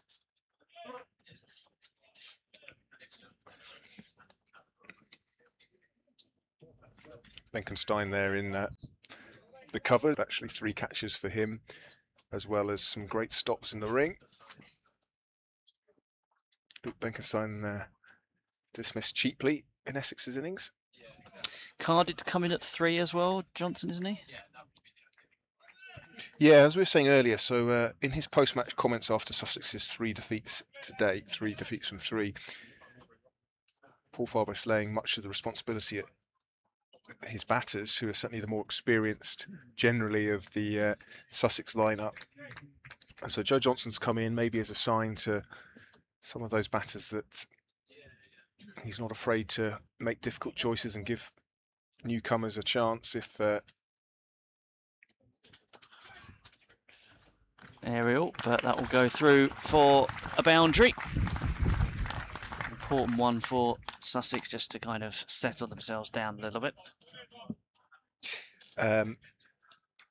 Yeah, and so he's, it's clearly a statement, but he was pretty forthright, as he always is, Paul Farbrace, making clear that he felt Sussex batters so far had made poor decisions and game management wasn't great.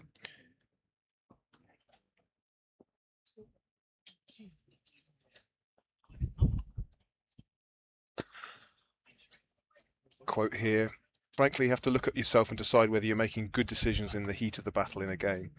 Decision making, that's something I thought was so impressive from Noah Thane in Essex's innings, was how quickly he read the conditions, how he paced his innings, realised even though Tom Wesley was going so well at the other end that it wasn't a pitch where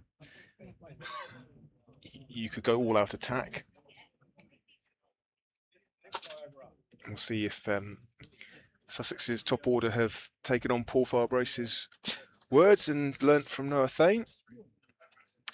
And you think the first 15, 20 overs are key, you said. So what would you like to see Sussex on at that stage? Start of a new over here with the score on 11 for naught as I headbutt Andrew as I try to look round at Mitch Colleen, who is fielding just in front of our commentary position down at third. So I was trying to just get a sight of what was going on. Um,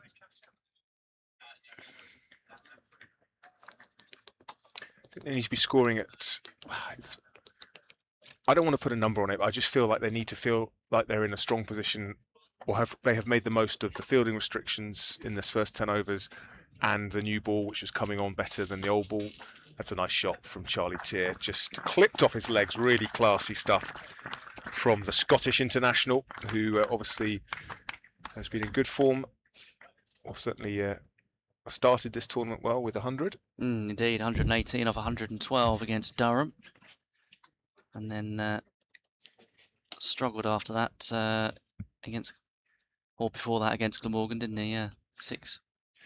Zav, what were Essex after 20 overs? 132 for 1. And after 10 overs? 65 for 1. So yeah, between 6 and 7 and over. 2 different over figures, didn't we, at one point, where they were matched stride for stride what they've done previously, and even at 10 and 20 they were. That's interesting. Yeah, and should Essex come out victorious today, then you'd have said that they've really read the conditions well, but hey, let's see what happens. Good start from Sussex so far, with 15 on the board from 2.3 overs. Good comeback though from Jamie Porter. After this on Sunday, Sussex go to Derby, and there's a day-nighter at Hove Friday week against Worcestershire, 2 o'clock. That one starts, so don't get there too early. Don't turn up for 10:30.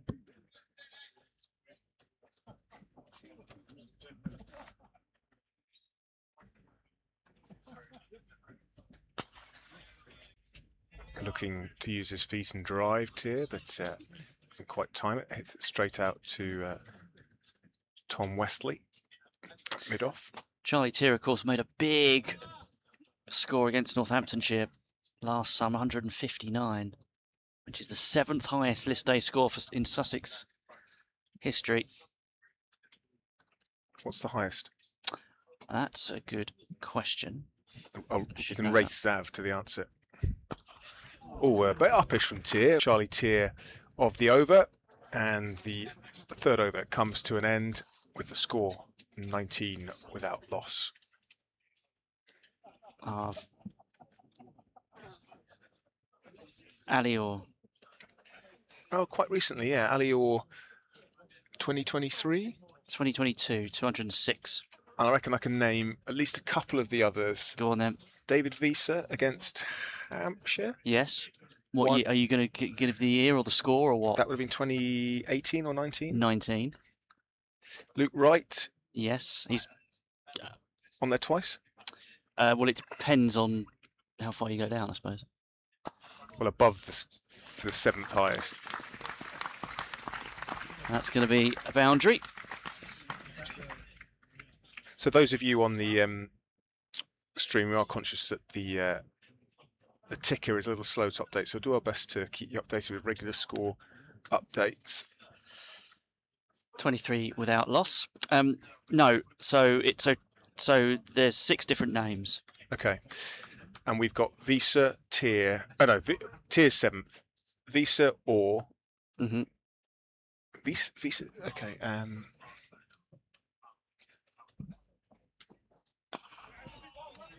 Allsop and Pajara. Sam, I mean, it's not even subtle. No, I know. Well, if he puts it in front of me, I'd forgotten about those. Yeah. So 3 of the top 6 are from 2022. Oh, the top 3 are all from 2022. The top 3 are within 9 days of each other. Gosh. The Golden Summer. And yes. That was Wright and Visa. Wright and Visa, yeah. So we're missing 1. Yes. Sorry, yes, no, I'm having a conversation off mic with Zav. So what you've missed the bit, listeners, that Zav said, which is that the previous top 2, before that summer of the golden run of 2022, the previous top 2 were all were both within a week each other as well in 2019.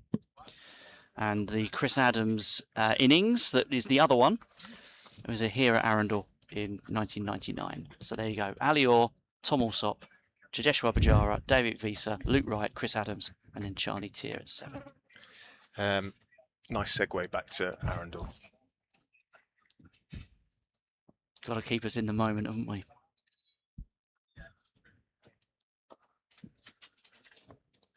Down there, but it just eluded him. Yeah, productive scoring area for Charlie Tier. His third boundary, well, on the leg side, 2 in front of square, and then that one clipped off his heels down to fine leg. So the top 12 list day scores for Sussex, all by different people.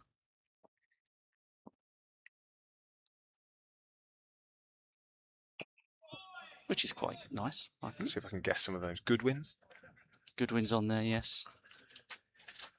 He then spoils that run by having the 13th highest. So what was Goodwin's? 158 against Essex at Chelmsford. That's the highest list day score against Essex, if you want to bring it back to...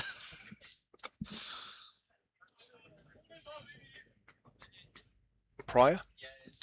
Pryor is on there, yes. 144 against Warwickshire at Hove. Nash? No, Chris Nash not on there.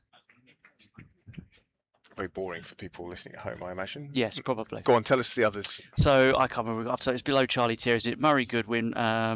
Then Rajesh Rao, Michael Bevan, Ed Joyce. You said Matt Pryor. Was that? Yeah. And then Goodwin comes in again. So there we are. Yeah. So 4 overs bowled, 28 without loss, exactly 7 and over. Good start for Sussex. Charlie Tier on 14, George Thomas on 10. Looks like the ticker on the stream is up to date, but we'll keep an eye on that. Got our first mention as Porter comes in for his 3rd over and beats the outside edge. Quite like the keeper in the wide brim hat, sort of Adam Perore vibes. Yes. I don't mind it at all. Adam Perore was a good keeper.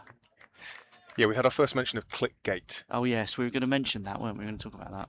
Stu Vino, who has been with us throughout the day. Hello, Stu.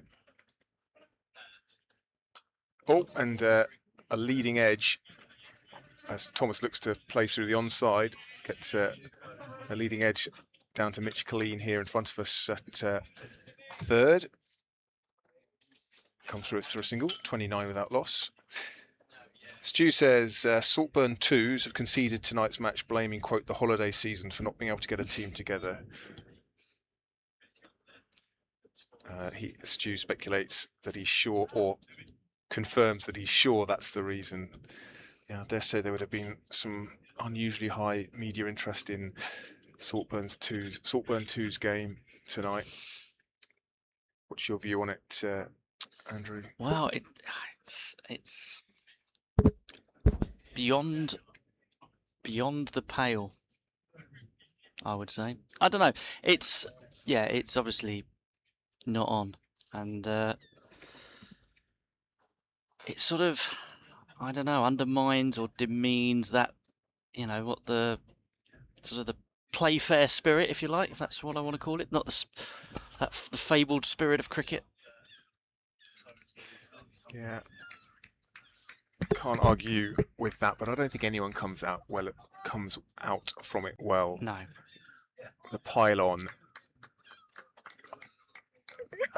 it's obviously, in a sporting sense, unacceptable. It's not the crime of the century, and this guy will be this age of social media and people desperate for clicks on their news articles. It's the kind of thing that's going to get that traction, but there are human beings at the end of it, and like I say, people are well within their rights to say, well, you've got to live with the consequences, but pretty scary place, I think, to be if you're suddenly the centre of a scandal like that, not to mention all the other people at the club. But I'm well aware that that will not be everyone's view. For many people, understandably so, fair play, sacrosanct. and you live with the consequences. But I just hope, despite his clear mistakes, the guy is has got people around him that are taking care of him, because it's going to be a pretty horrible time for him. Well said. Stuff now from Jamie Porter, who's just found his radar in his third over. Just the one run from it. 29 without loss from 5 overs.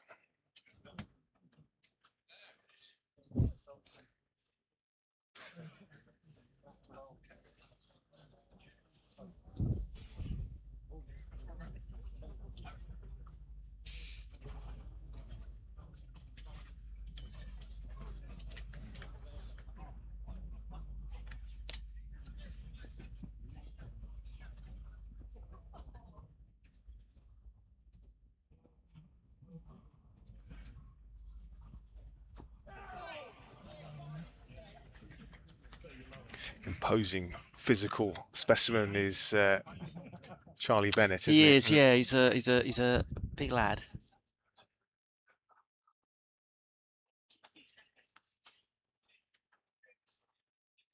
Yeah, tall, sort of wouldn't look out of place in the back row of a rugby team, would he? He's tall and broad, got nice action. Only his 10th list day game.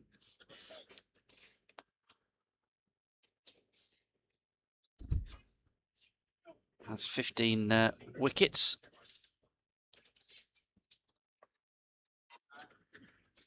Took 3 for 32 at Chelmsford against Derbyshire last time out.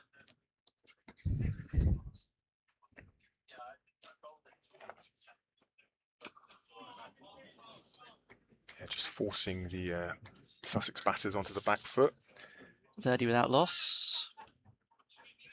Essex Academy product, signed a rookie contract in June of last year, originally from Suffolk, and in his debut season last year impressed with 12 wickets at an average of 23.66 during Metrobank One Day Cup. 5-wicket haul against Surrey at Chelmsford, so an exciting prospect. 5 for 30, that.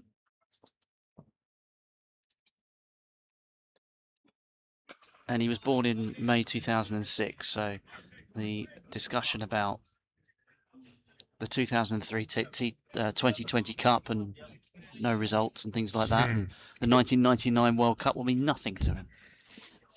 Yeah, so born a year before Tom Wesley made his professional debut as a 17-year-old. Way to make you feel old, Tom. Absolutely it is, isn't it? Crikey. Still doing the business, though, as Tom Wesley. Scores of, I think, 102 and now 81 today in this year's Metrobank One Day Cup. Good way to celebrate the arrival of a new baby. Congratulations to Tom and family. Shame we didn't see the cradle rock celebration at 50. There's plenty of that in the Women's T20 World Cup, wasn't there? Yeah. When Danny White-Hodge, who's recently had a baby, celebrated her 100 in that opener against Sri Lanka with the cradle rock, and then of course Nat Sivabrunt brought her little boy Theo out for the anthems at the final. Oh, got to hurry. And they have... Wasn't there an India batsman as well, a male batsman who did it as well not that long ago? The cradle rock, yeah. So the origin of that, in my mind, is the '94 World Cup when one of the Brazilians, Bebeto, wasn't it? Bebeto, Yeah. good knowledge. So Bennett, Charlie Bennett, born May the 1st, 2006 in Welling Garden City. Tom Wesley's debut, June the 9th, 2006. It's 2006 Wesley's debut, crikey.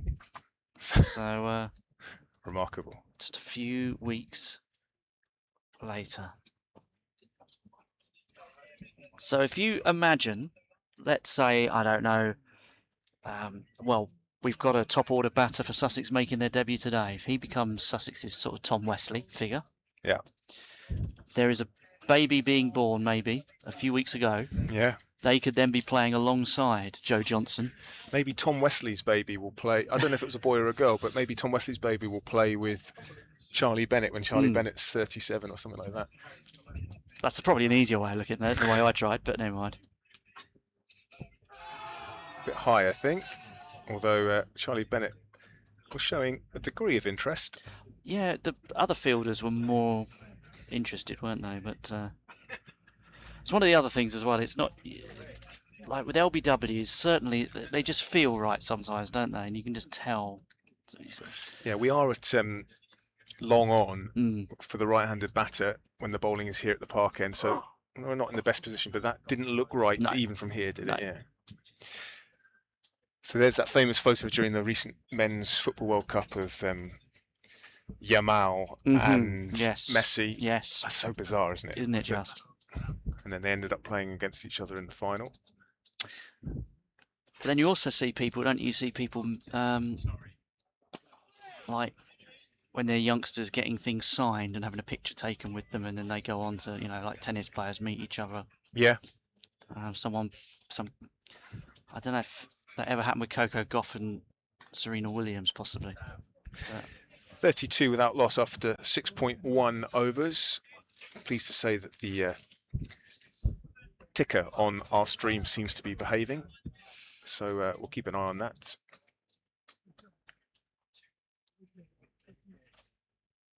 Porter into his 4th over from the Castle end. Castle referring to, of course, Arundel Castle. Which actually, despite this being the Arundel Castle Cricket Club, you can't actually really see it from certainly this end of the ground, the park end of the ground. Sometimes you can see the flags fluttering over the trees, but the trees look in rude health given how little rain they've had. So I don't know if the groundskeepers, the Duke of Norfolk's groundskeepers, have been making sure they stay hydrated. Although now with the hosepipe ban, won't be allowed to do that anymore, as gets a decent hand on it and keeps it to 1.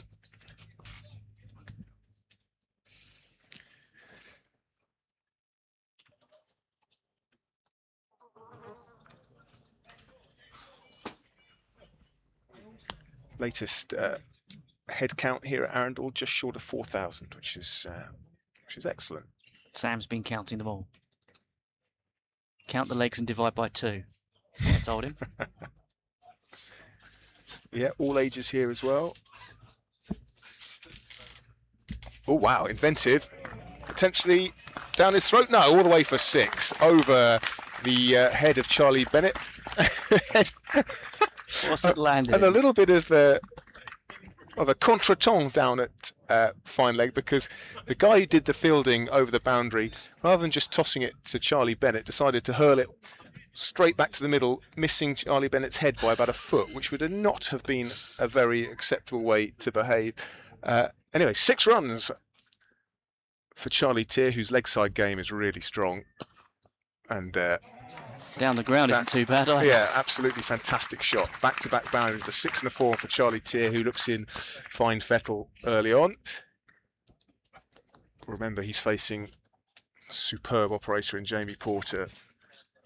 So yeah, all those, I think all his boundaries so far in the onside, is that right, Zav?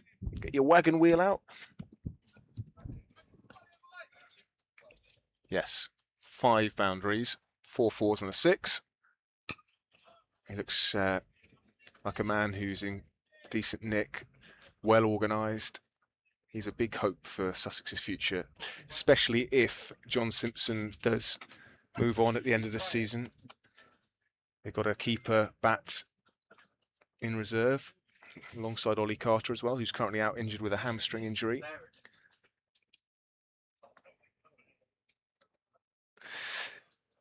.43 without loss after 7 overs, so a really good start for Sussex. They're going along at just over 6s.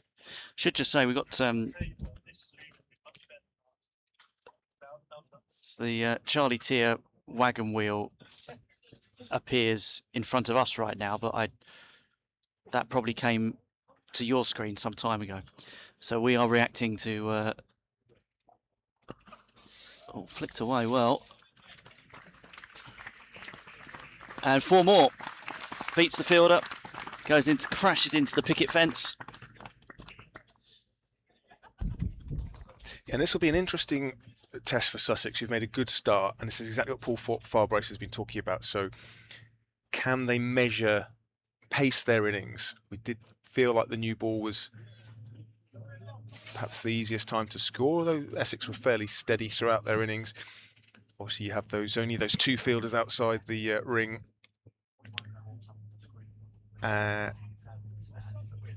Charlie Bennett, very long run up.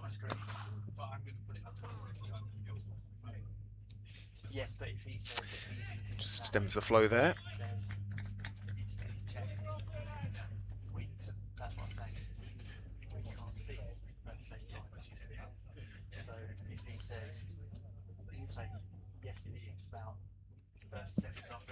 Charlie Tier playing his 36th List A game. Over half of those one-day internationals for Scotland. 20 ODIs for our friends north of the border.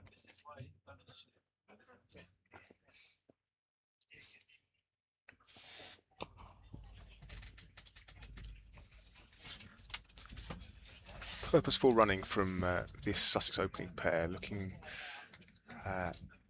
full of intent. Could do with a confidence boost, Sussex, and chasing a decent total of 300 or decent target of 317 would be just the way to go about it. Their hopes of progressing in this competition looking pretty unlikely, but it's all about building for the future given the situation. Yeah, I think Paul Farbrace has said that, One Day Cup, he's told members it's a chance for development, but I think the points deduction as well probably firmed that up in his mind and just went, look, I know it's only 2 points, but let's make sure that we've got players who might be playing more cricket, including in the Championship next season. Give them a bit of experience in these games. And that's one of the good things about Paul Farbrace staying on as a part-time director of cricket, is that sense of what's happening now being connected to what happens next year and the year after. There's that continuity. Obviously, Matt Walker recently announced as next Sussex head coach, joining at the end of this season. Currently the batting coach up at Warwickshire, and moonlighting as a batting coach for My London, aka or the franchise formerly known as Oval Invincibles and the 100. We keep commandeering Zav's notebook, and he's always brimming with ideas to fill it. He's going to need a new notebook by the end of this.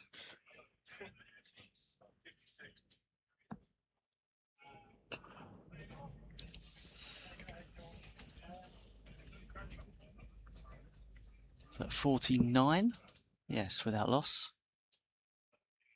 After 8. So, decent click.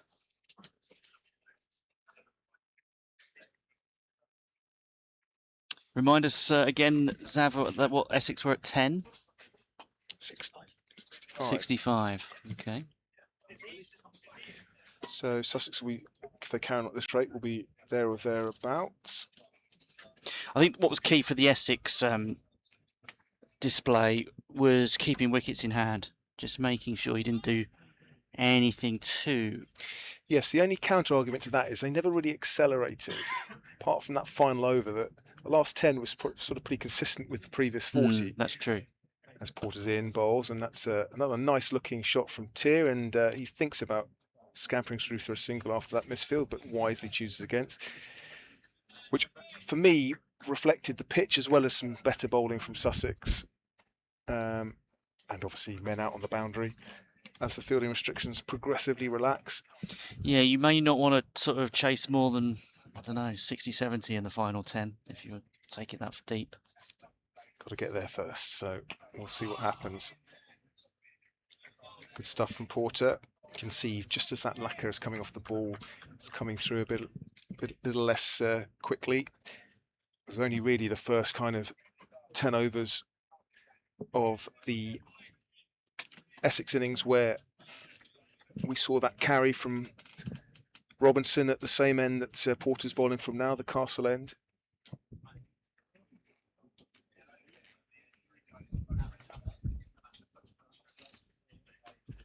Guided down to Colleen at third, right in front of us here in commentary position. Another single. That brings up the 50 for Sussex after 8.3 overs. And of course, with the opening pair still there, a 50 partnership for that first wicket. You talked about Paul Farbrace earlier saying that the top 6 needed to show more discipline and better decision making. Do you think this is a good response thus far? Early days, Andrew. Okay. Yeah, it's, so far so good, but a long way to go. Oh, lovely. Really nice from George Thomas, who has split the field on the onside. Will it go all the way? Yeah, it's raced away for 4. It really shows you how quick this outfield is. Nice shot, great timing. Didn't try and force it. And George Thomas moves on to 23 not out. Sussex to 54 without loss. Charlie Tier at the other end on 27 without loss. It's George Thomas's 4th boundary. Tier has 4 4s and a 6.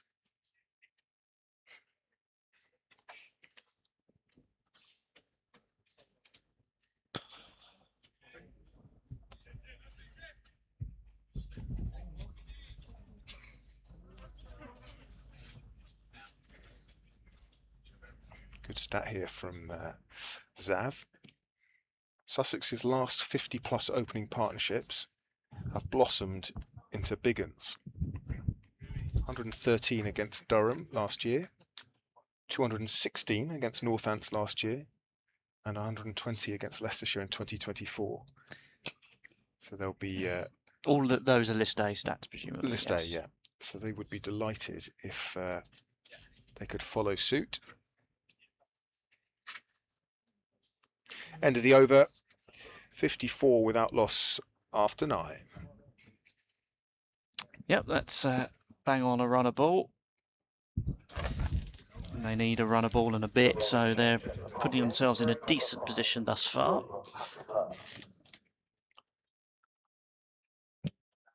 Going to get a change of bowling now, and it's going to be Akhtar to Zaman Akhtar to enter the fray. Yep, formerly of Gloucestershire, signed over the winter.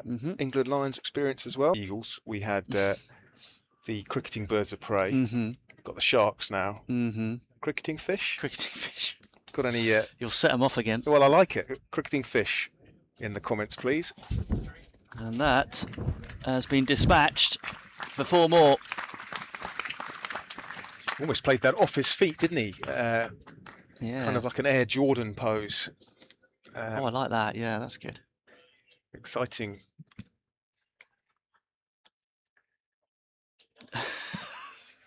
Jonathan Trout comes for Zav. Zav opening the... what's the other one? Is that a fish, a gar? Yeah. Okay, Gary Kirsten. I didn't know that. So, yeah. I think some of our issue will be identifying fish. Aerial. And yeah, some of our problem will be with the identification of fish rather than actual the cricket we've got nailed down. But good knowledge, Zav. I've never heard of a garfish. Have you? No. Oh no, I'm not even looking. I can just out of my peripheral vision. He's put the notepad down and Sam's giggled. This is great.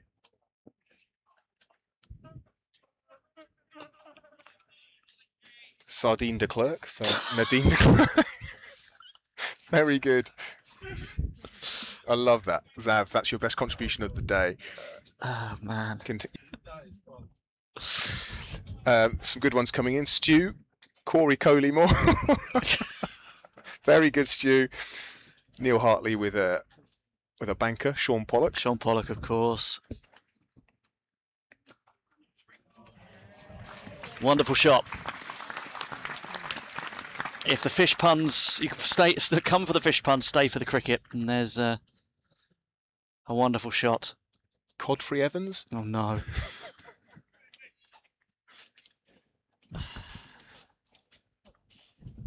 Jeffrey Goujon. Come on, that's good, isn't it? Jeffrey Goujon is quite good. Jeffrey Goujon. I thought I'd get a better reaction to that. I mean, it's a cooked version of fish. Yeah, okay, slightly, yeah, not strictly speaking it. But How about bringing it back to this match? How about salmon actor? oh yeah, nice, very Thank good. you. LJ 1 of 1, who had some great ones for the Birds of Prey. Marlin Samuels, love that. Yep. I think personally, the heat is getting to Jack from the Sussex media staff because he's just giggling like a schoolgirl behind us. Oh, we aim to please. Andy Ollie Carpenter. Keep trying, Andy. Yeah. And when we say keep trying, we mean don't. No, do. Oh, I love it. Skate Cross skate cross comes in from Neil Hartley. Jeffrey Boycott I've got down here as well. So Sorry, Jack's off again. 10 overs bowled. Sussex 63 without loss. This isn't quite the leg over commentary, but it's getting that way. All I can hear is him giggling. George Thomas 27 not out. Charlie Tier 32 not out. And that's 10 overs bowled. So of course power play 1 comes to an end, and this will be the first test of Sussex's ability to pace their innings and make those key good decisions that Paul Farbrace has been so desperate for them to do better. Because for now, for the next 30 overs, we will have 4 fielders putting outside the ring, and we're going to get a bowling change from the Castle end. Scottish international Mackenzie Jones bowling to Scottish international Charlie Tier. You'll have seen the because we've only just seen it in front of us and we're on a delay, but you'll have seen the worm come through on your stream, and that's very, very close at the moment, as you would imagine. 2 runs difference, isn't it? So Essex was 65 for 1, Sussex was 63 without loss, neck and neck. and sometimes we'll just wait for Mackenzie Jones here. Oh, and Mackenzie Jones wins the opening skirmishes between the 2 Scots, beating the outside edge.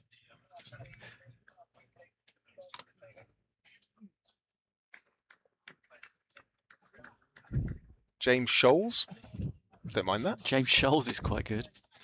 Collective nouns. Yeah, that comes from Sam 32.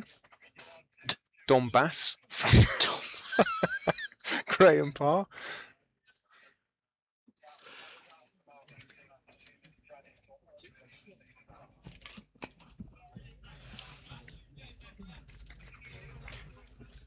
It's I'm actually struggling. You've got a nice shader on your laptop. I'm struggling to actually see my screen now because the sun's right on it, so I can't see any of the fish puns. Matt Norman, Eel Foster. Eel Foster.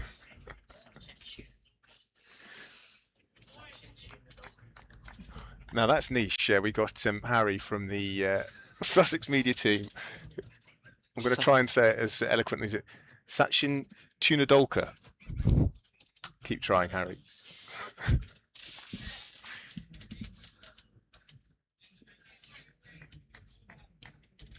you know what? The engagement on the stream is never higher than with puns. All the chat about pacing in innings, good decision making. Nah, no thanks. Anything to do with punning cricketers' names. They were on it. The stream lights up. Catfish Siver Brunt. I'm not quite sure that. Jack liked it though.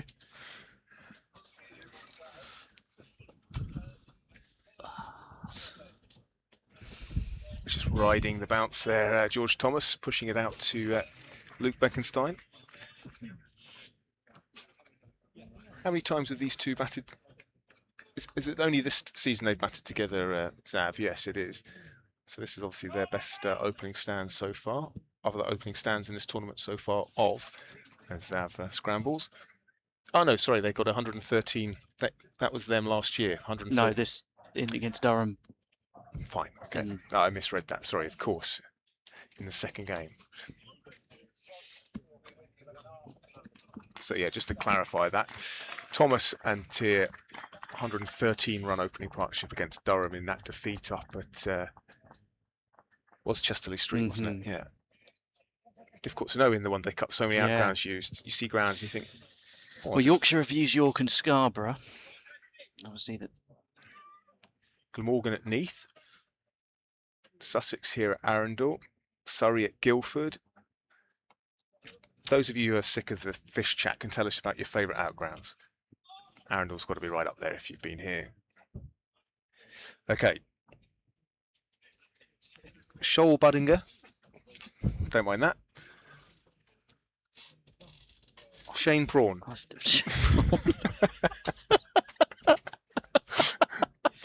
Bav 123. That's got everyone tickled here. Sometimes the simplest ones are the best. That is, if you can hear Jack, that is him in the background. If you can't, he says he's sorry, but he's not really. This is great from at LJ one of one, who's having a belter. Yuzvendra Chahalabut. We've got one for Ray and Ahmed here as well. Yeah, very nice.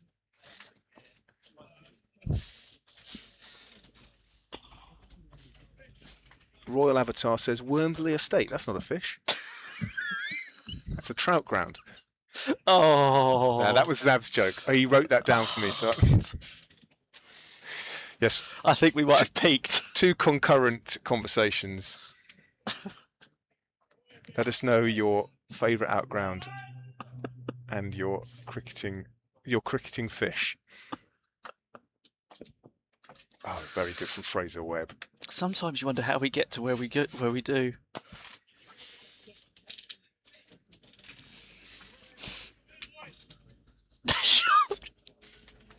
I've just seen what he's put.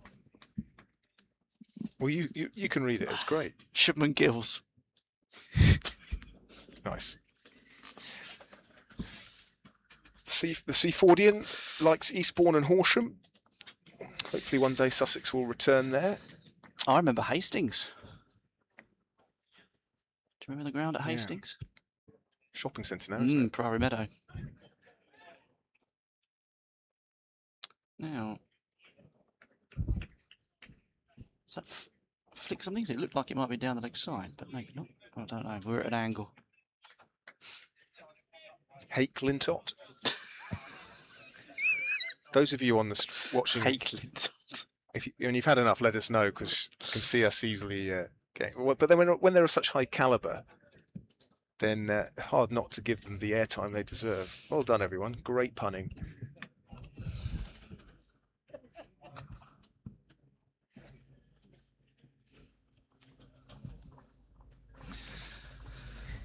This just reminds me of a joke, which I've got to get right, otherwise it won't work at all. I saw all these fish jokes and was hoping that at least 10% might make me laugh, but no pun intended. Yeah, that went well. Oh, Misfield and Four some runs. pain for his troubles as well. So this is your over. It is, and Andrew? well, actually, I thought we were going to see another injury there. He's up, but he's holding his fingers. That's going to be a sore one. They always say, don't they, on cold days, that it could be worse, but I don't know. Simon Shepherd likes South Hill Park and Nickwell Green. I don't know those as outgrounds. Tell me more, Simon. Not currently in use, I don't think. Yeah, there's more movement behind the bowler's arm.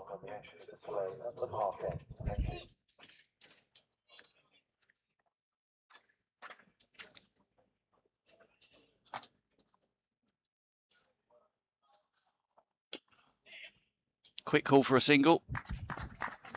They've run well, these two, I think, Andrew. Yeah, there was some good running from both teams, I think, actually, in the game on Sunday as well. I think it is a sign that Sussex have seen how Essex went about things and realised that a fair proportion of your runs are going to come between the wickets rather than over the boundary, picking those gaps.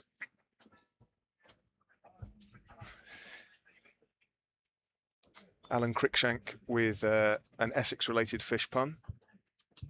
Mackerel pepper. Oh, good. Got salmon harmer as well, which is quite good. Yeah. Always good when they correspond to the teams in action. Kenzie Jones continues. Ooh. Wild swish from George Thomas, who, You'd want that one back. yeah, he had to really reach for it. It was one to leave alone, I think. Sav's got one krill salt.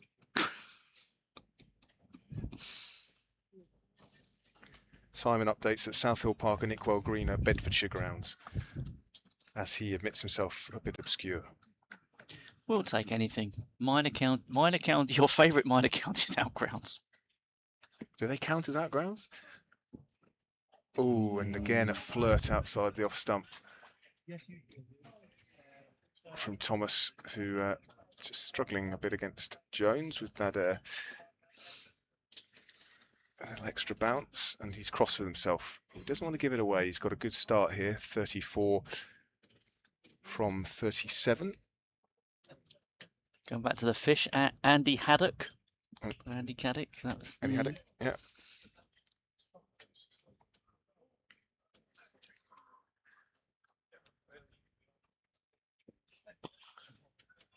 Just managed to get some bad on this one, but only succeeds in pushing it out to mid-off.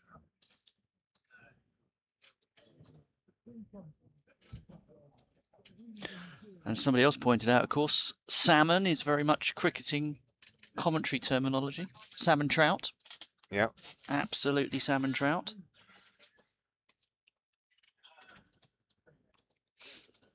It's been interesting to see at what point Essex turn to their slow bowlers. Critchley, Benkenstein bowls a bit of part-time. Well, Sussex had bowled. Am I missing anyone obvious, spinners-wise?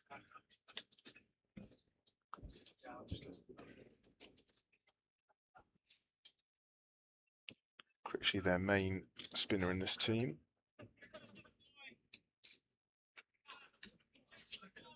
Tom Wesley occasionally bowls a bit of spin.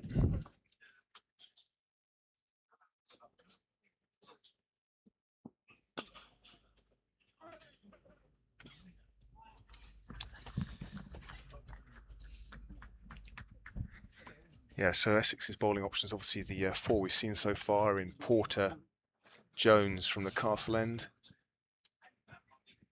Actor and Bennett from the Park End, and then you've got Mitch Colleen and Noah Thane as seam bowling options. Matt Critchley with his leg spin, and then the part-time spinners, Benkenstein and perhaps less likely Tom Wesley.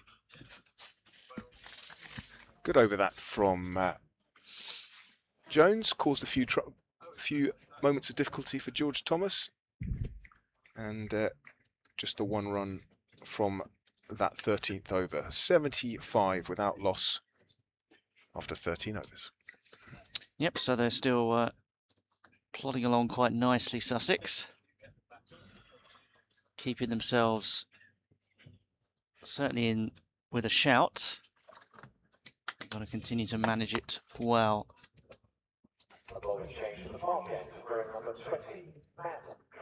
Well, right on cue, Sam, as if you'd been discussing things with Tom Wesley himself. Matt Critchley being brought on.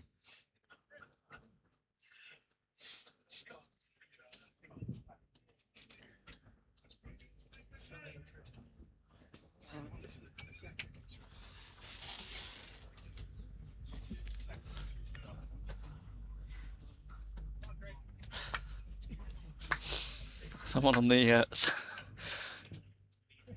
well, we'll just watch Critchley bowl here. Oh, good areas. Scampered a single. Someone has suggested, going back to the fish puns, Filio fished. I can't even say it myself. Filio fish Tufnell. I don't think it was great in the first place, but No, you made sure. I made sure it was bad. So Matt Critchley, who took a forfeit against one of against Derbyshire, wasn't it, at Chelmsford? Middlesex in the opening game, sorry, it was 50% chance. He got 4 for in the defeat at Radlett. Obviously scored a half century earlier on today. 64 from 64 balls. Hoping that he can... Big shouts. Probably the most convinced appeal of the day, but turned down. Yeah, I was just about to say, Matt Critchley hoping that he can put in that all-round performance, and he goes and bowls a delivery that looked close-ish. Swept well, and swept for 4. Nice response from Charlie Tier. Decided that he wasn't going to get trapped on the back foot. Sweeping against the spin, but doing it with confidence. And I think it's the kind of wicket where any turn there is slow turn. So you're kind of thinking that even if you're playing against the spin, you're not quite as risky as it might ordinarily be, because the turn is slow and the bounce isn't going to necessarily catch you out. Just a reminder, if that one squeezes through. Just a reminder, if you're wondering why we're not sort of talking through replays and everything else, that's because we're seeing them on YouTube essentially, because we haven't got the live monitor in front of us, so we can't do so while they're on your screen.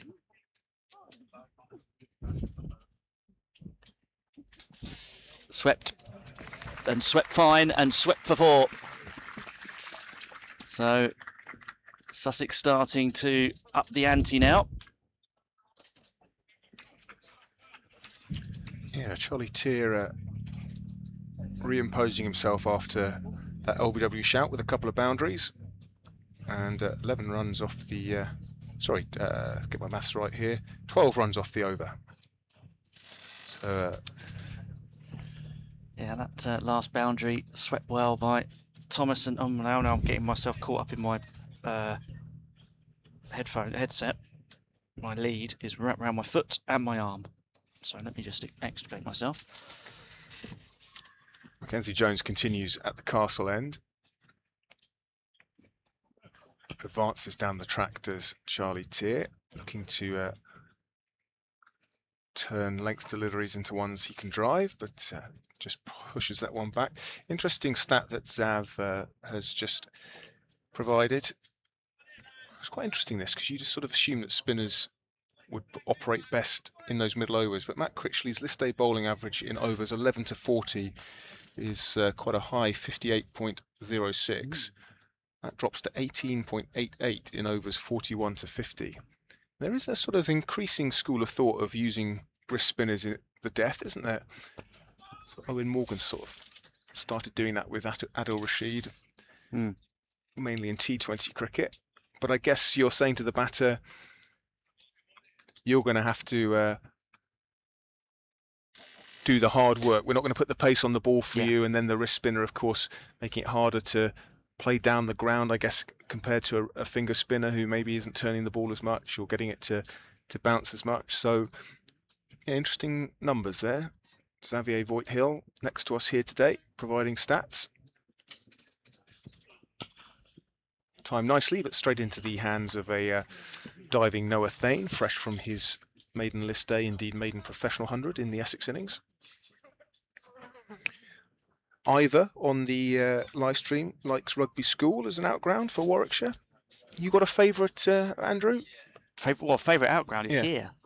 I mean, it's gorgeous. Hard to beat, isn't it? Tell you somewhere I used to love watching cricket was Whitgift School. Because Croydon.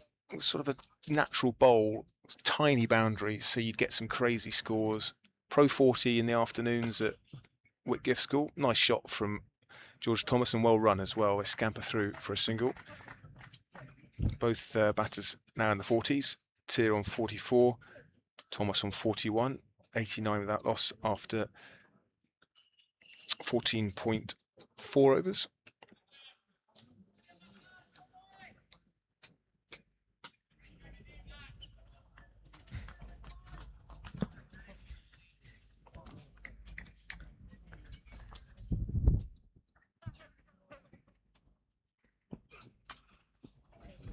work for Colleen to do at the third. Sorry, that's your... That's okay. I was distracted by Zav showing me someone's WhatsApped him with another fish pun. Oh, Only the best fish puns from now on. okay. This is quite good. Ashton tuna. I think that's from one of Zav's scoring colleagues, live scoring colleagues, Dara. Rather left field one here. Mowing alligator. No, it's not a fish. Very generous. A wide call there. What, for that pun? Yeah. Well, you've been removed from the attack. That was a for that wide. one, yeah. Wide of the mark. They keep coming. It's very difficult not to read them out when you see them. Dug insole is quite good though. Yeah. Like I said, keep it simple. Out.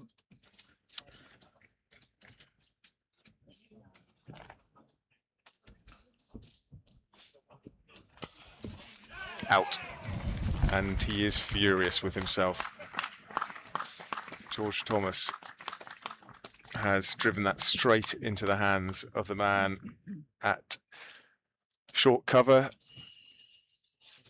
And without being overcritical, Paul Farbrace's words echoing around the ground in terms of decision making. Noah Thane takes the catch, but still, nonetheless, good start from Sussex with the contribution of George Thomas, 41 off 46 balls. And that ends a 91-run partnership for the first wicket. And that brings a man who I imagine has got a few butterflies in the stomach, making his professional debut in at number 3 for Sussex. Fielded brilliantly. That'll filled him with a bit of confidence. And he comes out to the middle. Joe Johnson with no shirt number on his back. Always the sign of a newcomer to a squad. As if you went with us earlier, Joe Johnson, the son of Zimbabwean all-rounder Neil Johnson. Been playing for the Sussex Twos this year and Bedfordshire as well in the national counties setup. Same school as Stuart Broad, I think. Did Stuart Broad go to Oakham School? Anyway, that's where Joe Johnson went. So from Leicestershire originally, went to Loughborough University, was part of the cricket programme there. He'd know those obscure Bedfordshire outgrounds. Yes, he would. Right, we've got to draw the line on the fish puns when people are starting putting in non-cricketers. It's got to have some connection to cricket. So I'm not reading your one out, A. Everson 616. Yeah, but there is Craig Whitebait as well, which is quite good. Tier Scamper's back for 2. Scampy's back for 2. Right, I think we might draw the line there. I think Sam, that's done it.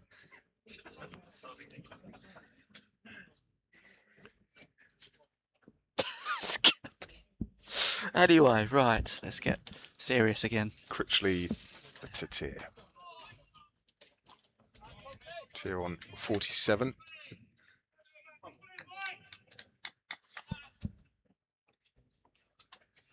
Scored 100 in the first game of Sussex's campaign up at Neath.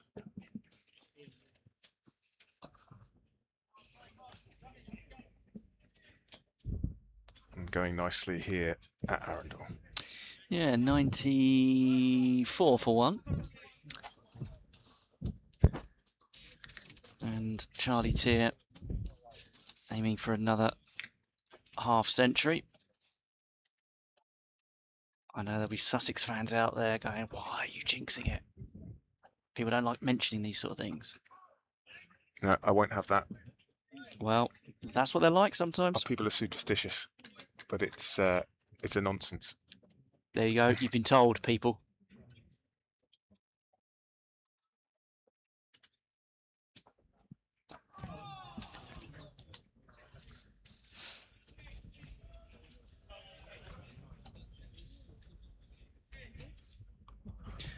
Charlie Tier will be certainly hoping that there's no commentator's curse, put it that way. End of the 16th. And where are we at, Zav, in terms of comparison at the end of the 16th? Sussex 1 run ahead as it stands. Neck and neck. We had a thriller in the Arundel game here last year. If you don't remember or didn't see it first time round, Sussex beating Kent with a brilliant 8th wicket partnership between Jack Carson and Archie Lennon. 88-run 8th wicket partnership. So we've had good value for our money here at Arundel, and at the moment we're on course for a close game. A long way to go though for Sussex. 317 the target. Tier again milking that onside, his favourite area. You don't want to bowl straight to Charlie Tier. He's very good off his legs, as we've seen so far. What's the required run rate from here, Zav?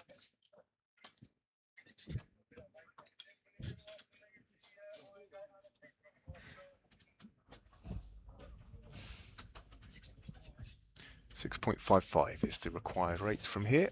And we do apologise that, as you say, people watching will be able to see that, but we can't, not ball by ball.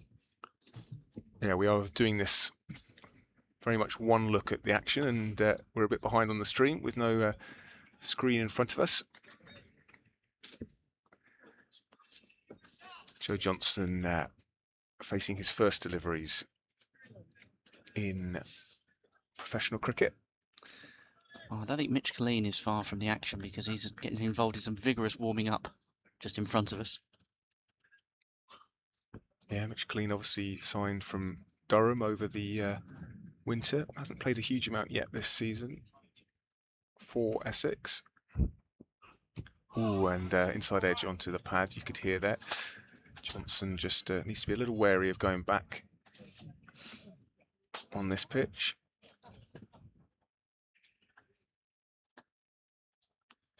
Greetings to at MattB1ACK on the stream, who is tuning in whilst at the ground as well. If you are here at Arundel and deciding to listen to us as well, that's very kind of you. Nice to have you here with us, both in person and via the stream. And to those of you less fortunate, not able to be here today, great to have you here as well. Ooh, and he had to be quick, and he almost ran into Charlie Tier, but he does get through for his first run in professional cricket. For a second I thought he was going to run straight into Charlie Tier and be run out without scoring on debut, which would be a pretty unfortunate way to begin. So Tier back onto strike, 49 from 49.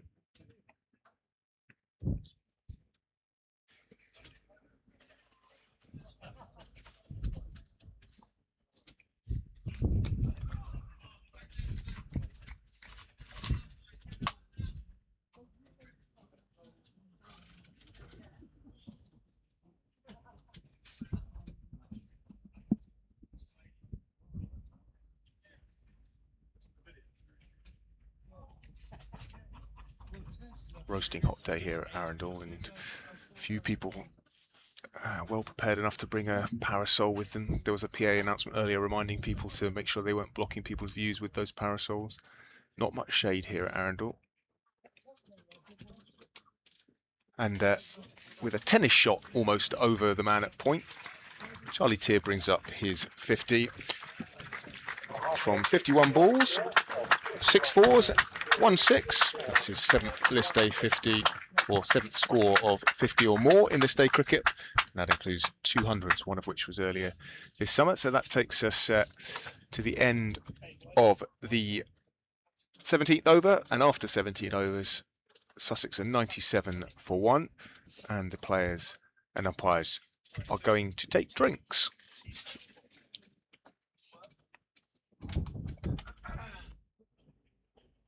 Good afternoon, everyone. We hope you enjoyed your afternoon with us here at the beautiful setting of Arundel Castle Cricket Club. We had word from our head Stuart, there are just around 3,000 guests are in the ground today, so thank you very much for your support. And once again, we'd like to extend our sincere appreciation to our match sponsors today, Harvey's Brewery, who has proud to support Sussex cricket and sends on their best wishes to both teams for today's match. They're either from Harvey's or they've drunk a lot. Or both. As you might have heard on the effects mic there, an announcement from the PA slash scorer, Graham Irwin, just revealing the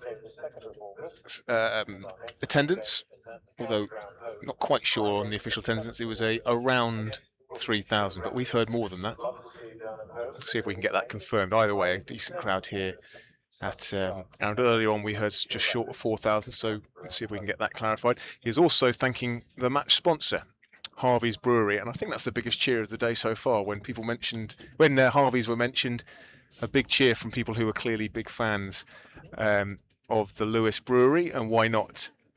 Delicious drop, and a big thanks to Harvey's for making the match here at Arundel possible today, and indeed our live stream as well. You can see their logo there in the top right.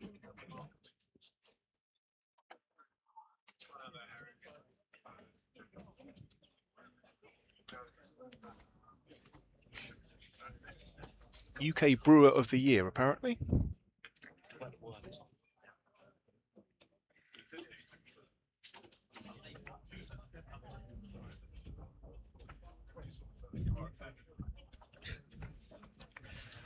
So the worm on your screen showing us neck and neck. I can't see it because I'm slightly delayed on my screen, but I'm reliably assured it's on your screen as I'm talking. And we'll try and get a comparison. At the 17 over mark, Sussex at 97 for 1. Essex were 99 for 1. Nothing in it, 2 runs in it. Obviously Sussex losing their first wicket in the 15th over. Essex losing theirs in the 2nd over. Finn Hudson-Prentice with the wicket of Luke Benkenstein. And then the next over, we had Noah Thane dropped on 3, the man who went on to make 100. So will that be a deciding factor in this game? We'll see. The only chance that Sussex have offered so far was the one that brought the wicket of George Thomas. He was caught close in at cover by Noah Thane.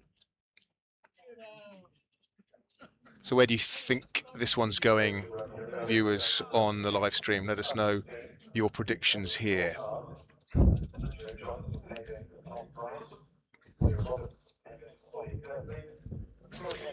And Zav, our in-house stats man, showing us the WinViz. Some people are a bit dubious about WinViz. It seems to change its mind the whole time, but Zav very proudly defends the integrity of WinViz, which has things 50-50. 50% Essex, Sussex, 50%.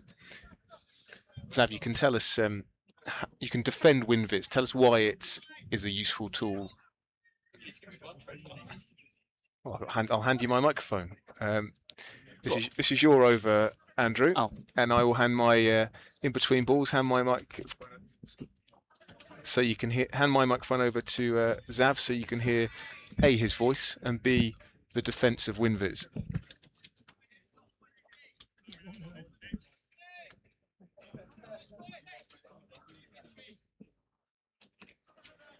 Take it away, Zav. Oh, well, pleasure to be here and representing CricViz on this glorious summer's day at Arundel. And what do you have to say about WinViz? Case of the defence.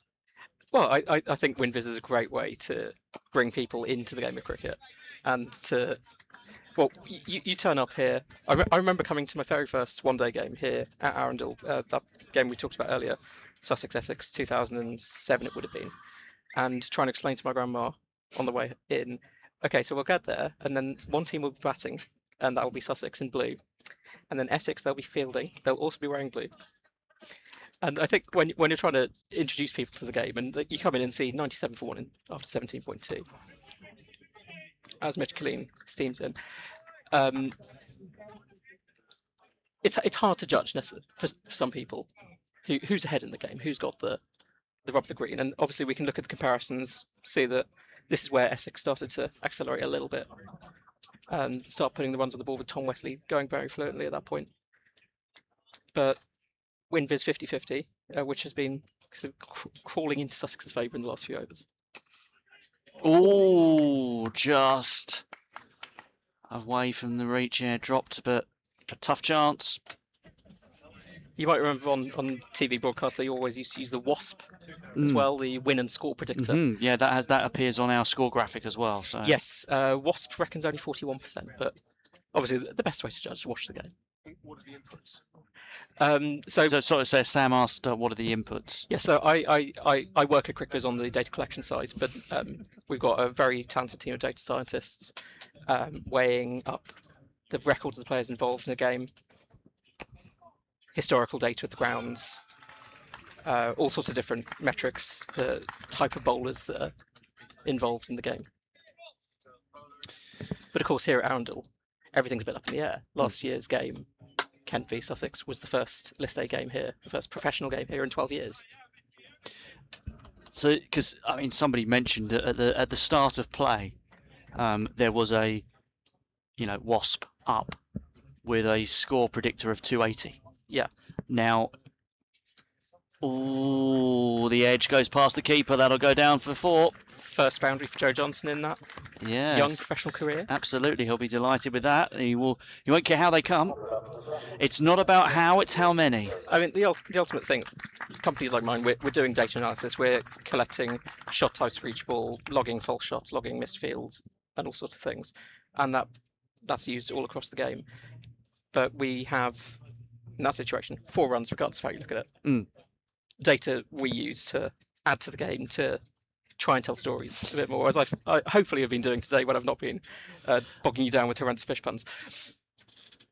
But this is it, isn't it? That one person's 30 can be a very different to another person's 30 in total. You could play 7 brilliant cover drives for 4, or 7 streaky inside edges. Or you could clip off your pads as Charlie Tier did there. Yeah.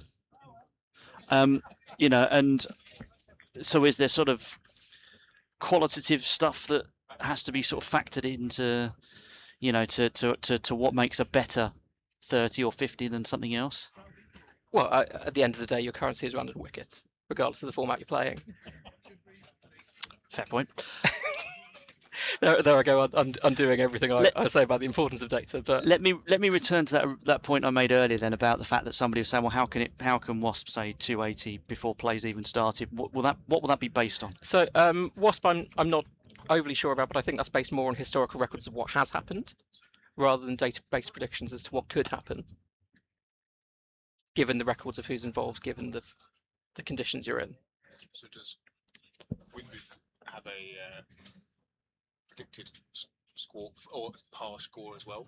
So that the question, in case it wasn't caught on mic, is does WinViz have a par score score predictor type element? Yes. So throughout the first innings, we had our systems running, and I think for a lot of the innings, it was saying Essex were heading more towards 330. So Sussex did quite well to peg them back, but we saw the Essex acceleration dropped off as soon as Tom Wesley was dismissed. But all throughout the game, even before the start of play, our systems were favouring Essex quite considerably in this game. But it's been a strong opening partnership from Charlie Tier and George Thomas, and Joe Johnson making his early steps in the game, but from a good platform, 103 for 1 at the moment.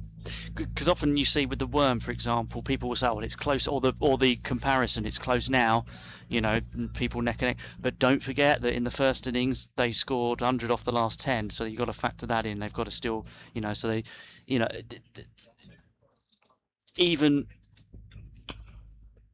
when we talk about a comparison at this point, sort of thing, that's not necessarily a good indicator, whereas WinViz will take into account those last 10 overs from the batting side and say, actually, even though it looks 50-50 now, actually what we're saying is it's 55-45, precisely because they're going to have to repeat the first innings late runs. It's much like the Douglas Lewis Stern method, which we'd use, thankfully not today, absolutely glorious conditions here at Arundel, but if we had a rain interruption, if we had, well, I remember being here few years ago, Rory Burns and Moises Enriquez decided to collide into each other, and we ended up abandoning the game midway through an innings. But DLS would come into any situation like that, and that's based on, similarly to our algorithm, similar to many other systems, the amount of resources you have available as a team. So wickets obviously will cause the predictions to swing one way or the other.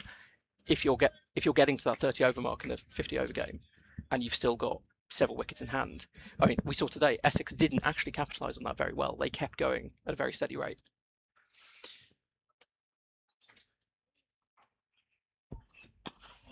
But it is a task of endurance. You've got to pace yourself very well. Charlie Tier, with his ODI experience, is going to, well, more so than many players in this competition, you'd think, and you'd hope from a Sussex perspective, be able to pace his way through. And we've seen, as discussed earlier, when he's made 50 for Sussex, both times in List A cricket, he's gone on to make 100. He's been in big opening partnerships, so he's getting that experience, and hopefully setting Sussex up for first win here. It's the voice of Xavier Voigt-Hill, data collector extraordinaire, explaining everything to you. You talk about your system being similar to many others. Is there a lot of rivalry that goes on between the data collectors? There's some competition. As Mitch Killeen coming back into that. So I've worked for CricViz since 2022, which is when we became the official data collection partner of the ECB. Essex captain Tom Wesley chasing it out into the covers there. Do you throw shade at each other? Is there beef? Well, I think it's one of these situations of a rising tide lifts all ships. Not to be extremely diplomatic and sit on the fence here, but the more people are interested in data, the more people bring it into conversations like this. And I was discussing this actually in the game on Sunday. Cricket is outstanding for data because as part of the intrinsic nature of the game, everything is written down because it's on scorecards. So, you could play a village football match and not even really know what the score is at the end of it. Whereas with cricket, everything was written down from the very start. So we've got, we may not have the amount of data we do have now with balls faced or minutes at the wicket, but runs, bowling figures go way back. So that continuity of data, that history, how important is that? I mean, I'm not saying in terms of score prediction, but just in terms of what you do and how we look at the game. Well, I think List A cricket I adore and always have done, but you look at the historical records in that dating back to the 1970s when they first started playing Sunday League games and so on, and you've got two-day games where things lasted 65 overs. We were talking earlier about Australia crawling to 110, chasing against the West Indies because, well, that was deemed beneficial for them to do, but you look in the early World Cup scorecards, teams aren't scoring 400, are they? Well, and India refused to chase a target very famously. Yes, I personally love one-day cricket because it is that middle ground between the smash bang wallop of the T20. I mean, obviously you can still have games where teams are scoring 400, 450. Do you think T20 stats mean as much, or do they mean anything when you look at a player's career or averages, that sort of thing? Strike rate is more important, obviously, I guess. I think at the moment in this competition, in the Metro Bank One Day Cup, we have to look at it in isolation. If you're looking at the full-strength county attacks in the T20 Blast or in the county championship, that's not going to tell you everything about a player. Noah Thane, for example, he scored 100 opening the batting today, but when you look at Essex's county championship team, he's usually down at 8 because you've got Dean Elgar above him, you've got Jordan Cox, you've got Michael Pepper and so on, who aren't here today. Many of them off in the 100. Tom Wesley, obviously the most experienced player here on the show today, having been playing almost as long as some of his teammates have been alive. But we've got a lot of players coming through, and Noah Thane, a prime example, made his debut in this competition aged 18, 19. We've got Charlie Bennett here today. We've got Joe Johnson on the Sussex side, age 21. 3 academy lads, Ollie Kirtley, Toby Munt, and Freddie Price, all bursting into the team as well. So you've got a lot of young talent getting early opportunities. Matt Critchley coming on to switch ends here. Again, a wily old character by the standards of this competition at the ripe age of 30. Mm.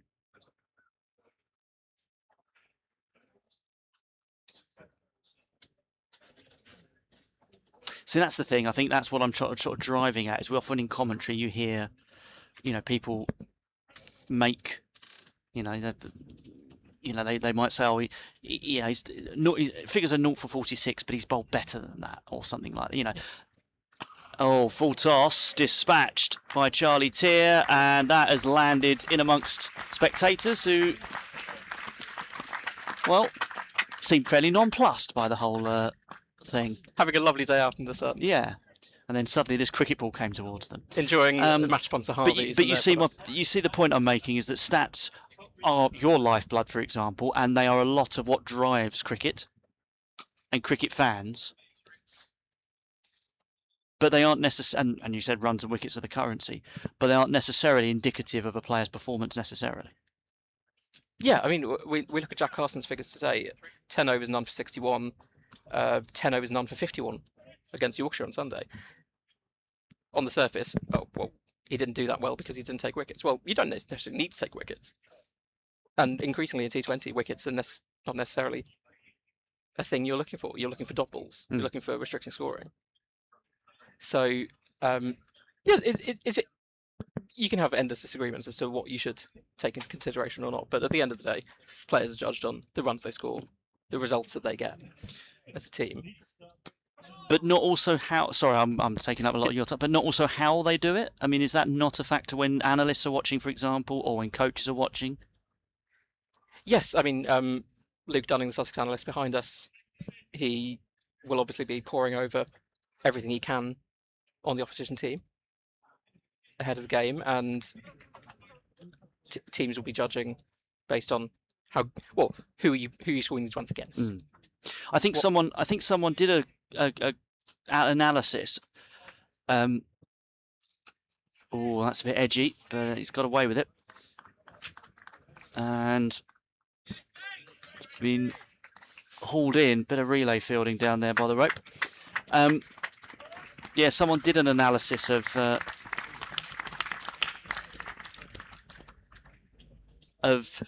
England bowlers, England Test bowlers. This is good 10 years ago or so, but it was that phalanx of Harmison, Hoggard, Simon Jones. I think they might have thrown in James Anderson because it came into that period.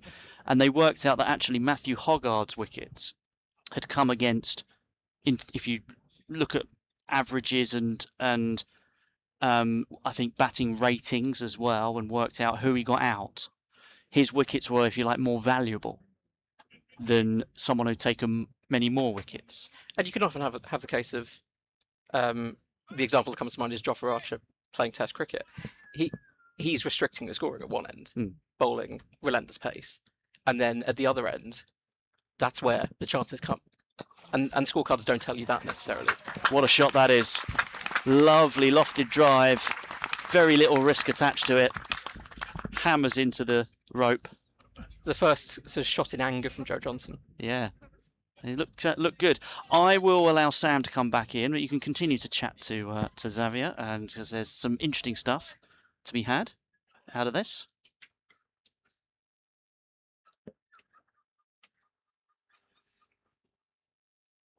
Mitch Killeen into his third over here. And Sussex starting to try and accelerate, would you say so? Yeah, I was just looking at the current run rate and the required run rates.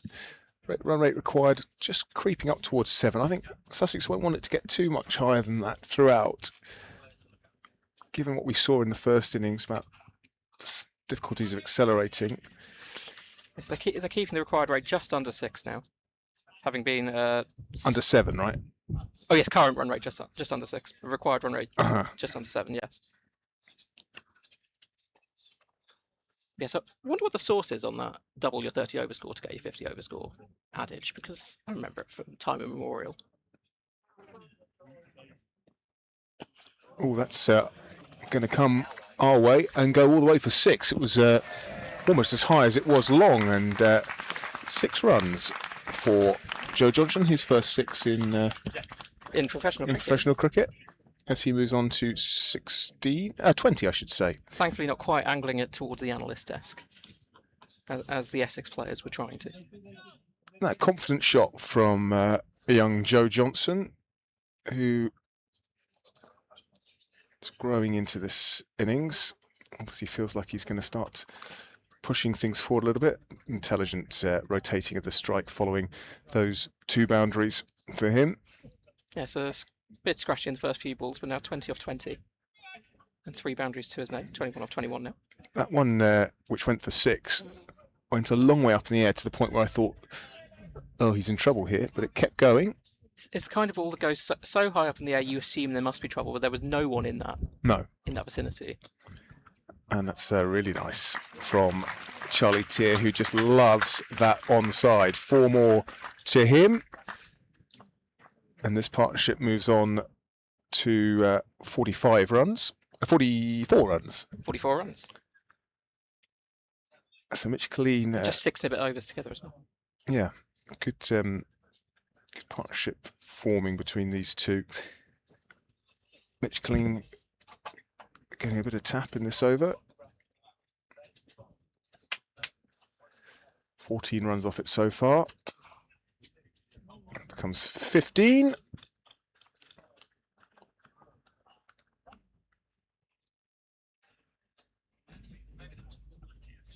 No, my maths are wrong. 16. 4.614 dot. Is that right? 4.61441. Which adds up to 16. Yes. Yes, so I was 1 short. 16 runs off the over. You don't need to do the maths when the computer's got it all in there. Yeah, that is the advantage of knowing your way around the computer, as Zav certainly does. Critchley continuing then from the castle end. So Zav, when did your love affair with data and cricket numbers, or numbers and cricket data, blossom? Well, Johnson came a long way down, backing up there, showing his enthusiasm and eagerness, but careful he doesn't get caught out. I like to joke that I wasn't much of a player, so I ended up being a specialist number 11 and scorer in many school games until they started taking me just to use the pencil. But it really started from a very young age. I was 10 or so when I first got into cricket. You were reminiscing about the 99 World Cup and the 96 World Cup. 2007 for me. The joyous stories of England with Jamie Dalrymple and Paul Nixon. Oh, Maybe that's not gone high up in the air. There's a man under it, and he just about clings on. Grant Rolifson there brings an end to what was starting to look like a promising innings on debut from Joe Johnson, but he departs for 21 off 22 balls. So that's a timely intervention from Essex, because Sussex were just looking to put their foot on the throttle. It's his first professional game, so going to be would be very unkind to criticise him too much, but I think that's possibly where, from a more experienced player, Paul Farbase would say, was that the percentage shot to play in that situation in terms of decision making. But for a man on debut, it takes a little bit of time to learn these lessons. So there we go, second wicket falls. That ends a decent partnership between Tier and Johnson, one that was worth 46 runs off how many balls now? 7.5 overs. 7.3 overs, 7 times 6 is 42, plus 3 is 45 balls. Yes, nice runnable partnership. Runnable partnership. 46 runs in 45 balls. So yeah, decent partnership. Dan Ibrahim in at number 4 for Sussex. So Charlie Tier still there. You feel like a lot of the outcome of this match may hinge on Charlie Tier and how deep into the innings he can go. You were saying, Zav, that he has, in his 2 times he's gone past 50 previously for Sussex in List A cricket. He's made 100. Northants last year and 118 up at Chester Street. Chester Street, yeah. Just 5 days ago. God, this competition moves fast. Absolutely, yeah. Well, that'll be... Essex will feel buoyed by that because the current run rate and the required run rate were narrowing. Yes, and in the absence of Tom Clark through injury, Tom Haynes not being in the team for this competition either, Charlie Tears found himself in a very sort of senior position all of a sudden. And John Simpson, of course, not keeping, resting in ahead of the resumption of the county championship in a few weeks' time. Yeah, and he certainly so far embraced that senior role. He's looked fantastic. Lots of work to do though. You've got to imagine it's doing him a world of good being involved in that Scotland setup. Going around the world, playing in the UAE, in Nepal, Scotland have some ODIs coming up in Dundee. I don't think he's involved in those given his Sussex commitments at the moment, but he, as we mentioned earlier, he's down to show off for the Edinburgh Castle Rockers in the European T20 Premier League. Some fascinating names involved in that. Glenn Maxwell owning a team. Tell us some of the other names in that European T20. Well, on the Edinburgh Castle Rockers, we have formerly of this parish, Tom Bruce. Oh, yeah. He's now Scottish. John Smuts, he's now Italian. I say these players who have both represented New Zealand and South Africa respectively, but now in the sort of twilight years of their careers are making the most of their other international qualifications. Mitch Santner's going to be captaining that Edinburgh team. Fixtures announced yesterday. They're going to be playing a batch of games in Voorburg in the Netherlands and then Malahide in Dublin. And this has been a tournament they've been trying to get off the ground for a couple of years, right? 2019 was the first time they were trying to do a sort of cross-border European T20 competition.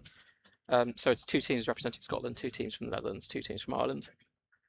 No games in Scotland this time around. I think it's a good idea. Tom Wesley on to bowl at the park end, and he's greeted with a sweep shot from Dan Ibrahim, but it'll only bring 1 run. I believe this is Tom Wesley's first bowl in the tournament this year. Obviously only played 1 game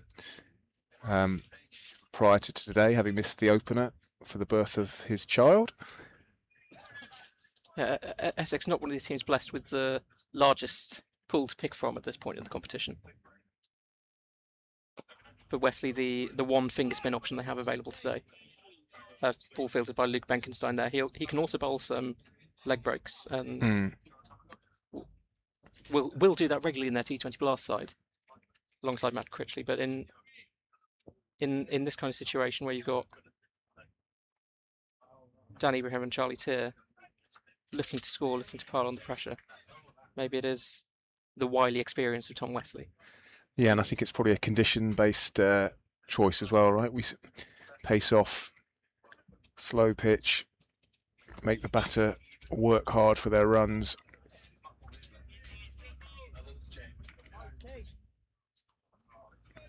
And earlier on, when we were trying to work out, is this a masterful data-driven bowling choice from Sussex, to which the analyst responds, well, we needed to get through some overs. Yeah. It could just be that. Bowl some darts. Yeah, you always assume there's Not to do a disservice to Tom Wesley's bowling, of course. You always assume there's some great master plan, but sometimes practicalities trump tactical nous. Well, Wesley did have 3 for down at the Aegeus Bowl Utility Bowl, I should say. 3 wickets and a 60 against Hampshire last year in this competition. Well fielded down on the boundary there. Oh no, he did such a good job, but in the end it creeps over for a welcome boundary if you're a Sussex supporter. So that's the end of the 24th over, 144 for 2. Charlie Tear 71, Dan Ibrahim 6. Before you go, Zav, just run us through the other teams in the European T20. I like hearing some of these names. Edinburgh Castle Rockers. Yes. Glasgow Cosmic. Glasgow Cosmic. Cosmic singular. And they have already rebranded. Oh, what were they They before? were originally the Glasgow Megaffians. Okay, I prefer Glasgow Cosmic. McGaffey Group, I think, the company that Ah, has bought an ownership stake. They wanted to name after themselves and then realised maybe not the most commercially appealing name. But we've got the Belfast Wolves. Yeah. Dublin Guardians, I want to say. Amsterdam Flames. And the Rotterdam Dockers. One of my new favourite. Yeah, I like the Rotterdam Dockers. So who are you supporting? Well, while I may pretend to be a neutral data man at many points, I am a Sussex boy through and through. So we've got Sussex interest in terms of Charlie Tier and Brad Curry as well. Or both at the Edinburgh Castle Rockers? No.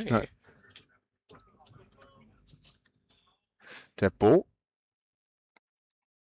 What happened there? Do we know?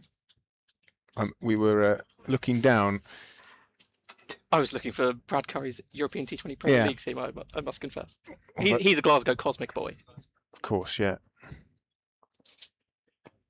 Brad certainly, when he's not in Sussex colours, bouncing around throughout some of the more interesting short form leagues. I believe he's just got another gig in the Canada Super 60 in Vancouver. Gosh. So who are you supporting? That was my question. The Glasgow Cosmic or Edinburgh Castle Rockers? I think I'll probably have to go for Charlie Tier and the Edinburgh Castle Rockers based on his recent form. But very good. Cricket's the winner at the end of the day, isn't it? Well, we look forward to European T20. Zav, thank you so much for demystifying a few of the data elements of cricket. Nicely played out to the boundary, and an extra 2 runs to the total, 149 for 2. Zav has done us a great service today with his statistics, and good to get him on the air as well, so you can put a voice to the numbers. Yeah, really good stuff, that, wasn't it? Yeah, interesting. So, yeah, we learnt a bit about the European T20. So that one is out of the back of the hand from... I like the Rotterdam Dockers. Yeah, I think I might be a Rotterdam Dockers man. Right, that can be the next chat on the YouTube comments. Your home city or hometown, as the 150 comes up in the 25th over.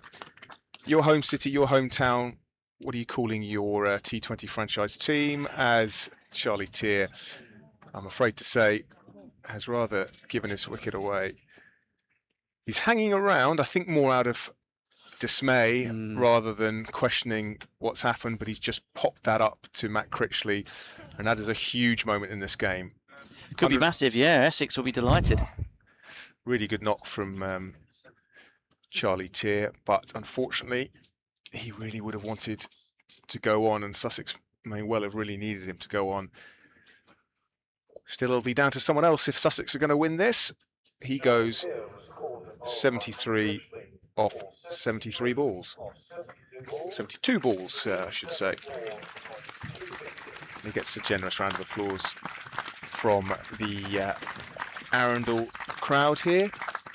The good news is Jack Leaning, who left the field at the end of Essex's innings, having we've now heard he did land on that ball, took a real blow to the ribs, but he's fit to bat and he's coming out as carded at number 5. Yes, Paul Firebrace. We'll look at both Thomas's and Tier's dismissals. I just feel like it's exactly what he's been talking about. Hard to criticise guys who've made decent scores, but Paul is not afraid to do that. Did it with Finn Hudson-Prentice when he made 50 off 30 and then was out, and he'd have been desperate for Charlie Tier to bat as deep as possible. Not to be. So the end of that over, the wicket came off that last ball, 150 for 3 after 25. So halfway through 153, Essex were 152 for 1. So scores almost identical. 2 wickets though, rather an important factor. Yeah, and Zav, I know you've just come off the mic, but in terms of resources, then how has that changed the WinViz prediction? So it's 46% Sussex, 54% Essex. Okay, so it has just flipped it in Essex's favour.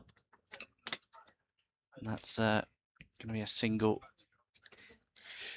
So that's what the data says. My hunch, just as a viewer, is I would put Sussex's chances slightly lower than that. I would too. But I guess it's always the tension, isn't it, between data and The eye test. exactly.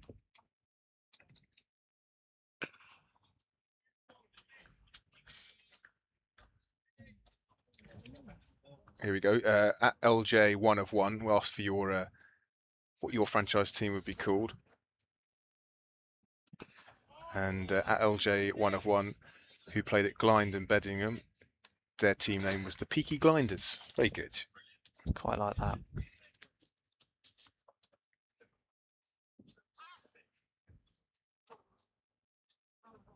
Ooh, well, probably could have tried giving that the treatment, but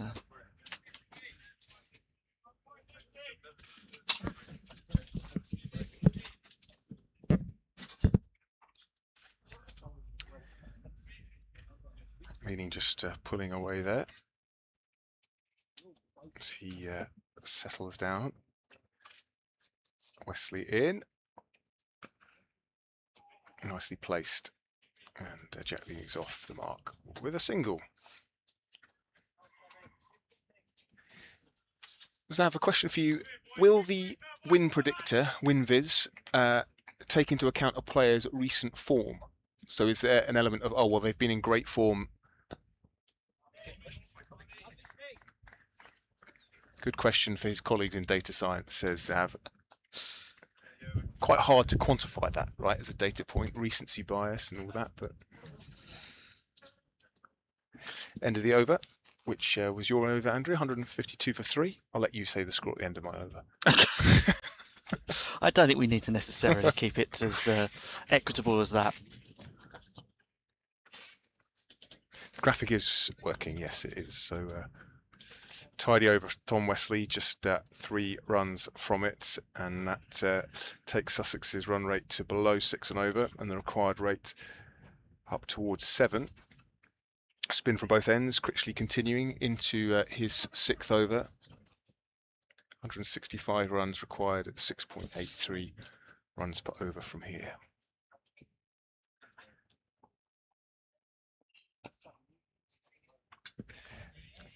This is where that decision-making, intelligent batting is going to really tell, isn't it?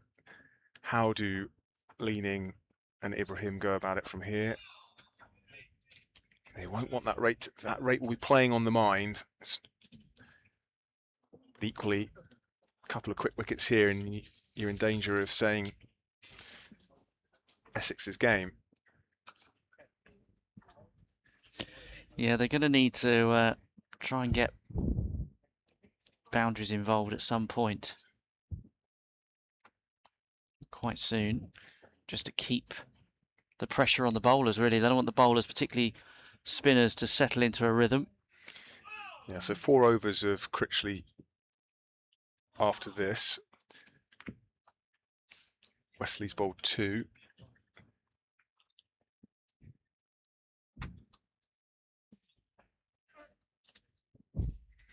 There's a hush around the ground now as people's attention is very much focused on what is a crucial period of play here in the Metrobank One Day Cup fixture at Arundel Castle Cricket Club. That or the Harveys has had its impact. It's the yeah, post-lunch nap. Ooh.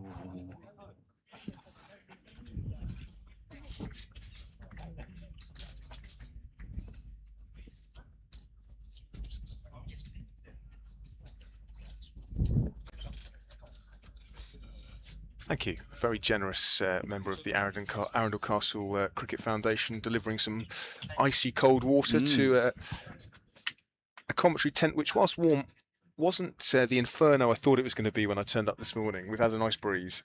Yeah, it's still quite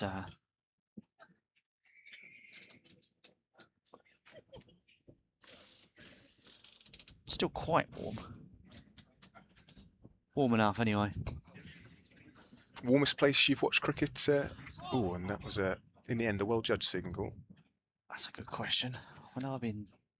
Headingley press box for me. Yeah, no, I bet. No aircon, and a south-facing glass window.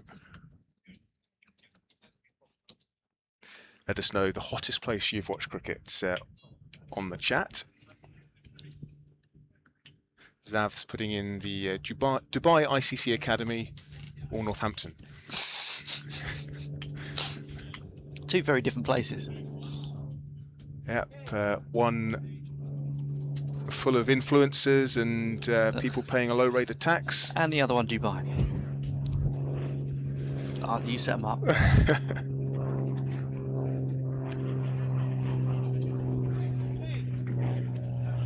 What game was that, Zav, at Northampton that qualifies as one of your hottest? England under-19s last summer. Watchful from Ibrahim. I remember an ODI I worked at up in Chesterley Street, and again somewhere you don't necessarily associate with scorching weather, but 40+ degrees. They came very close to calling the game off for everyone's safety. Nice running. This is really important that Leaning and Ibrahim rotate the strike, pick up those singles, just keep that scoreboard ticking over in or around 5, 6 and over, just to keep them in touch.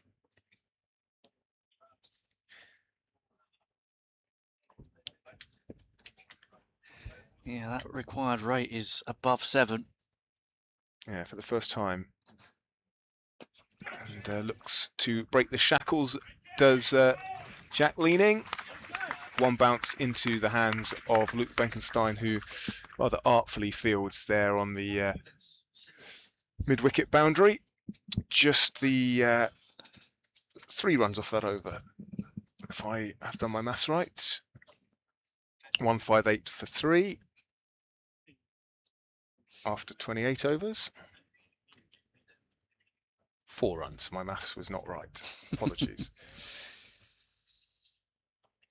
Tell you what, in terms of best puns and wordplay, at LJ1 of 1 on the stream has my vote so far. He's a versatile punner, versatile wordsmith. So good on you, at LJ1 of 1. Kept us entertained here.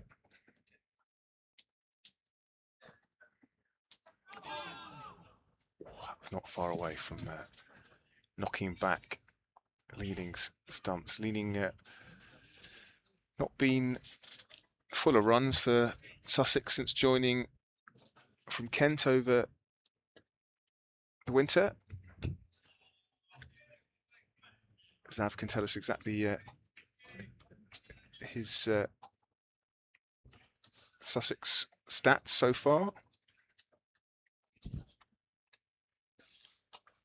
Just 19 runs in the 3 matches firstly in this competition. Made a score early in the championship. Too good a player, in my opinion, to not make contributions at some point. Just needs to find that rhythm again. Half century against Middlesex in the T20 as well at Northwood at Merchant Taylors. He was delighted to see Matt Walker announced as head coach. Obviously, they worked together at Kent. And that's nicely played, threaded through by Leaning. Just a single. Essex keeping it tight, the 2 spinners. Yeah, Jack Leaning, of course, part of the side that won the 2021 T20 Blast under Matt Walker, beating Sussex over. So just a little release of the pressure valve.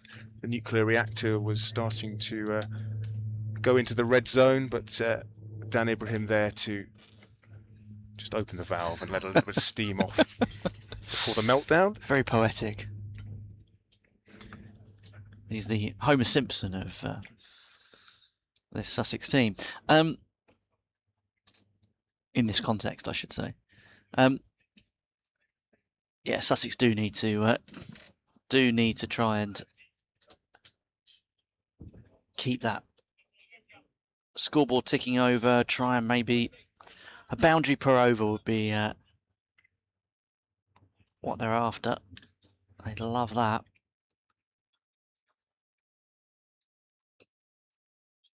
But all the time they can rotate the strike.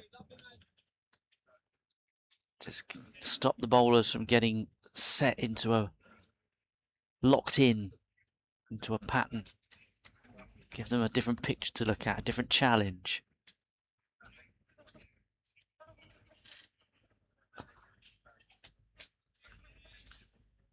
Ivor, who's from Bury St Edmunds, would call his franchise team the Bury St Edmunds Brewers. What's the brewery in Bury St Edmunds? Adnams? Could be Adnams, couldn't it? Oh, sweep, but We'll soon find out, I'm sure, from Ivor. it's not Badger there, is it? I don't know, is that? That's Dorset, I Is think. it? God, we sound like old men. don't Yeah. we? Real ale and county cricket. We're not wearing sandals. Nothing against people who do wear sandals. No, just saying.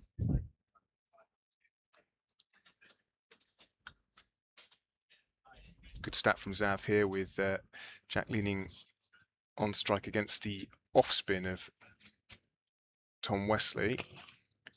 Matt Critchley bowling leg spin at the other end. Well, leg spin something Jack Leaning has a good record against in this day cricket.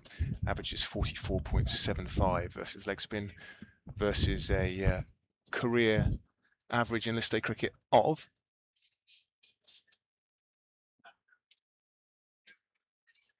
33. So significantly higher average against leg spin.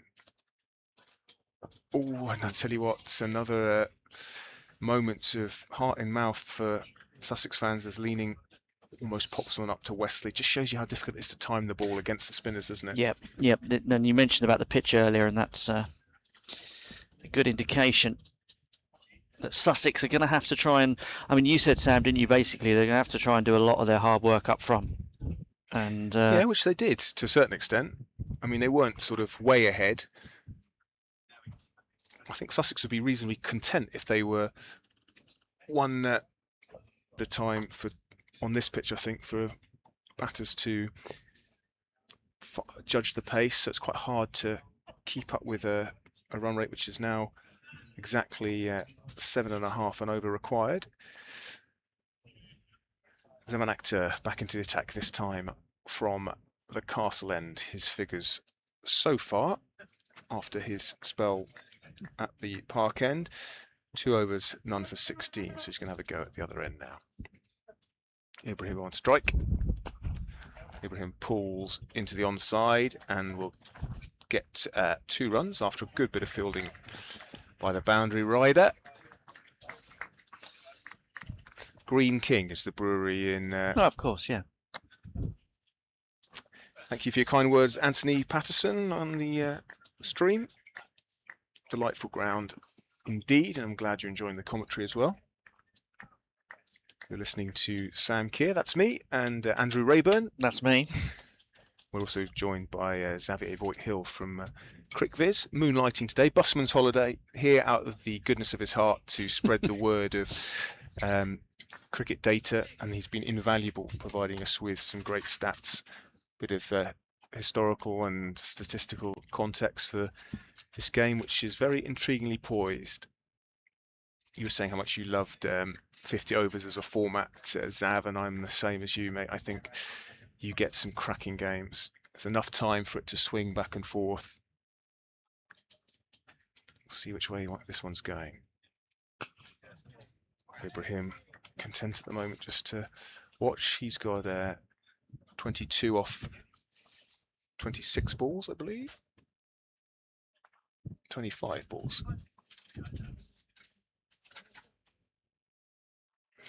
Yeah, Neil Hartley making the point that if you double the 30 over score, as is the, I don't think this is a pitch where you're going to see huge acceleration. I think you want to be there or thereabouts throughout, and that rate is creeping up. That'll help. 4 runs down Ibrahim, just to release that pressure valve again.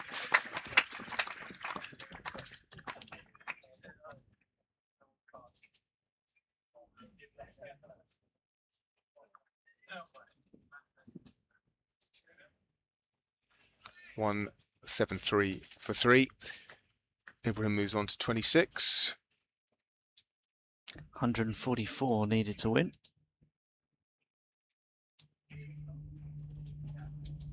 Oh, and he's chopped on. Good comeback from Zamakter. Just a little bit too close to him, I think, to cut. Got just tucked him up a little bit, and Ibrahim chops on. And that swings things very much, you think, back in Essex's favour. Another batter who was just looking set goes, and Dan Ibrahim is absolutely furious with himself. Just a little too close to cut. Yeah, he'll be disappointed with that, but Essex will be cock a hoop. They will feel that they have made a great stride there. Incoming batter, wearing number 16. Please welcome Sussex. Above Finn Hudson-Prentice, which does suggest. We were told at the interval that both Leaning and Finn Hudson-Prentice would be fit to bat. That doesn't necessarily say they are fully fit. Finn Hudson-Prentice perhaps will bat if required, but for now it's Jack Carson who comes in ahead of him. And you have to say that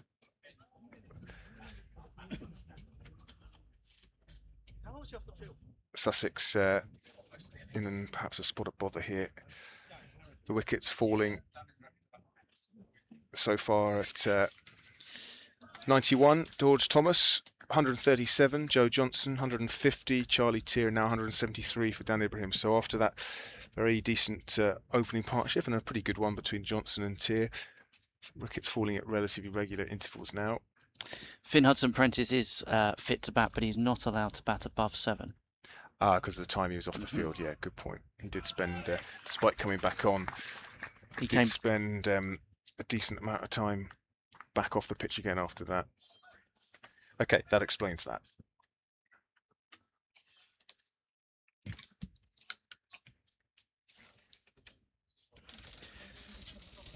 So, yeah, still to come, Finn Hudson-Prentice, Ollie Robinson, Freddie Price, Troy Henry and Toby Munt. And Sussex losing their last 3 wickets for 36 runs inside 8 overs.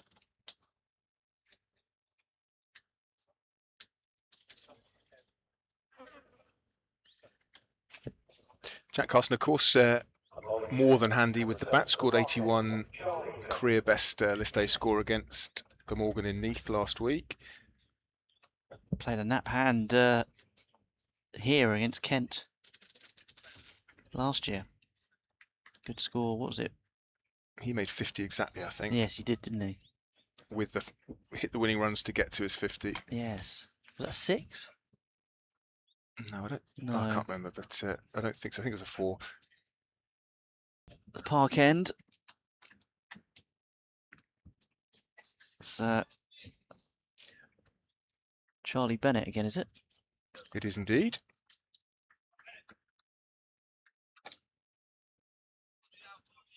We don't know what's wrong with, or what was wrong with Finn Hudson-Prentice, but the reason he's not batting currently, he wouldn't have been allowed to.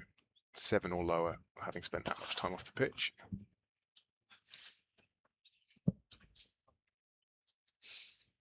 So, well, obviously we will expect to see him in next.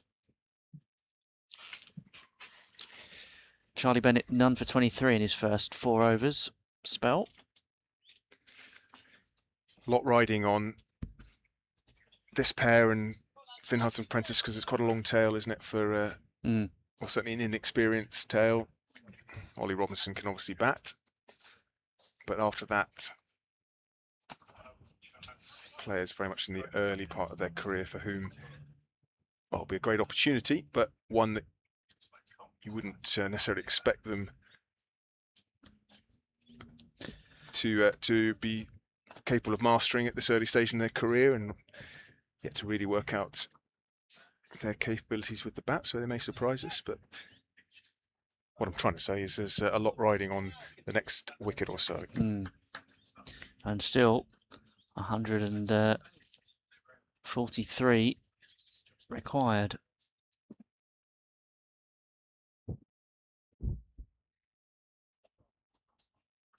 Tap down toward third man. Right, that 142 required, but the required rate above 7.5, which is problematic. On the YouTube chat, do stuff with Chaz makes the point, the plea. We need some boundaries, and he's right. I'm not sure how easy they are to come by when you're new to the crease.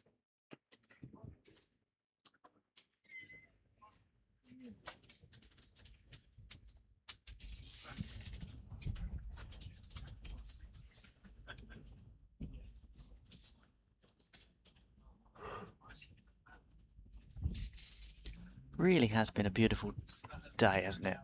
Perfect cricket weather. Yeah, the icing on the proverbial cake would be a close finish in this game. Absolutely.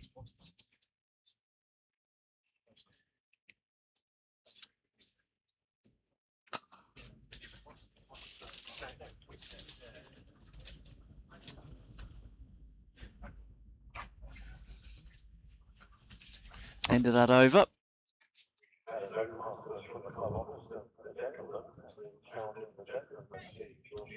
In the men's lavatory.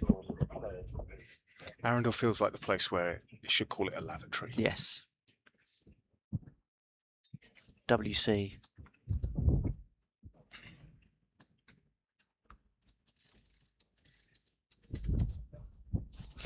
Well, after success in his last over, Zaman Akhtar continues from the castle end. He has figures of 1 for 22 from his 3 overs. And Ibrahim chopping on in the previous over.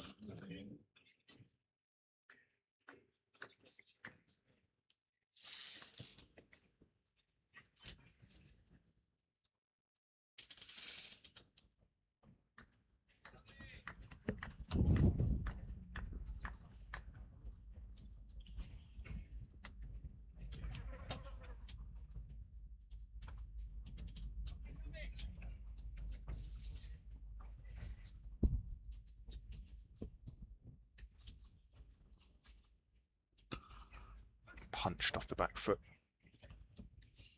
Carson takes a single. A fairly conventional field this stage of the innings. 4 fielders permitted outside that 30-yard circle. You've got a third, fine leg, deep square, and then a man on the point boundary. And then the sort of typical middle overs ring field. 3 men in the ring on the offside, 2 on the onside. A lot of these runs coming off the hip at the moment. It's just one's really.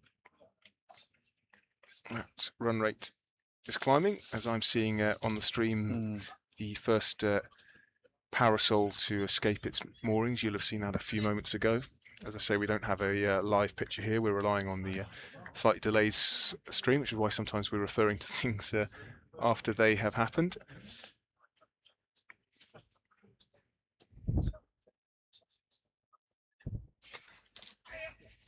Carson chopping that one out into the offside for another single.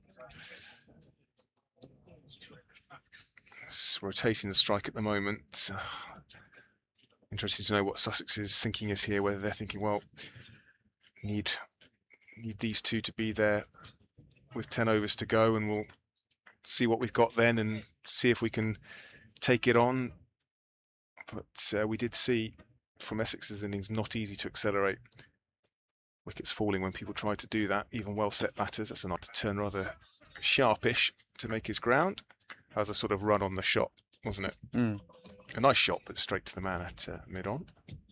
It's returning to World Cup memories. I liked it when World Cup teams all had variations on the same kit. Same kit, just different colour codings. Yeah, don't disagree with that. 92, of course, the regarded as the pinnacle of Yes. World Cup kits. Well, that was the first World Cup, I think, wasn't it, of coloured clothing? Yes. And then 96, they had a similar. It was the same, again, same designs.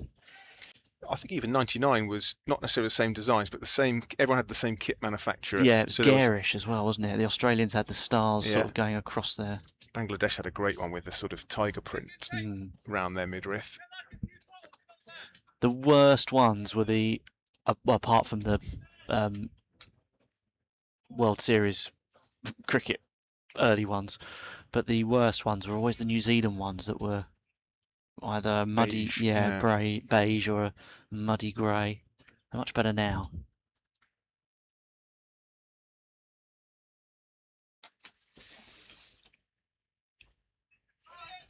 Oh, just about kept it in play.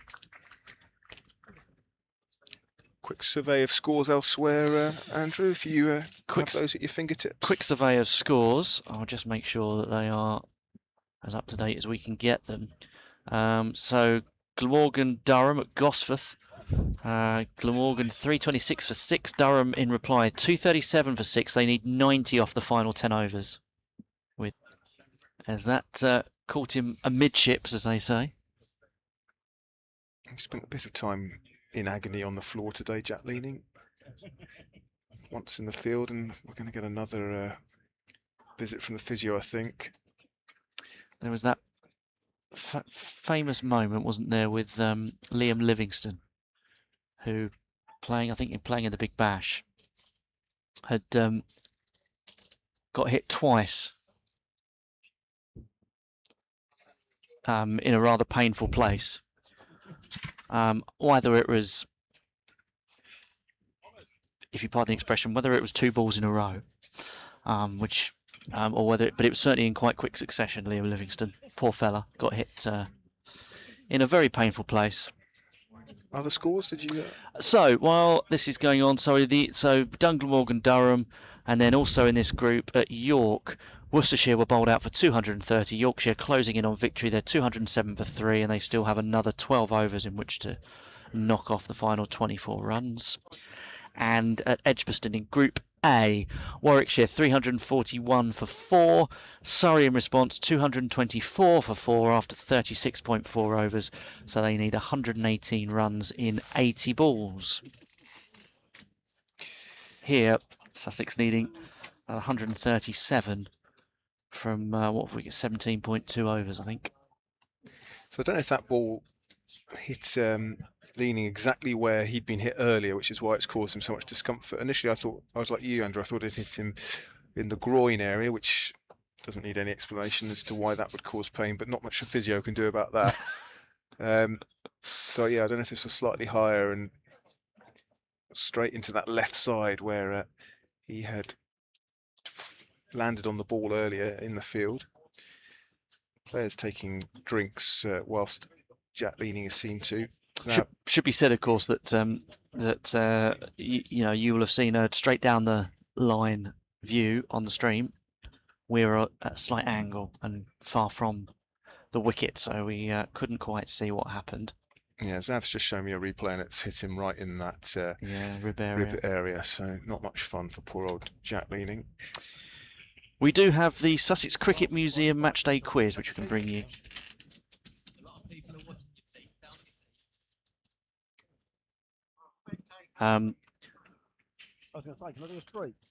Which we often do. We don't have the answers. But it's always about the opposite. It's always about the fixture involved. So there's 10 questions. They're often very difficult, I should warn you. First question is, when was the last time Sussex and Essex met in a limited overs match at Arundel? We may well have given that away earlier. Runs and most wickets in limited overs cricket. Third question: Where is the Essex ground used for the where is the Essex ground used for the first ever radio commentary on a first-class cricket match in England? That's a good question. Where is the Essex ground used for the first ever radio commentary on a first-class cricket match in England? Fourth question: Which Essex captain won an Olympic gold medal as a middleweight boxer? Which Essex captain won an Olympic gold medal as a middleweight boxer? Fifth question: What was the outcome of Essex's first encounter with Hertfordshire in limited overs cricket? What was the outcome of Essex's first encounter with Hertfordshire in limited overs cricket? Question 6: Which of the following teams have Essex not played in first-class cricket? Not played: Canadians, Combined Services, Jamaica, TN Pierce's 11, and the South Americans. So which of they have not played in first-class cricket? Who is the Essex player who holds the record for playing most championship matches as an amateur? Who is the Essex player who holds the record for playing the most championship matches as an amateur? Essex won the Bob Willis Trophy in 2020. What was this awarded for? In the 60s and 70s, Essex used a mobile scoreboard converted from a furniture van to display match information at the county's various outgrounds. Is this true or false? So 50-50 on that one. And with which club did Sir Alistair Cook start off his county playing career? As we resume with a hook to deep backward square leg, fine leg, and a run taken. So 10 questions there, some of which are easier than others. Oh, yeah. Go for it, Xavier. Well, every time I see one of these museum quizzes, my concern is if you know these things without having to look them up, how are you doing this? Yes. And then the first question here, again, we've already talked about today. When did Sussex last play Essex in a list day game at Arundel? 2007. Yes. We've done that one, so that's not... But we did have a question on the Bob Willis Trophy just there. Mm-hmm. And interestingly, the last time Essex played at this ground, I had the pleasure of being here. In 2020, it was very wet. It was the COVID year. And Hampshire were unable to play their home games at the Aegeus Bowl because all the test matches and so on were being played there with the hotel on site. So Hampshire were using Arundel as their home venue. We had 78 overs in 4 days. 2 of the days rained out entirely. Don't think anyone particularly bothered on day 4. Down the ground, 1 bounce, 2 bounce, over the rope and over the advertising hoardings for 4 runs. Beautiful shot from Jack Leaning, despite his blow to the rib cage just a couple of minutes ago. Yeah, a lofted straight drive. He's in the wars today, isn't he? Isn't he just? Isn't he just? Having said that, of course, once you get an injury, if you're fielding, or even if you're batting, the bowlers are going to target it. Yes, yes. So once you get an injured once, you are likely to get hit again. They're going to test out his ability to move around in the crease. Well, there's a no ball, and there will be a free hit. It's the second one of the innings. Oh, 1 free run. One free run singular, and then Charlie's here didn't do much with the... In fact, he didn't hit it. Yes, but I was spoiled on Sunday. Sam and I were at Guildford for Surrey, Northamptonshire. First over, no ball, Dom Sibley. Not a man you think of. No, for heaving it about, but Guildford Cricket Club, if you've never been, has a road down one side. It does. I've driven down it many times. Well, if you're driving down the road during that first over of the Surrey Chase, you might have seen a ball fly over you, as Dom Sibley aimed and managed to get the ball into the petrol station across the road. Brilliant. Beautiful image on the stream of man striding out from the petrol station shop with a baby in one hand and the match ball in the other. As long as he knew which one to throw back. Yes, we didn't use a baby for the remainder of the game. Thank you for clarifying that. And Sam's returned to Xavier just saying, we didn't use a baby for the remainder of the game. So he does know exactly what I'm referring to. Right. He was also in that Guildford. I wouldn't say press box, media box, score box. It's an interesting facility there. You get some interesting facilities in this competition. I say from this gazebo full of technology and Sussex media team and commentators and the analysts just behind us. Here's a motley crew we've assembled in here.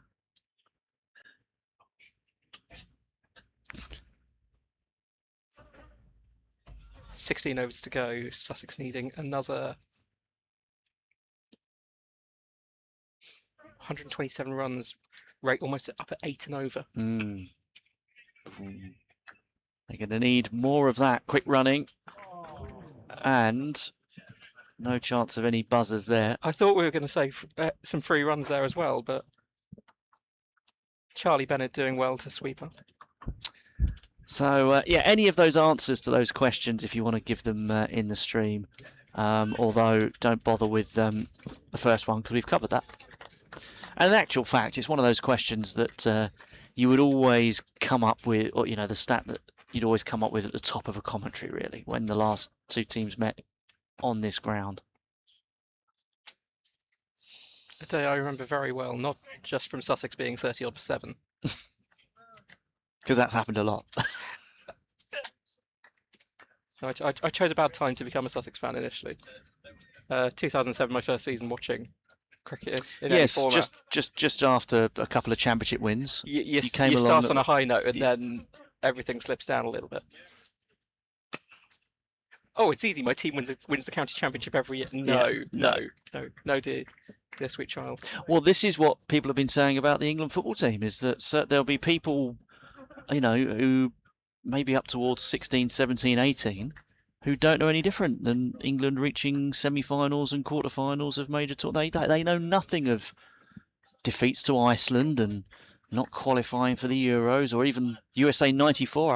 I remember us not qualifying for USA 94. So, they're spoilt, these teenagers.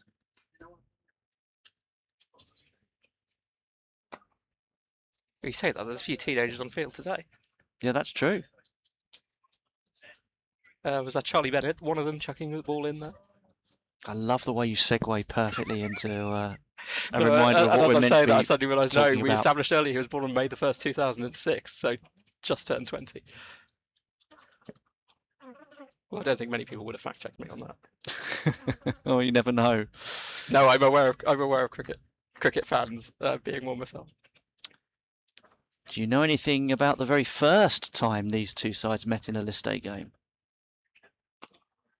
I will take a wild guess and say it was probably about 20 years before I was born. It was on August the 3rd, 1969. Okay. And it was at Leighton. That's not Essex, that's London. Wow. Oh, I'll let people fight over that. You really are determined to upset the people on the stream. Well, my cricket archive profile is misleading. It says I was born in Middlesex. Middlesex ceased to exist 20 years before that. Yes. So these are bugbears that I have, given my job as a data nerd. Firmly struck. Through the gap. And a much, much, much needed boundary for Sussex as they try and chase down the 317 they require. They've got 200 of them so far. Jack Carson does not know how to hit the ball gently, does he? And he should probably be commended. So, 9 coming from that over, and that will help a little, but they need a few more of those as we just swap headsets so Sam Keir can rejoin. Thank you, Xavier.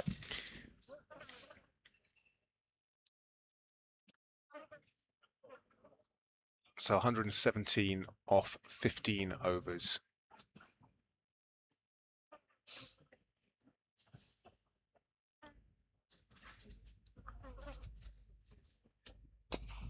Which is 90 balls, of course. Yeah, in plenty of List A games in recent years, you'd say very doable. A few things go against Sussex, I think, in this one, which is pace of the pitch and the experience level of certainly the tail, but they're certainly still in with a chance. Essex favourites, and Jack Leaning's decided that now is the time to try and get up with that rate as he lofts one back over Charlie Bennett's head. Charlie Bennett remonstrating with himself. He was cross that he slightly overpitched there. Yeah, second time Leaning's done that in the last 10 minutes or so. Yeah, and this is that classic, or we keep mentioning it, Farbrace and the decision making. Leaning as clearly making the decision, needs to go after this a bit, and maybe Bennett is the man he's going to target as a relatively green seamer in terms of his experience rather than the pitch he's bowling on. Though he started his list day career very nicely indeed. Do apologise for whatever it is that is buzzing round our effects mic.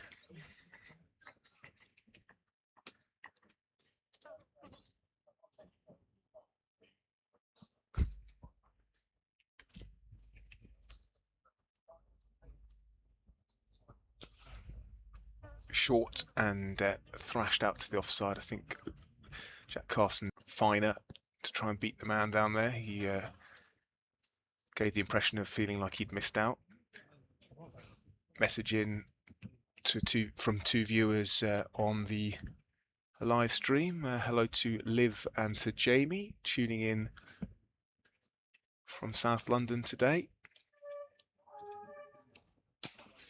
Oh, it's a lovely shot from Leaning, but he'll only get one for it. He timed that to perfection. But Luke Benkenstein, who's got a real balletic grace out in the deep there, he sort of seems to levitate across the ground. He's a good boundary fielder there, and if you manage to capture a moment in time as he reaches the ball, it's got a certain artistic quality to it. One run to Leaning. A lovely drive from Carson. Again, just one run as Critchley fumbles.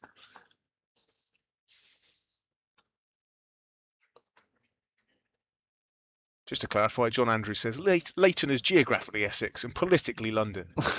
I used to love there and would play truant to go and watch Essex play. Worse things to do if you're going to play truant, aren't there? Than go and watch Essex play. Hopefully, John, you didn't suffer any ill effects from missing a few days of school.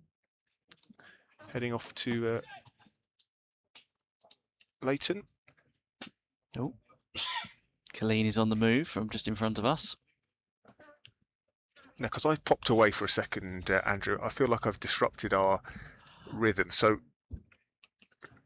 shall I take this over? You take this one, okay. It's your end, isn't it? Yeah, I'm sorry, I slightly right. hijacked your last over because I was so excited to be back. No, officially off his hip, but knowing that there's a fair bit of empty acreage between him and the nearest fielder on that onside, who is Grant Rolofson down at deep square.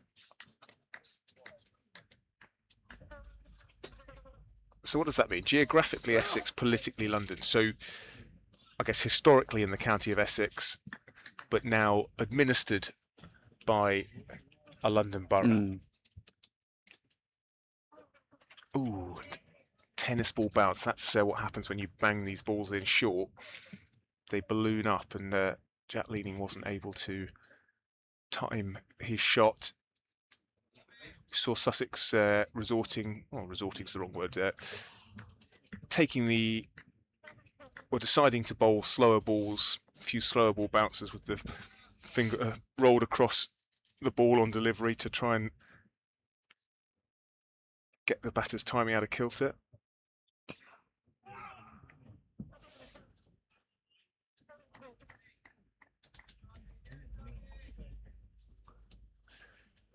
And John, who is our Leighton correspondent, or certainly our Leighton expert, thanking Sussex for the live stream. You're very welcome, John, on behalf of the team here, who've done a great job in getting the stream set up. Never easy at outgrounds, but big shout out to Jack, Isaac, Harry, Alex, rest of the team. Nicely timed by Leaning, but again, just one.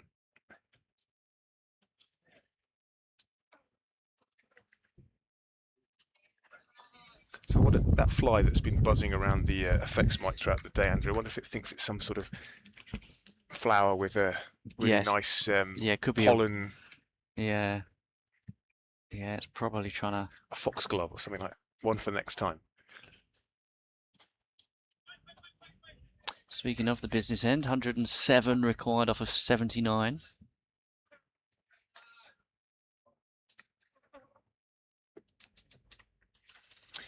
Yeah, so one more to come in this actor over, which has been a good one for Essex, and their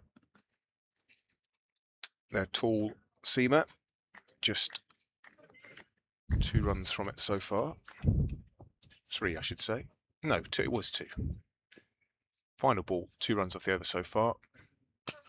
Yeah, great over from Essex's point of view. Just 2 runs from it. 210 for 4. 13 overs remaining. The required run rate now up to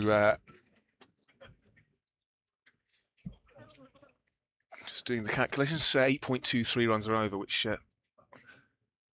sounds like a challenge.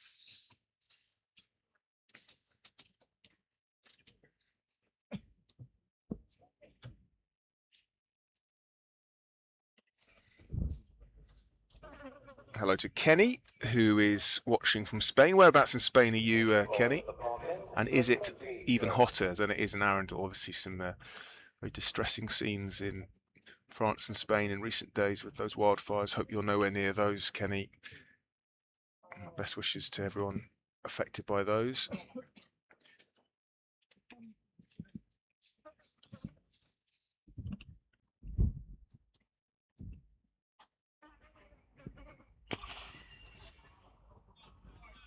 Not a lot of timing in that one, but a single, so they will keep rotating.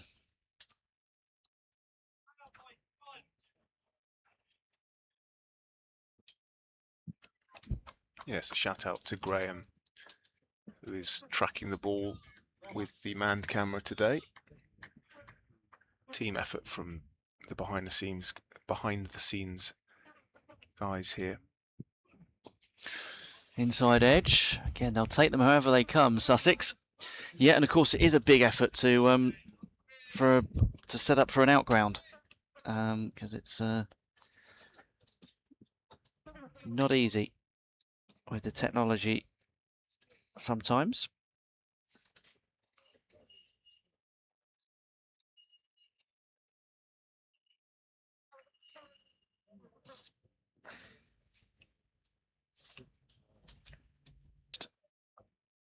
Chipping away.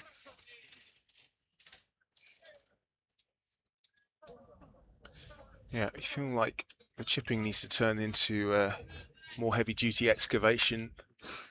Yeah, but obviously if they can get a boundary per over, that would be that then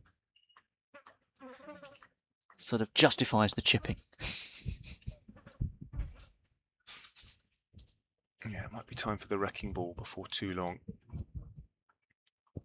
But this is good bowling from Essex.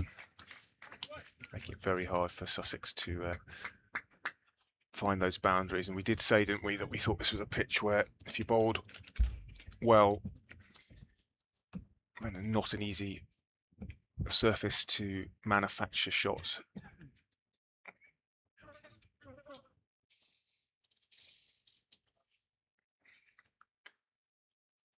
That was it 16 or 18 runs off the final over of Essex's innings. Could prove crucial, couldn't it? Well, certainly psychologically adds a fair chunk to the job ahead of Sussex.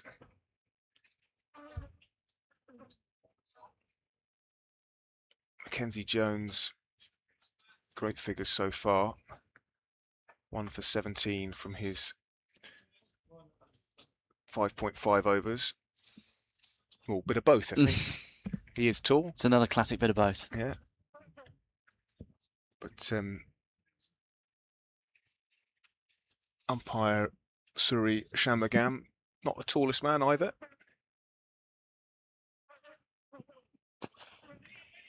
Quick single, shy at the stumps. Oh, just Poor old collateral Jack Leaning. damage. Yeah, Jack Leaning is really his abdomen and chest proving a bit of a magnet for the ball today.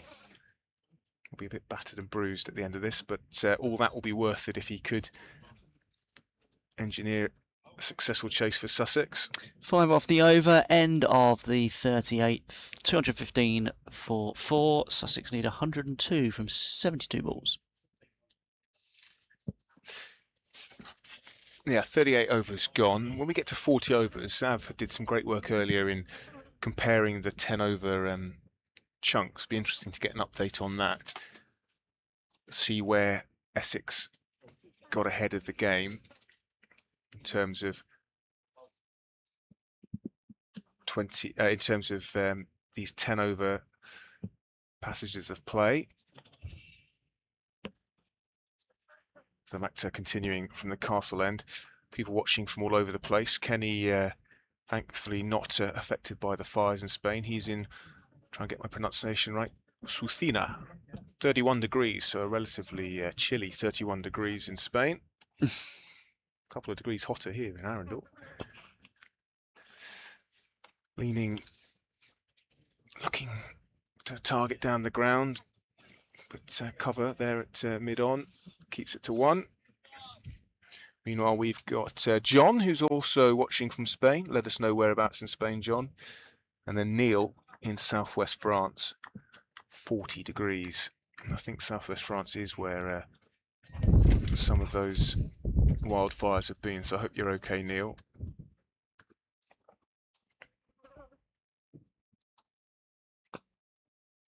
Carson and leaning, taking the decision to not take too many risks at this stage. They obviously feel like if they're set, and you'd say conventional wisdom says that they do, it's just whether this pitch is going to permit them to up the rate so significantly. One thing's for sure, you can't score the runs if you're out, so there is that consideration. And of course, with the relatively inexperienced to come after Hudson, Prentice and Robinson. That wasn't far away from being straight to the man at mid-wicket. Yeah, but we've seen it so hard to come in and score from ball 1. I mean, it's been hard to really to force the pace at any point, not to labour a point. John in Cadiz. Lovely part of the world. Have you been to Cadiz? I haven't. I would recommend. Been to Valencia. Steve is in Tampa, Florida. Great to have you from all around the world, as that one is clothed by leaning, but thankfully for him and for Sussex, into vacant space. But it just shows you not easy to time the ball here. Into double digits now, the required runs. Anthony in Eastbourne. Bit nearer than Tampa. Yeah, 26 degrees in Eastbourne.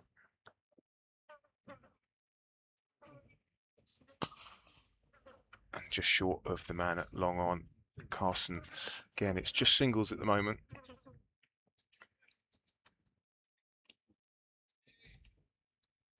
Takes the, well, Sussex now requiring 98 for victory. 67 balls remaining, if my maths is correct.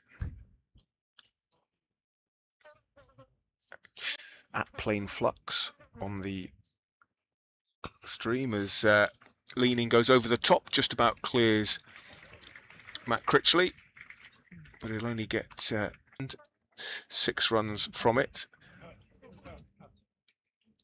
2-2-1 for 4 off 39 overs, 66 balls remaining, 96 runs required.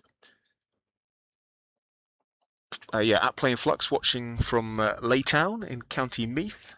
Not Leighton. No, that's true. Leighton, geographically in Essex, politically in London, and definitely not in County Meath. But Laytown is.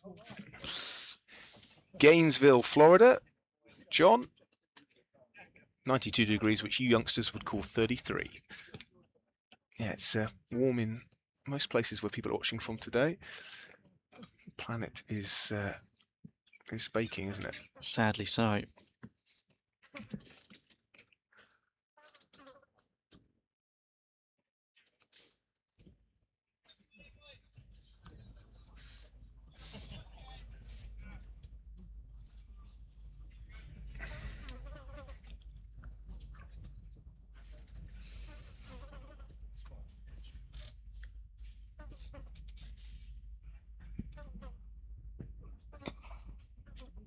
Again, just dealing in singles at the moment.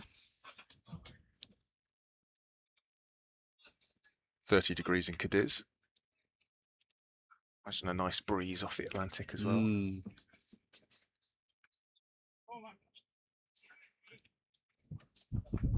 Weird question, Andrew. Right. Have you ever seen the film The Texas Chainsaw Massacre? I must admit I haven't. Okay, well that sound of the fly around the microphone is very evocative of some fairly gruesome scenes in that film.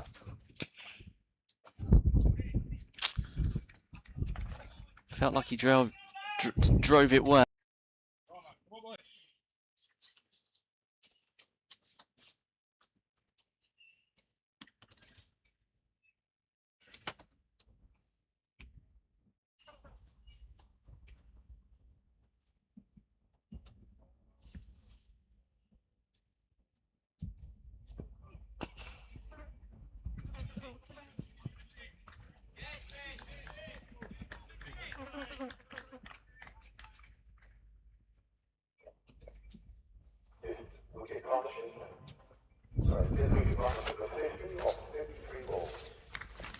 So 50 partnership between these two off of 53 deliveries. It's taken Sussex to 223 for 4. They're looking to take it deep. Oh, top edge over the top of the wicket keeper. But they will take that. As I said before, it's not how, it's how many. Well, Sussex are going to need a bit of fortune if they are going to get over the line here, and a bit of fortune there. That 50 partnership that Andrew just mentioned came off 53 balls, so in itself, you know, not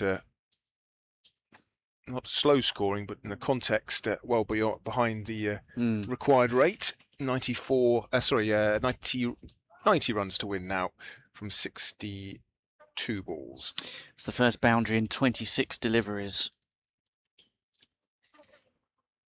since Leaning went aerial for a second time down the ground. Yeah, boundaries at a premium. This one's lofted as well. Plugs a bit, and they'll get 2.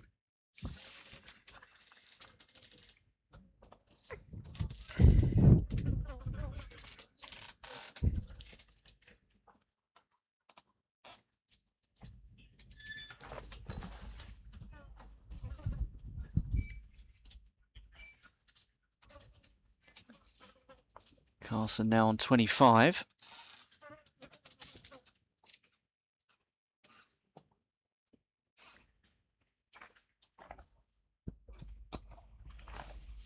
And he'll go to 26 there. End of that over. 9 from it. And it means that from the last 10 overs, Sussex will require 87. 87 from 60 balls. So that completes the second power play. To make things even more challenging for Sussex, they'll now have another man outside the 30-yard fielding circle to contend with. So Zav has done that excellent work in terms of comparing the 10-over chunks that we've had so far. Power play 1, Essex 65 for 1, Sussex 63 for 0. Then overs 11 to 20, Essex 67 without loss, Sussex 45 for 1. 21 to 30, Essex 41 for 1, Sussex 59 for 2. And then overs 31 to 40, Essex 56 for 1, Sussex overtaking, but with a lot of catching up to do, 63 for 1. So Essex, did they make 87 for 3 in the final 10 overs? Is that what we're saying? We are saying that. And Sussex need 87 to win. Remarkable. So that last over, which went for 18, really could be a huge factor. Thank you, Zav. Great stats and a very fascinating narrative there as well. So Essex scored 87 in their last 10. Sussex need 87 to win. Matt Critchley back into the attack at the Castle end, bowling his 8th over.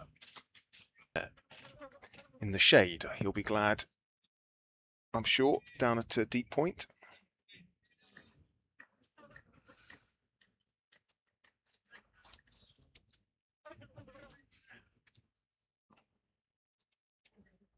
Sussex have been going along at a run of ball for the last 5 overs.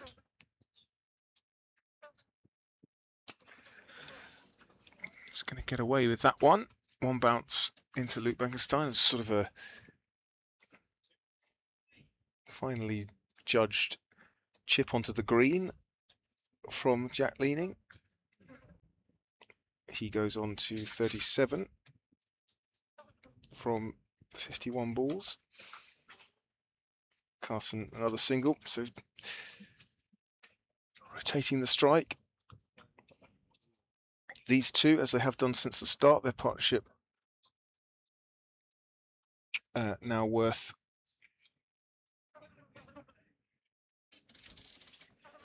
$60, yeah. Excuse me. Another single.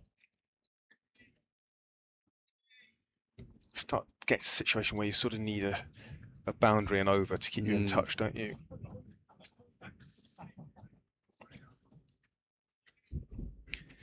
Yeah, our scout's up on the players area as Jack Carson gets hold of that. That'll help. 6 runs. Lovely shot from Jack Carson. Really got under it and sent it all the way over long on for 6. Much needed boundary. Even better from a Sussex point of view that it was 6 runs. Productive over for Sussex. They score 12 from it, which brings the equation slightly in their favour, or closer into their favour.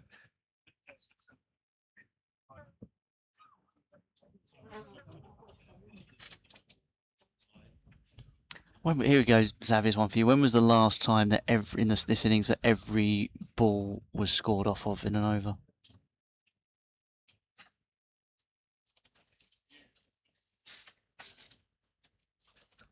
Change of gloves and a quick slurp of drink for the batters. 2-4-2 for 4, 9 overs. Over 35. Okay, so not that long ago. Sorry, Sam. That's all right. 54 required. Sorry, 75 required. 54 balls remaining.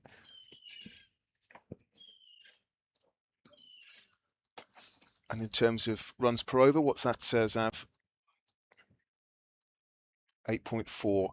So they're keeping it just around that 8.5 in the last couple of overs. So overs 35 and 41 that you've just had are the only 2 overs in the Sussex innings where there hasn't been a dot ball.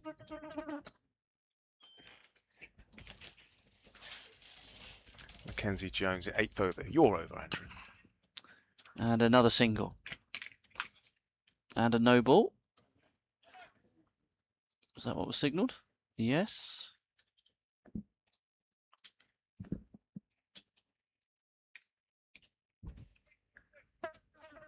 No ball, so that will help for Sussex. Yeah. But can Sussex take advantage of that free hit? They can, of course, change the field because the batter's crossed. Missed out again, as they did with the first no ball at the beginning of the innings. Clever bowling. I think Mackenzie Jones, knowing Jack Carson's character, that he was going to swing and swing hard. So the slower ball bouncer, which goes through at knee height, quite a good ball in that circumstance. And a missed opportunity.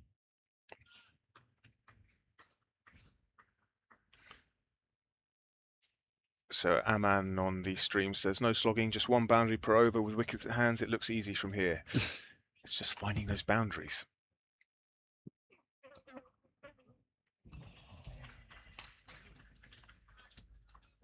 I think in most List A games, aside 4 wickets down, requiring 8.5 and over from the last 9, you'd say they're, if not favourites, there or thereabouts. Just keep saying it. I'm just not sure this is the kind of wicket where it's quite as simple as that.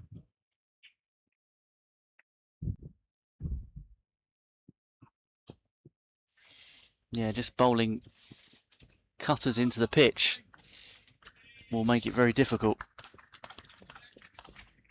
We saw that at the back end of the Essex innings.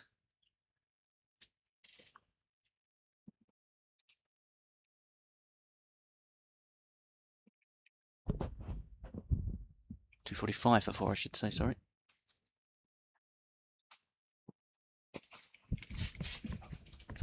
Been struck well, and it's been stopped even better. He's been excellent out there, Benkenstein. Couple of runs, but couple saved as well. The ground fielding from both sides, top-notch today.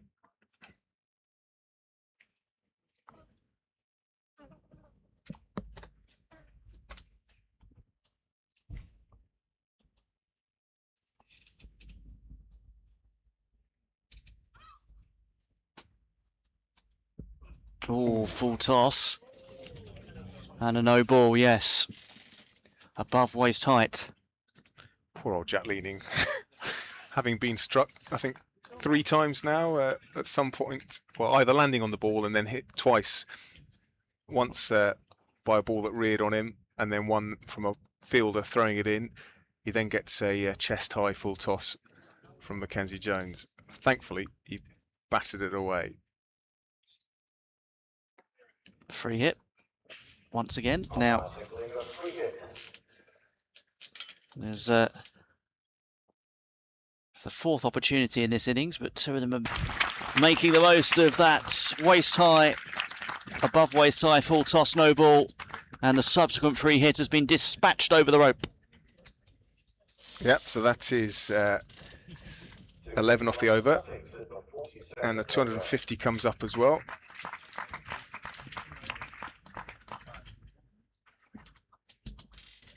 Something about Arundel and these good games over the last couple of years. Whatever happens here, it's certainly held our attention and the attention of the 3,000 to 4,000 spectators that are in today at Arundel. Doesn't feel like it's a year since we were last doing this. That's a good comeback. Really good comeback. Over 5,000 watching on the stream now as well. Welcome to all of you. End of the over then. So the equation with 8 overs to bowl. 255. Is that 250? What's the score? 252, is it? 255. 255. That scoreboard is quite a long way away. 255 for 4. And that's 62 needed. Yeah, a good over for Sussex. That's brought the required rate down below 8 runs and over. Below 8.5 runs and over. 12 off the over, I think. No, I was right first time around. Zav threw me by pointing at a different number. 62 runs required at 7.59 runs per over. The last 5 overs is what Zav was pointing at. 45 runs, 8.44 runs per over. So if they can keep that up, Sussex will win. Leaning takes a single off the first ball from Matt Critchley. Critchley now in his is that Jamie Porter still has overs to bowl. And he has not been easy to get away in this tournament, although Sussex played him nicely to start with.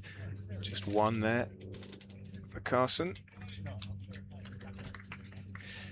Tom Wesley off the field at the moment. I'm not sure he was going to feature in these last few overs anyway, but interesting drag down from Critchley, and Leaning, even as he played the shot, sort of hung his head in frustration that he didn't get more of it. But once again, a really difficult wicket to time your shots on, especially when those balls are keeping low.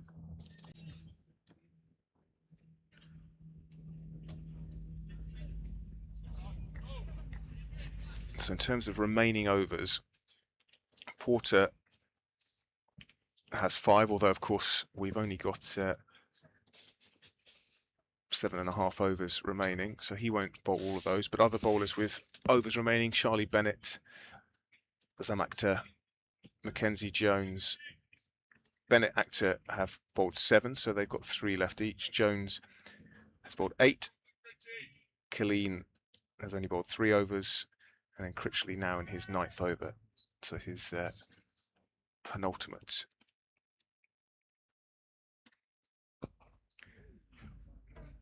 Sensitively chipped down to long on, another single.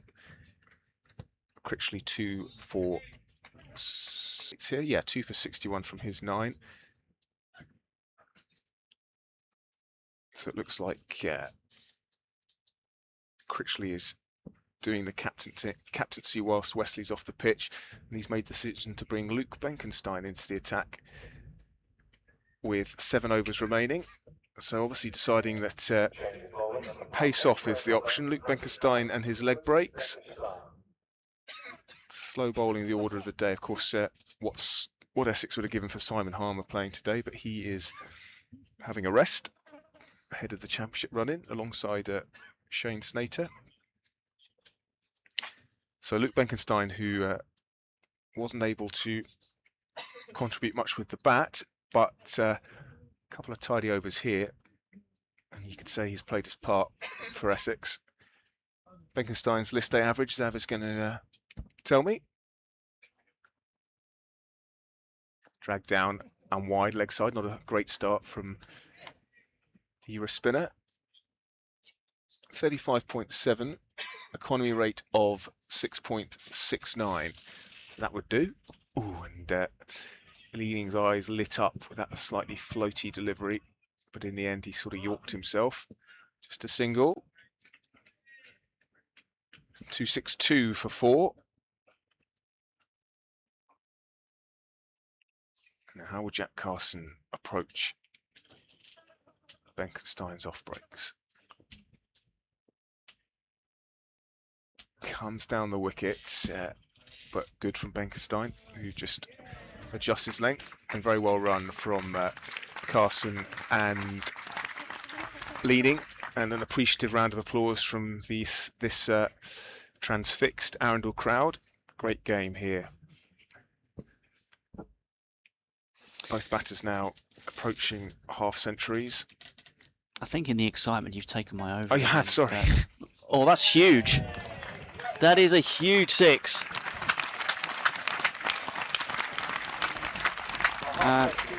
What a way for Jack Castle to go to 50, and what another innings he's playing here at Arundel Castle Cricket Ground, having done so against Kent last year in a winning hand when he scored a half century. He's now back in the runs again. 38 balls, 2 4s and 3 6s. Captain's knock. Still work to do. Tickled down that one. Not sure what that's come off of, but either way the ball is heading towards the boundary. Really good stop. It's a couple of leg byes. But the runs required and the balls remaining are converging, which is always a good sign. 45 off 38, I think, now. That's coming our way, but is it going to get it? Oh, it's not. It's just been caught by Jones. So just as it looked as though Jack Carson would be taking his side closer to victory, he's having to haul himself off. He didn't quite time that one, and he's been caught as a result. And Essex right back in the driving seat, you'd think now. As you said, Sam, it's not easy for a new batter to come in and adjust to this pitch, and a lot will rely on Jack Leaning. A fantastic innings from Jack Carson, but he'll be so frustrated to have not seen it through. And but he does cling on at the second attempt. I was just about to question Matt Critchley's decision to bring Benkenstein on after he'd gone for that 6, but in the end, getting that wicket of Jack Carson could prove absolutely vital. So Jack Carson going for 53 off 40 balls, 2 4s, 3 6s. after starting at 10:30. 272 for 5. The equation, 45 off 37. I think that's right, Zav. 45 off 37. So over to you, Finn Hudson-Prentice, and at the other end, Jack Leaning. Jack Leaning has 46 and 59 balls. Time for him to, well, it depends how Finn Hudson-Prentice sees this one, whether he's going to go for it himself or whether it's down to Jack Leaning, or whether Leaning playing the anchor role, or whether Leaning feels that as the set man on a pitch where it's been difficult to get in, he's the man that needs to go for it. He hasn't had a great deal of success in timing the ball so far today. End of the over, end of the 44th, 273 for 5. 44 off 36, and I can tell you, I think in the last 36, they've scored 58. So, interesting stat from Zav that the average, the economy for pace bowlers today 6.36, for spinners 5.74. So a good half a run or 0.6 of a run difference. Seem to be that pace off has been the way to go today. Critchley bowling his final over. Hudson-Prentice pushes into the offside. Now Carson, through his innings, like you said, Andrew, has really narrowed that gap between runs to win and balls remaining. So Sussex actually don't need to take too many big risks. Kind of what situation where you think if they can keep rotating the strike like they have been, pick up, who knows, another 4 boundaries, then they'll be in with a puncher's chance.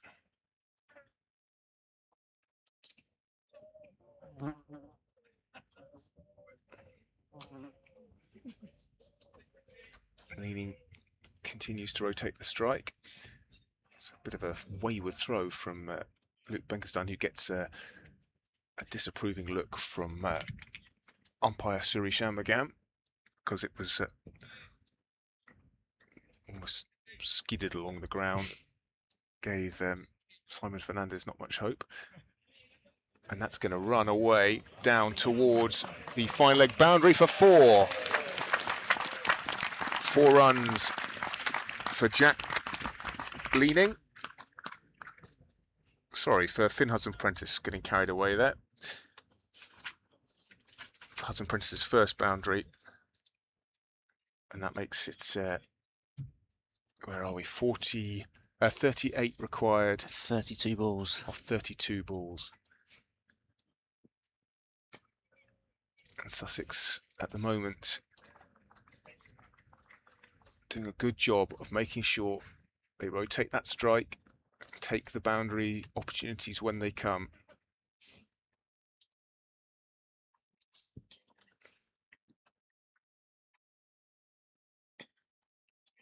And Jack Leaning has not been worried about the fact that he's been scoring relatively slowly.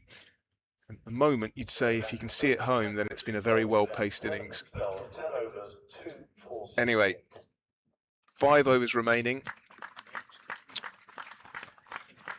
37 runs to win from 30 balls. And I can tell you that 30 balls ago, when they started the 40th over, Sussex were 230 for 4, so they've scored 50 runs in the first 5 of the last 10, if you follow me. Another single. So me and you, Sam, this is what we do, isn't it? Close finishes in the Metro Bank One Day Cup. Yeah, we have had some classics. This is just what we do. I think as we see that one, another single. I think you described one of the games last time out as the Metro Bank One Day Cup doing Metro Bank One Day Cup things.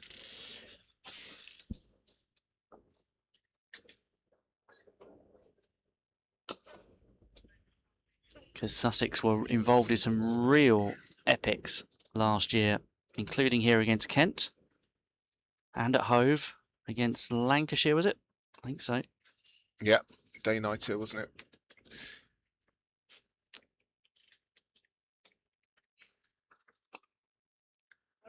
Craig on the stream has diagnosed the first case of the summer of Metrobank fever. Yes. Every year a new variant makes its way back. Just when you think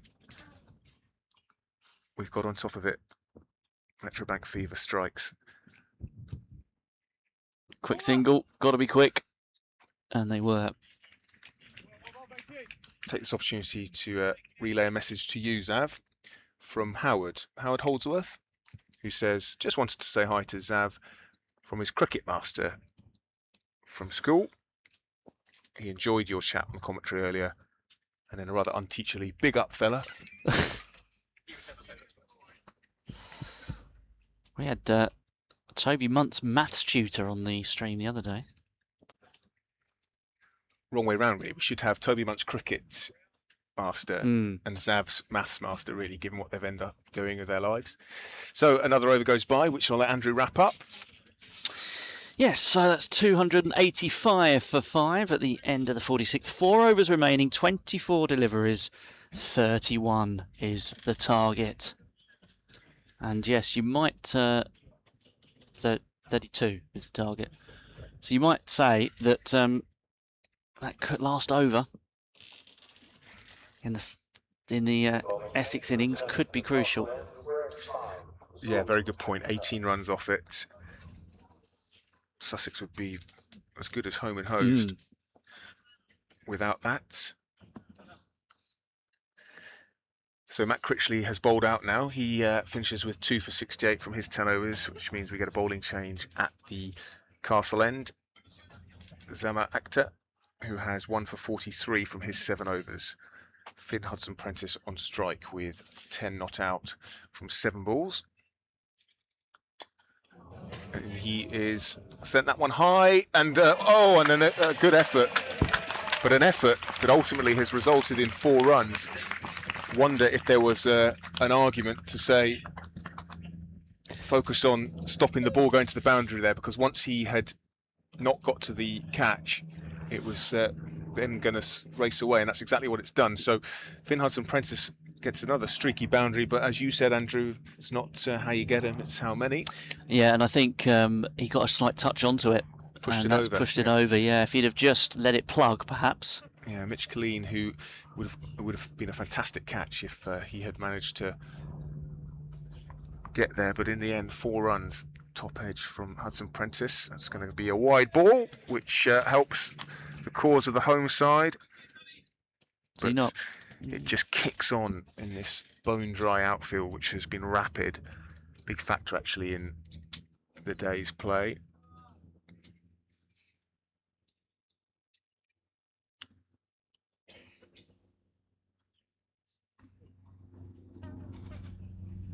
That one keeping low, but it's another wide.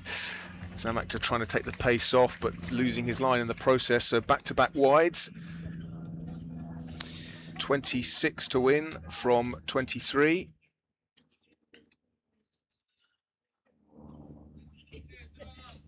Leaning and Hudson-Prentice, the 2 men who spent varying degrees of time off the field in Essex's innings through injury. Finn Hudson-Prentice having to pull out early, trying to come back, but then spending much of the innings off the field. Oh, that's a great hit. That has gone all the way for a huge 6. Biggest of the day, an injury or otherwise. Finn Hudson-Prentice has absolutely smoked that for 6. And that makes a big dent in the required task for Sussex. 20 now of 22. So for the first time, I think, in the whole game, Sussex now needing less than a run a ball. Great shot from Finn Hudson-Prentice. We've seen how difficult it's been to time on this wicket, particularly back of the length deliveries, which have not got up, but Hudson-Prentice went from low to high and getting under that and sent it flying towards those beautiful trees at Cow Corner. Yeah, second 6 it's gone over there, hasn't it? Because they've been remained nonplussed, those supporters over there. Now, a bit of a conference going on. It's the first time perhaps we've seen Essex a little bit concerned about what they need to do. Yeah, well, 12 runs from the first 2 legal deliveries of this Zaman Akhtar over, 4 wide, 6. And it's taken the runs required below the balls remaining.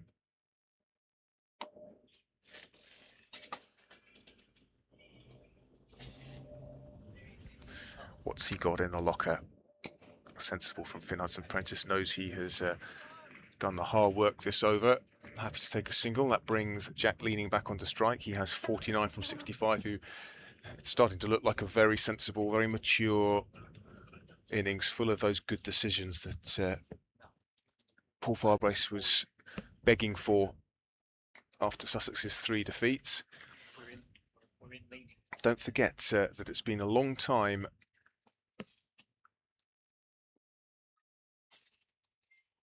since Sussex beat Essex in list day cricket at home. Single for Jack Leaning takes him to 50 from 66 balls. Just 2 fours, and that kind of sums up the innings. Watchful, running hard, taking those blows, not giving it away. And a very mature innings from a man that is among the most experienced players on the, well, on either side today. A first list day 50 for Jack Leaning for Sussex. Just earlier was Sussex's last victory over Essex in a list day game at home. They're getting there, but they still need 18 from 19 deliveries. That's Leaning's 15th 50-plus score in list day cricket, 3 of those hundreds. And well watched by Hudson-Prentice again. That takes Sussex to 300 in a chase that is looking perfectly judged with 3 overs to go. But is there a twist in the tail? We've seen plenty of them in the Metro Bank. It's what's so intoxicating about this tournament. A wicket or 2 here from Essex and things get tough again. So don't write Essex off yet. 17 off 18.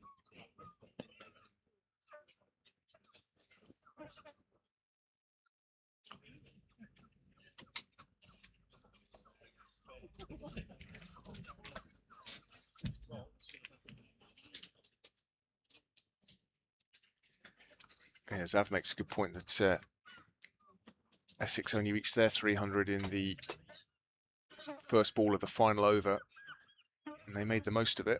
So Sussex well ahead now in terms of same point of each innings. Oh, almost a sensational catch at short range. Instead, it's 2 runs.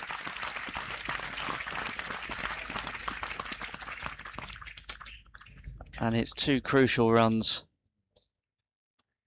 for Sussex. Every run is crucial at this stage, but I mean, you could argue drop catch or brilliant save, if you like, with 2 runs.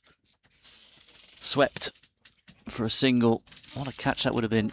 Yeah, I think Matt Critchley is, well, he'll set himself high standards. I think he's thinking to himself, I should have taken that, having got a hand. It would have been a good catch and it could have been a pivotal moment. And he's still remonstrating with himself.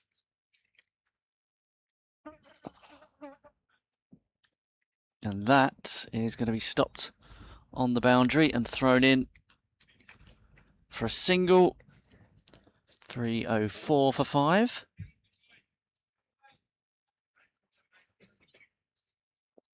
$13 off of 15.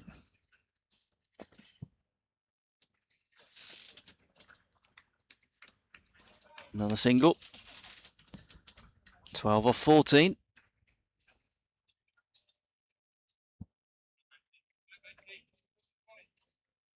When you consider not that long ago the required rate was 8.5 and over, Sussex have done this very well so far, but they are nowhere near the finish line yet.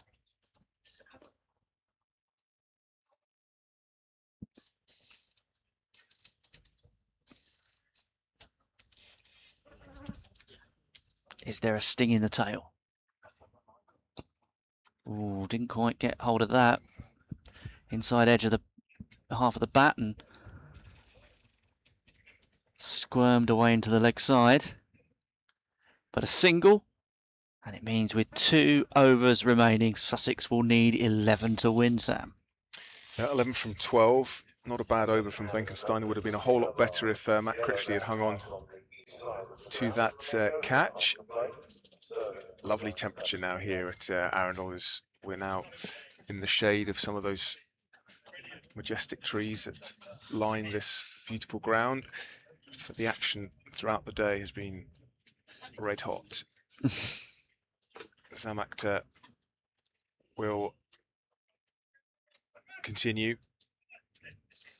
with his 9th over, which will be his final over. 2 overs remaining, 11 required for Sussex. Jack Leaning has steered the innings since he came to the crease. I've just seen the worm that's been on the screen a couple of minutes ago. We're a little behind here with our view of what you're seeing at home, but you can see that Sussex got above that Essex worm at about the 40 over mark and stayed above. 11 from 12 then. Akhter to Leaning. Leaning ducks out the way. Careful ducking out the way on this pitch because they're not getting very high, but Leaning manages to duck underneath it. Stu says that the commentators seem overly nervous that Sussex are going to mess this up. It ain't going to happen. Well, I'm not a superstitious man. People do funny things. That'll help. 6. Great striking from Jack Leaning. Just his 3rd boundary, his first 6, and it's almost like a man who has denied himself the pleasures of swinging the bat has decided that he's earned the right. Finn Hudson-Prentice has faced 15 balls, has 2 4s and a 6. Jack Leaning has faced 71 balls, has 2 4s and a 6. So that illustrates their respective approaches. 4 to win off 9.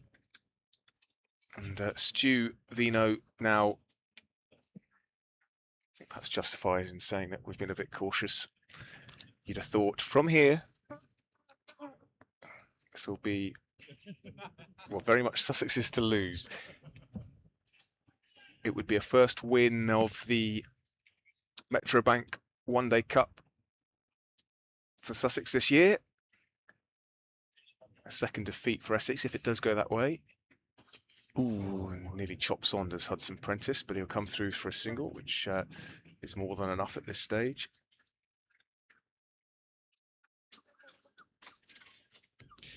I think should Sussex win this, I think Paul Farbrace will be delighted. They've clearly listened, the batters, to a pretty clear, forthright message from their coach that he wanted some more sensible cricket, some better decision making. 1 or 2 blips along the way in this innings, but Leaning has shown all his experience. A great ball there from Akhter. Keeps it to a dot ball. 3 required from 7. And should Sussex win, they'll be in positive territory in points, having been on -2 at the start of the campaign for their financial mismanagement. Docked half a point in each, or half a win's points in each competition, which is obviously 2 in Metrobank. Another dot from Akhter just to keep us all guessing. Good finish to that over. 8 runs from it. 6 rather spoiling what was otherwise a very good over.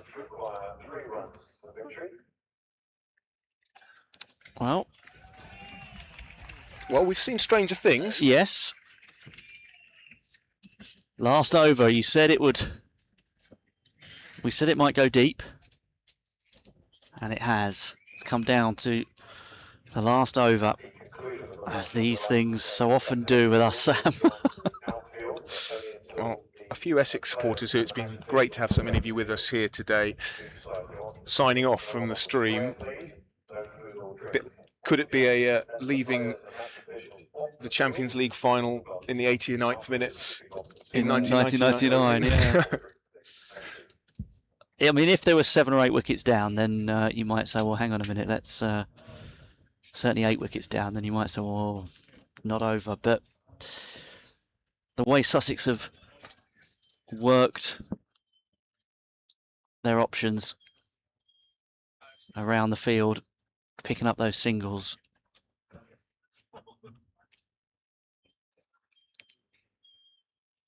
So, Finn Hudson-Prentice on strike.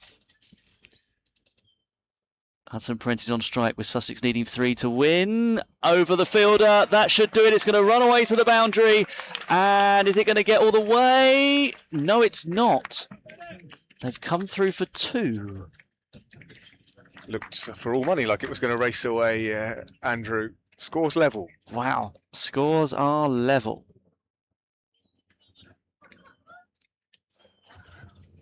Nav is desperate to get us to mention the tie. Yeah, I was going to say, what's Winviz saying now? for the tie?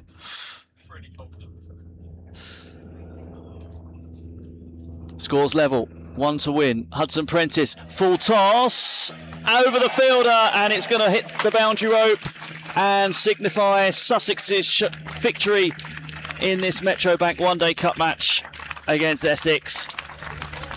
A fabulous reply, overhauling Essex's 316.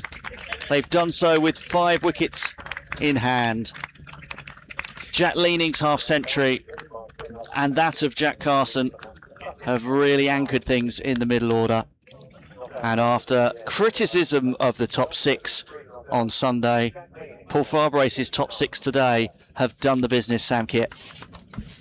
Yeah, perfectly paced chase, really impressive from Sussex.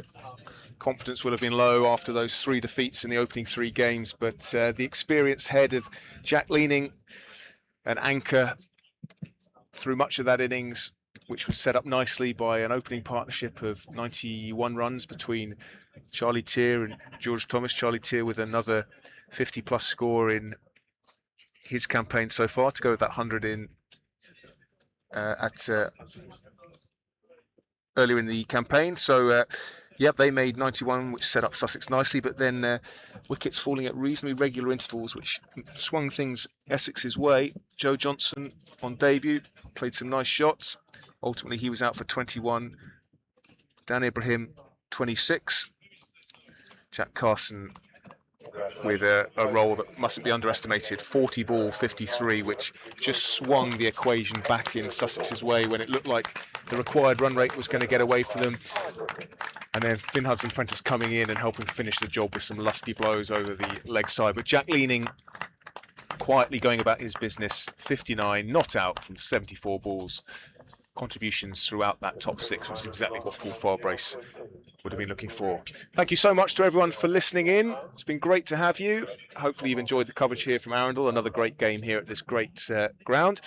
And Sussex next in home action on the live stream. Hope you can join us a week on Friday for Sussex versus Worcestershire, the day-nighter, Friday night. So if you're in and around Hove, come and spend your Friday night with us. Hopefully it will still be a nice warm evening. And we will see you then. But from Andrew, from myself,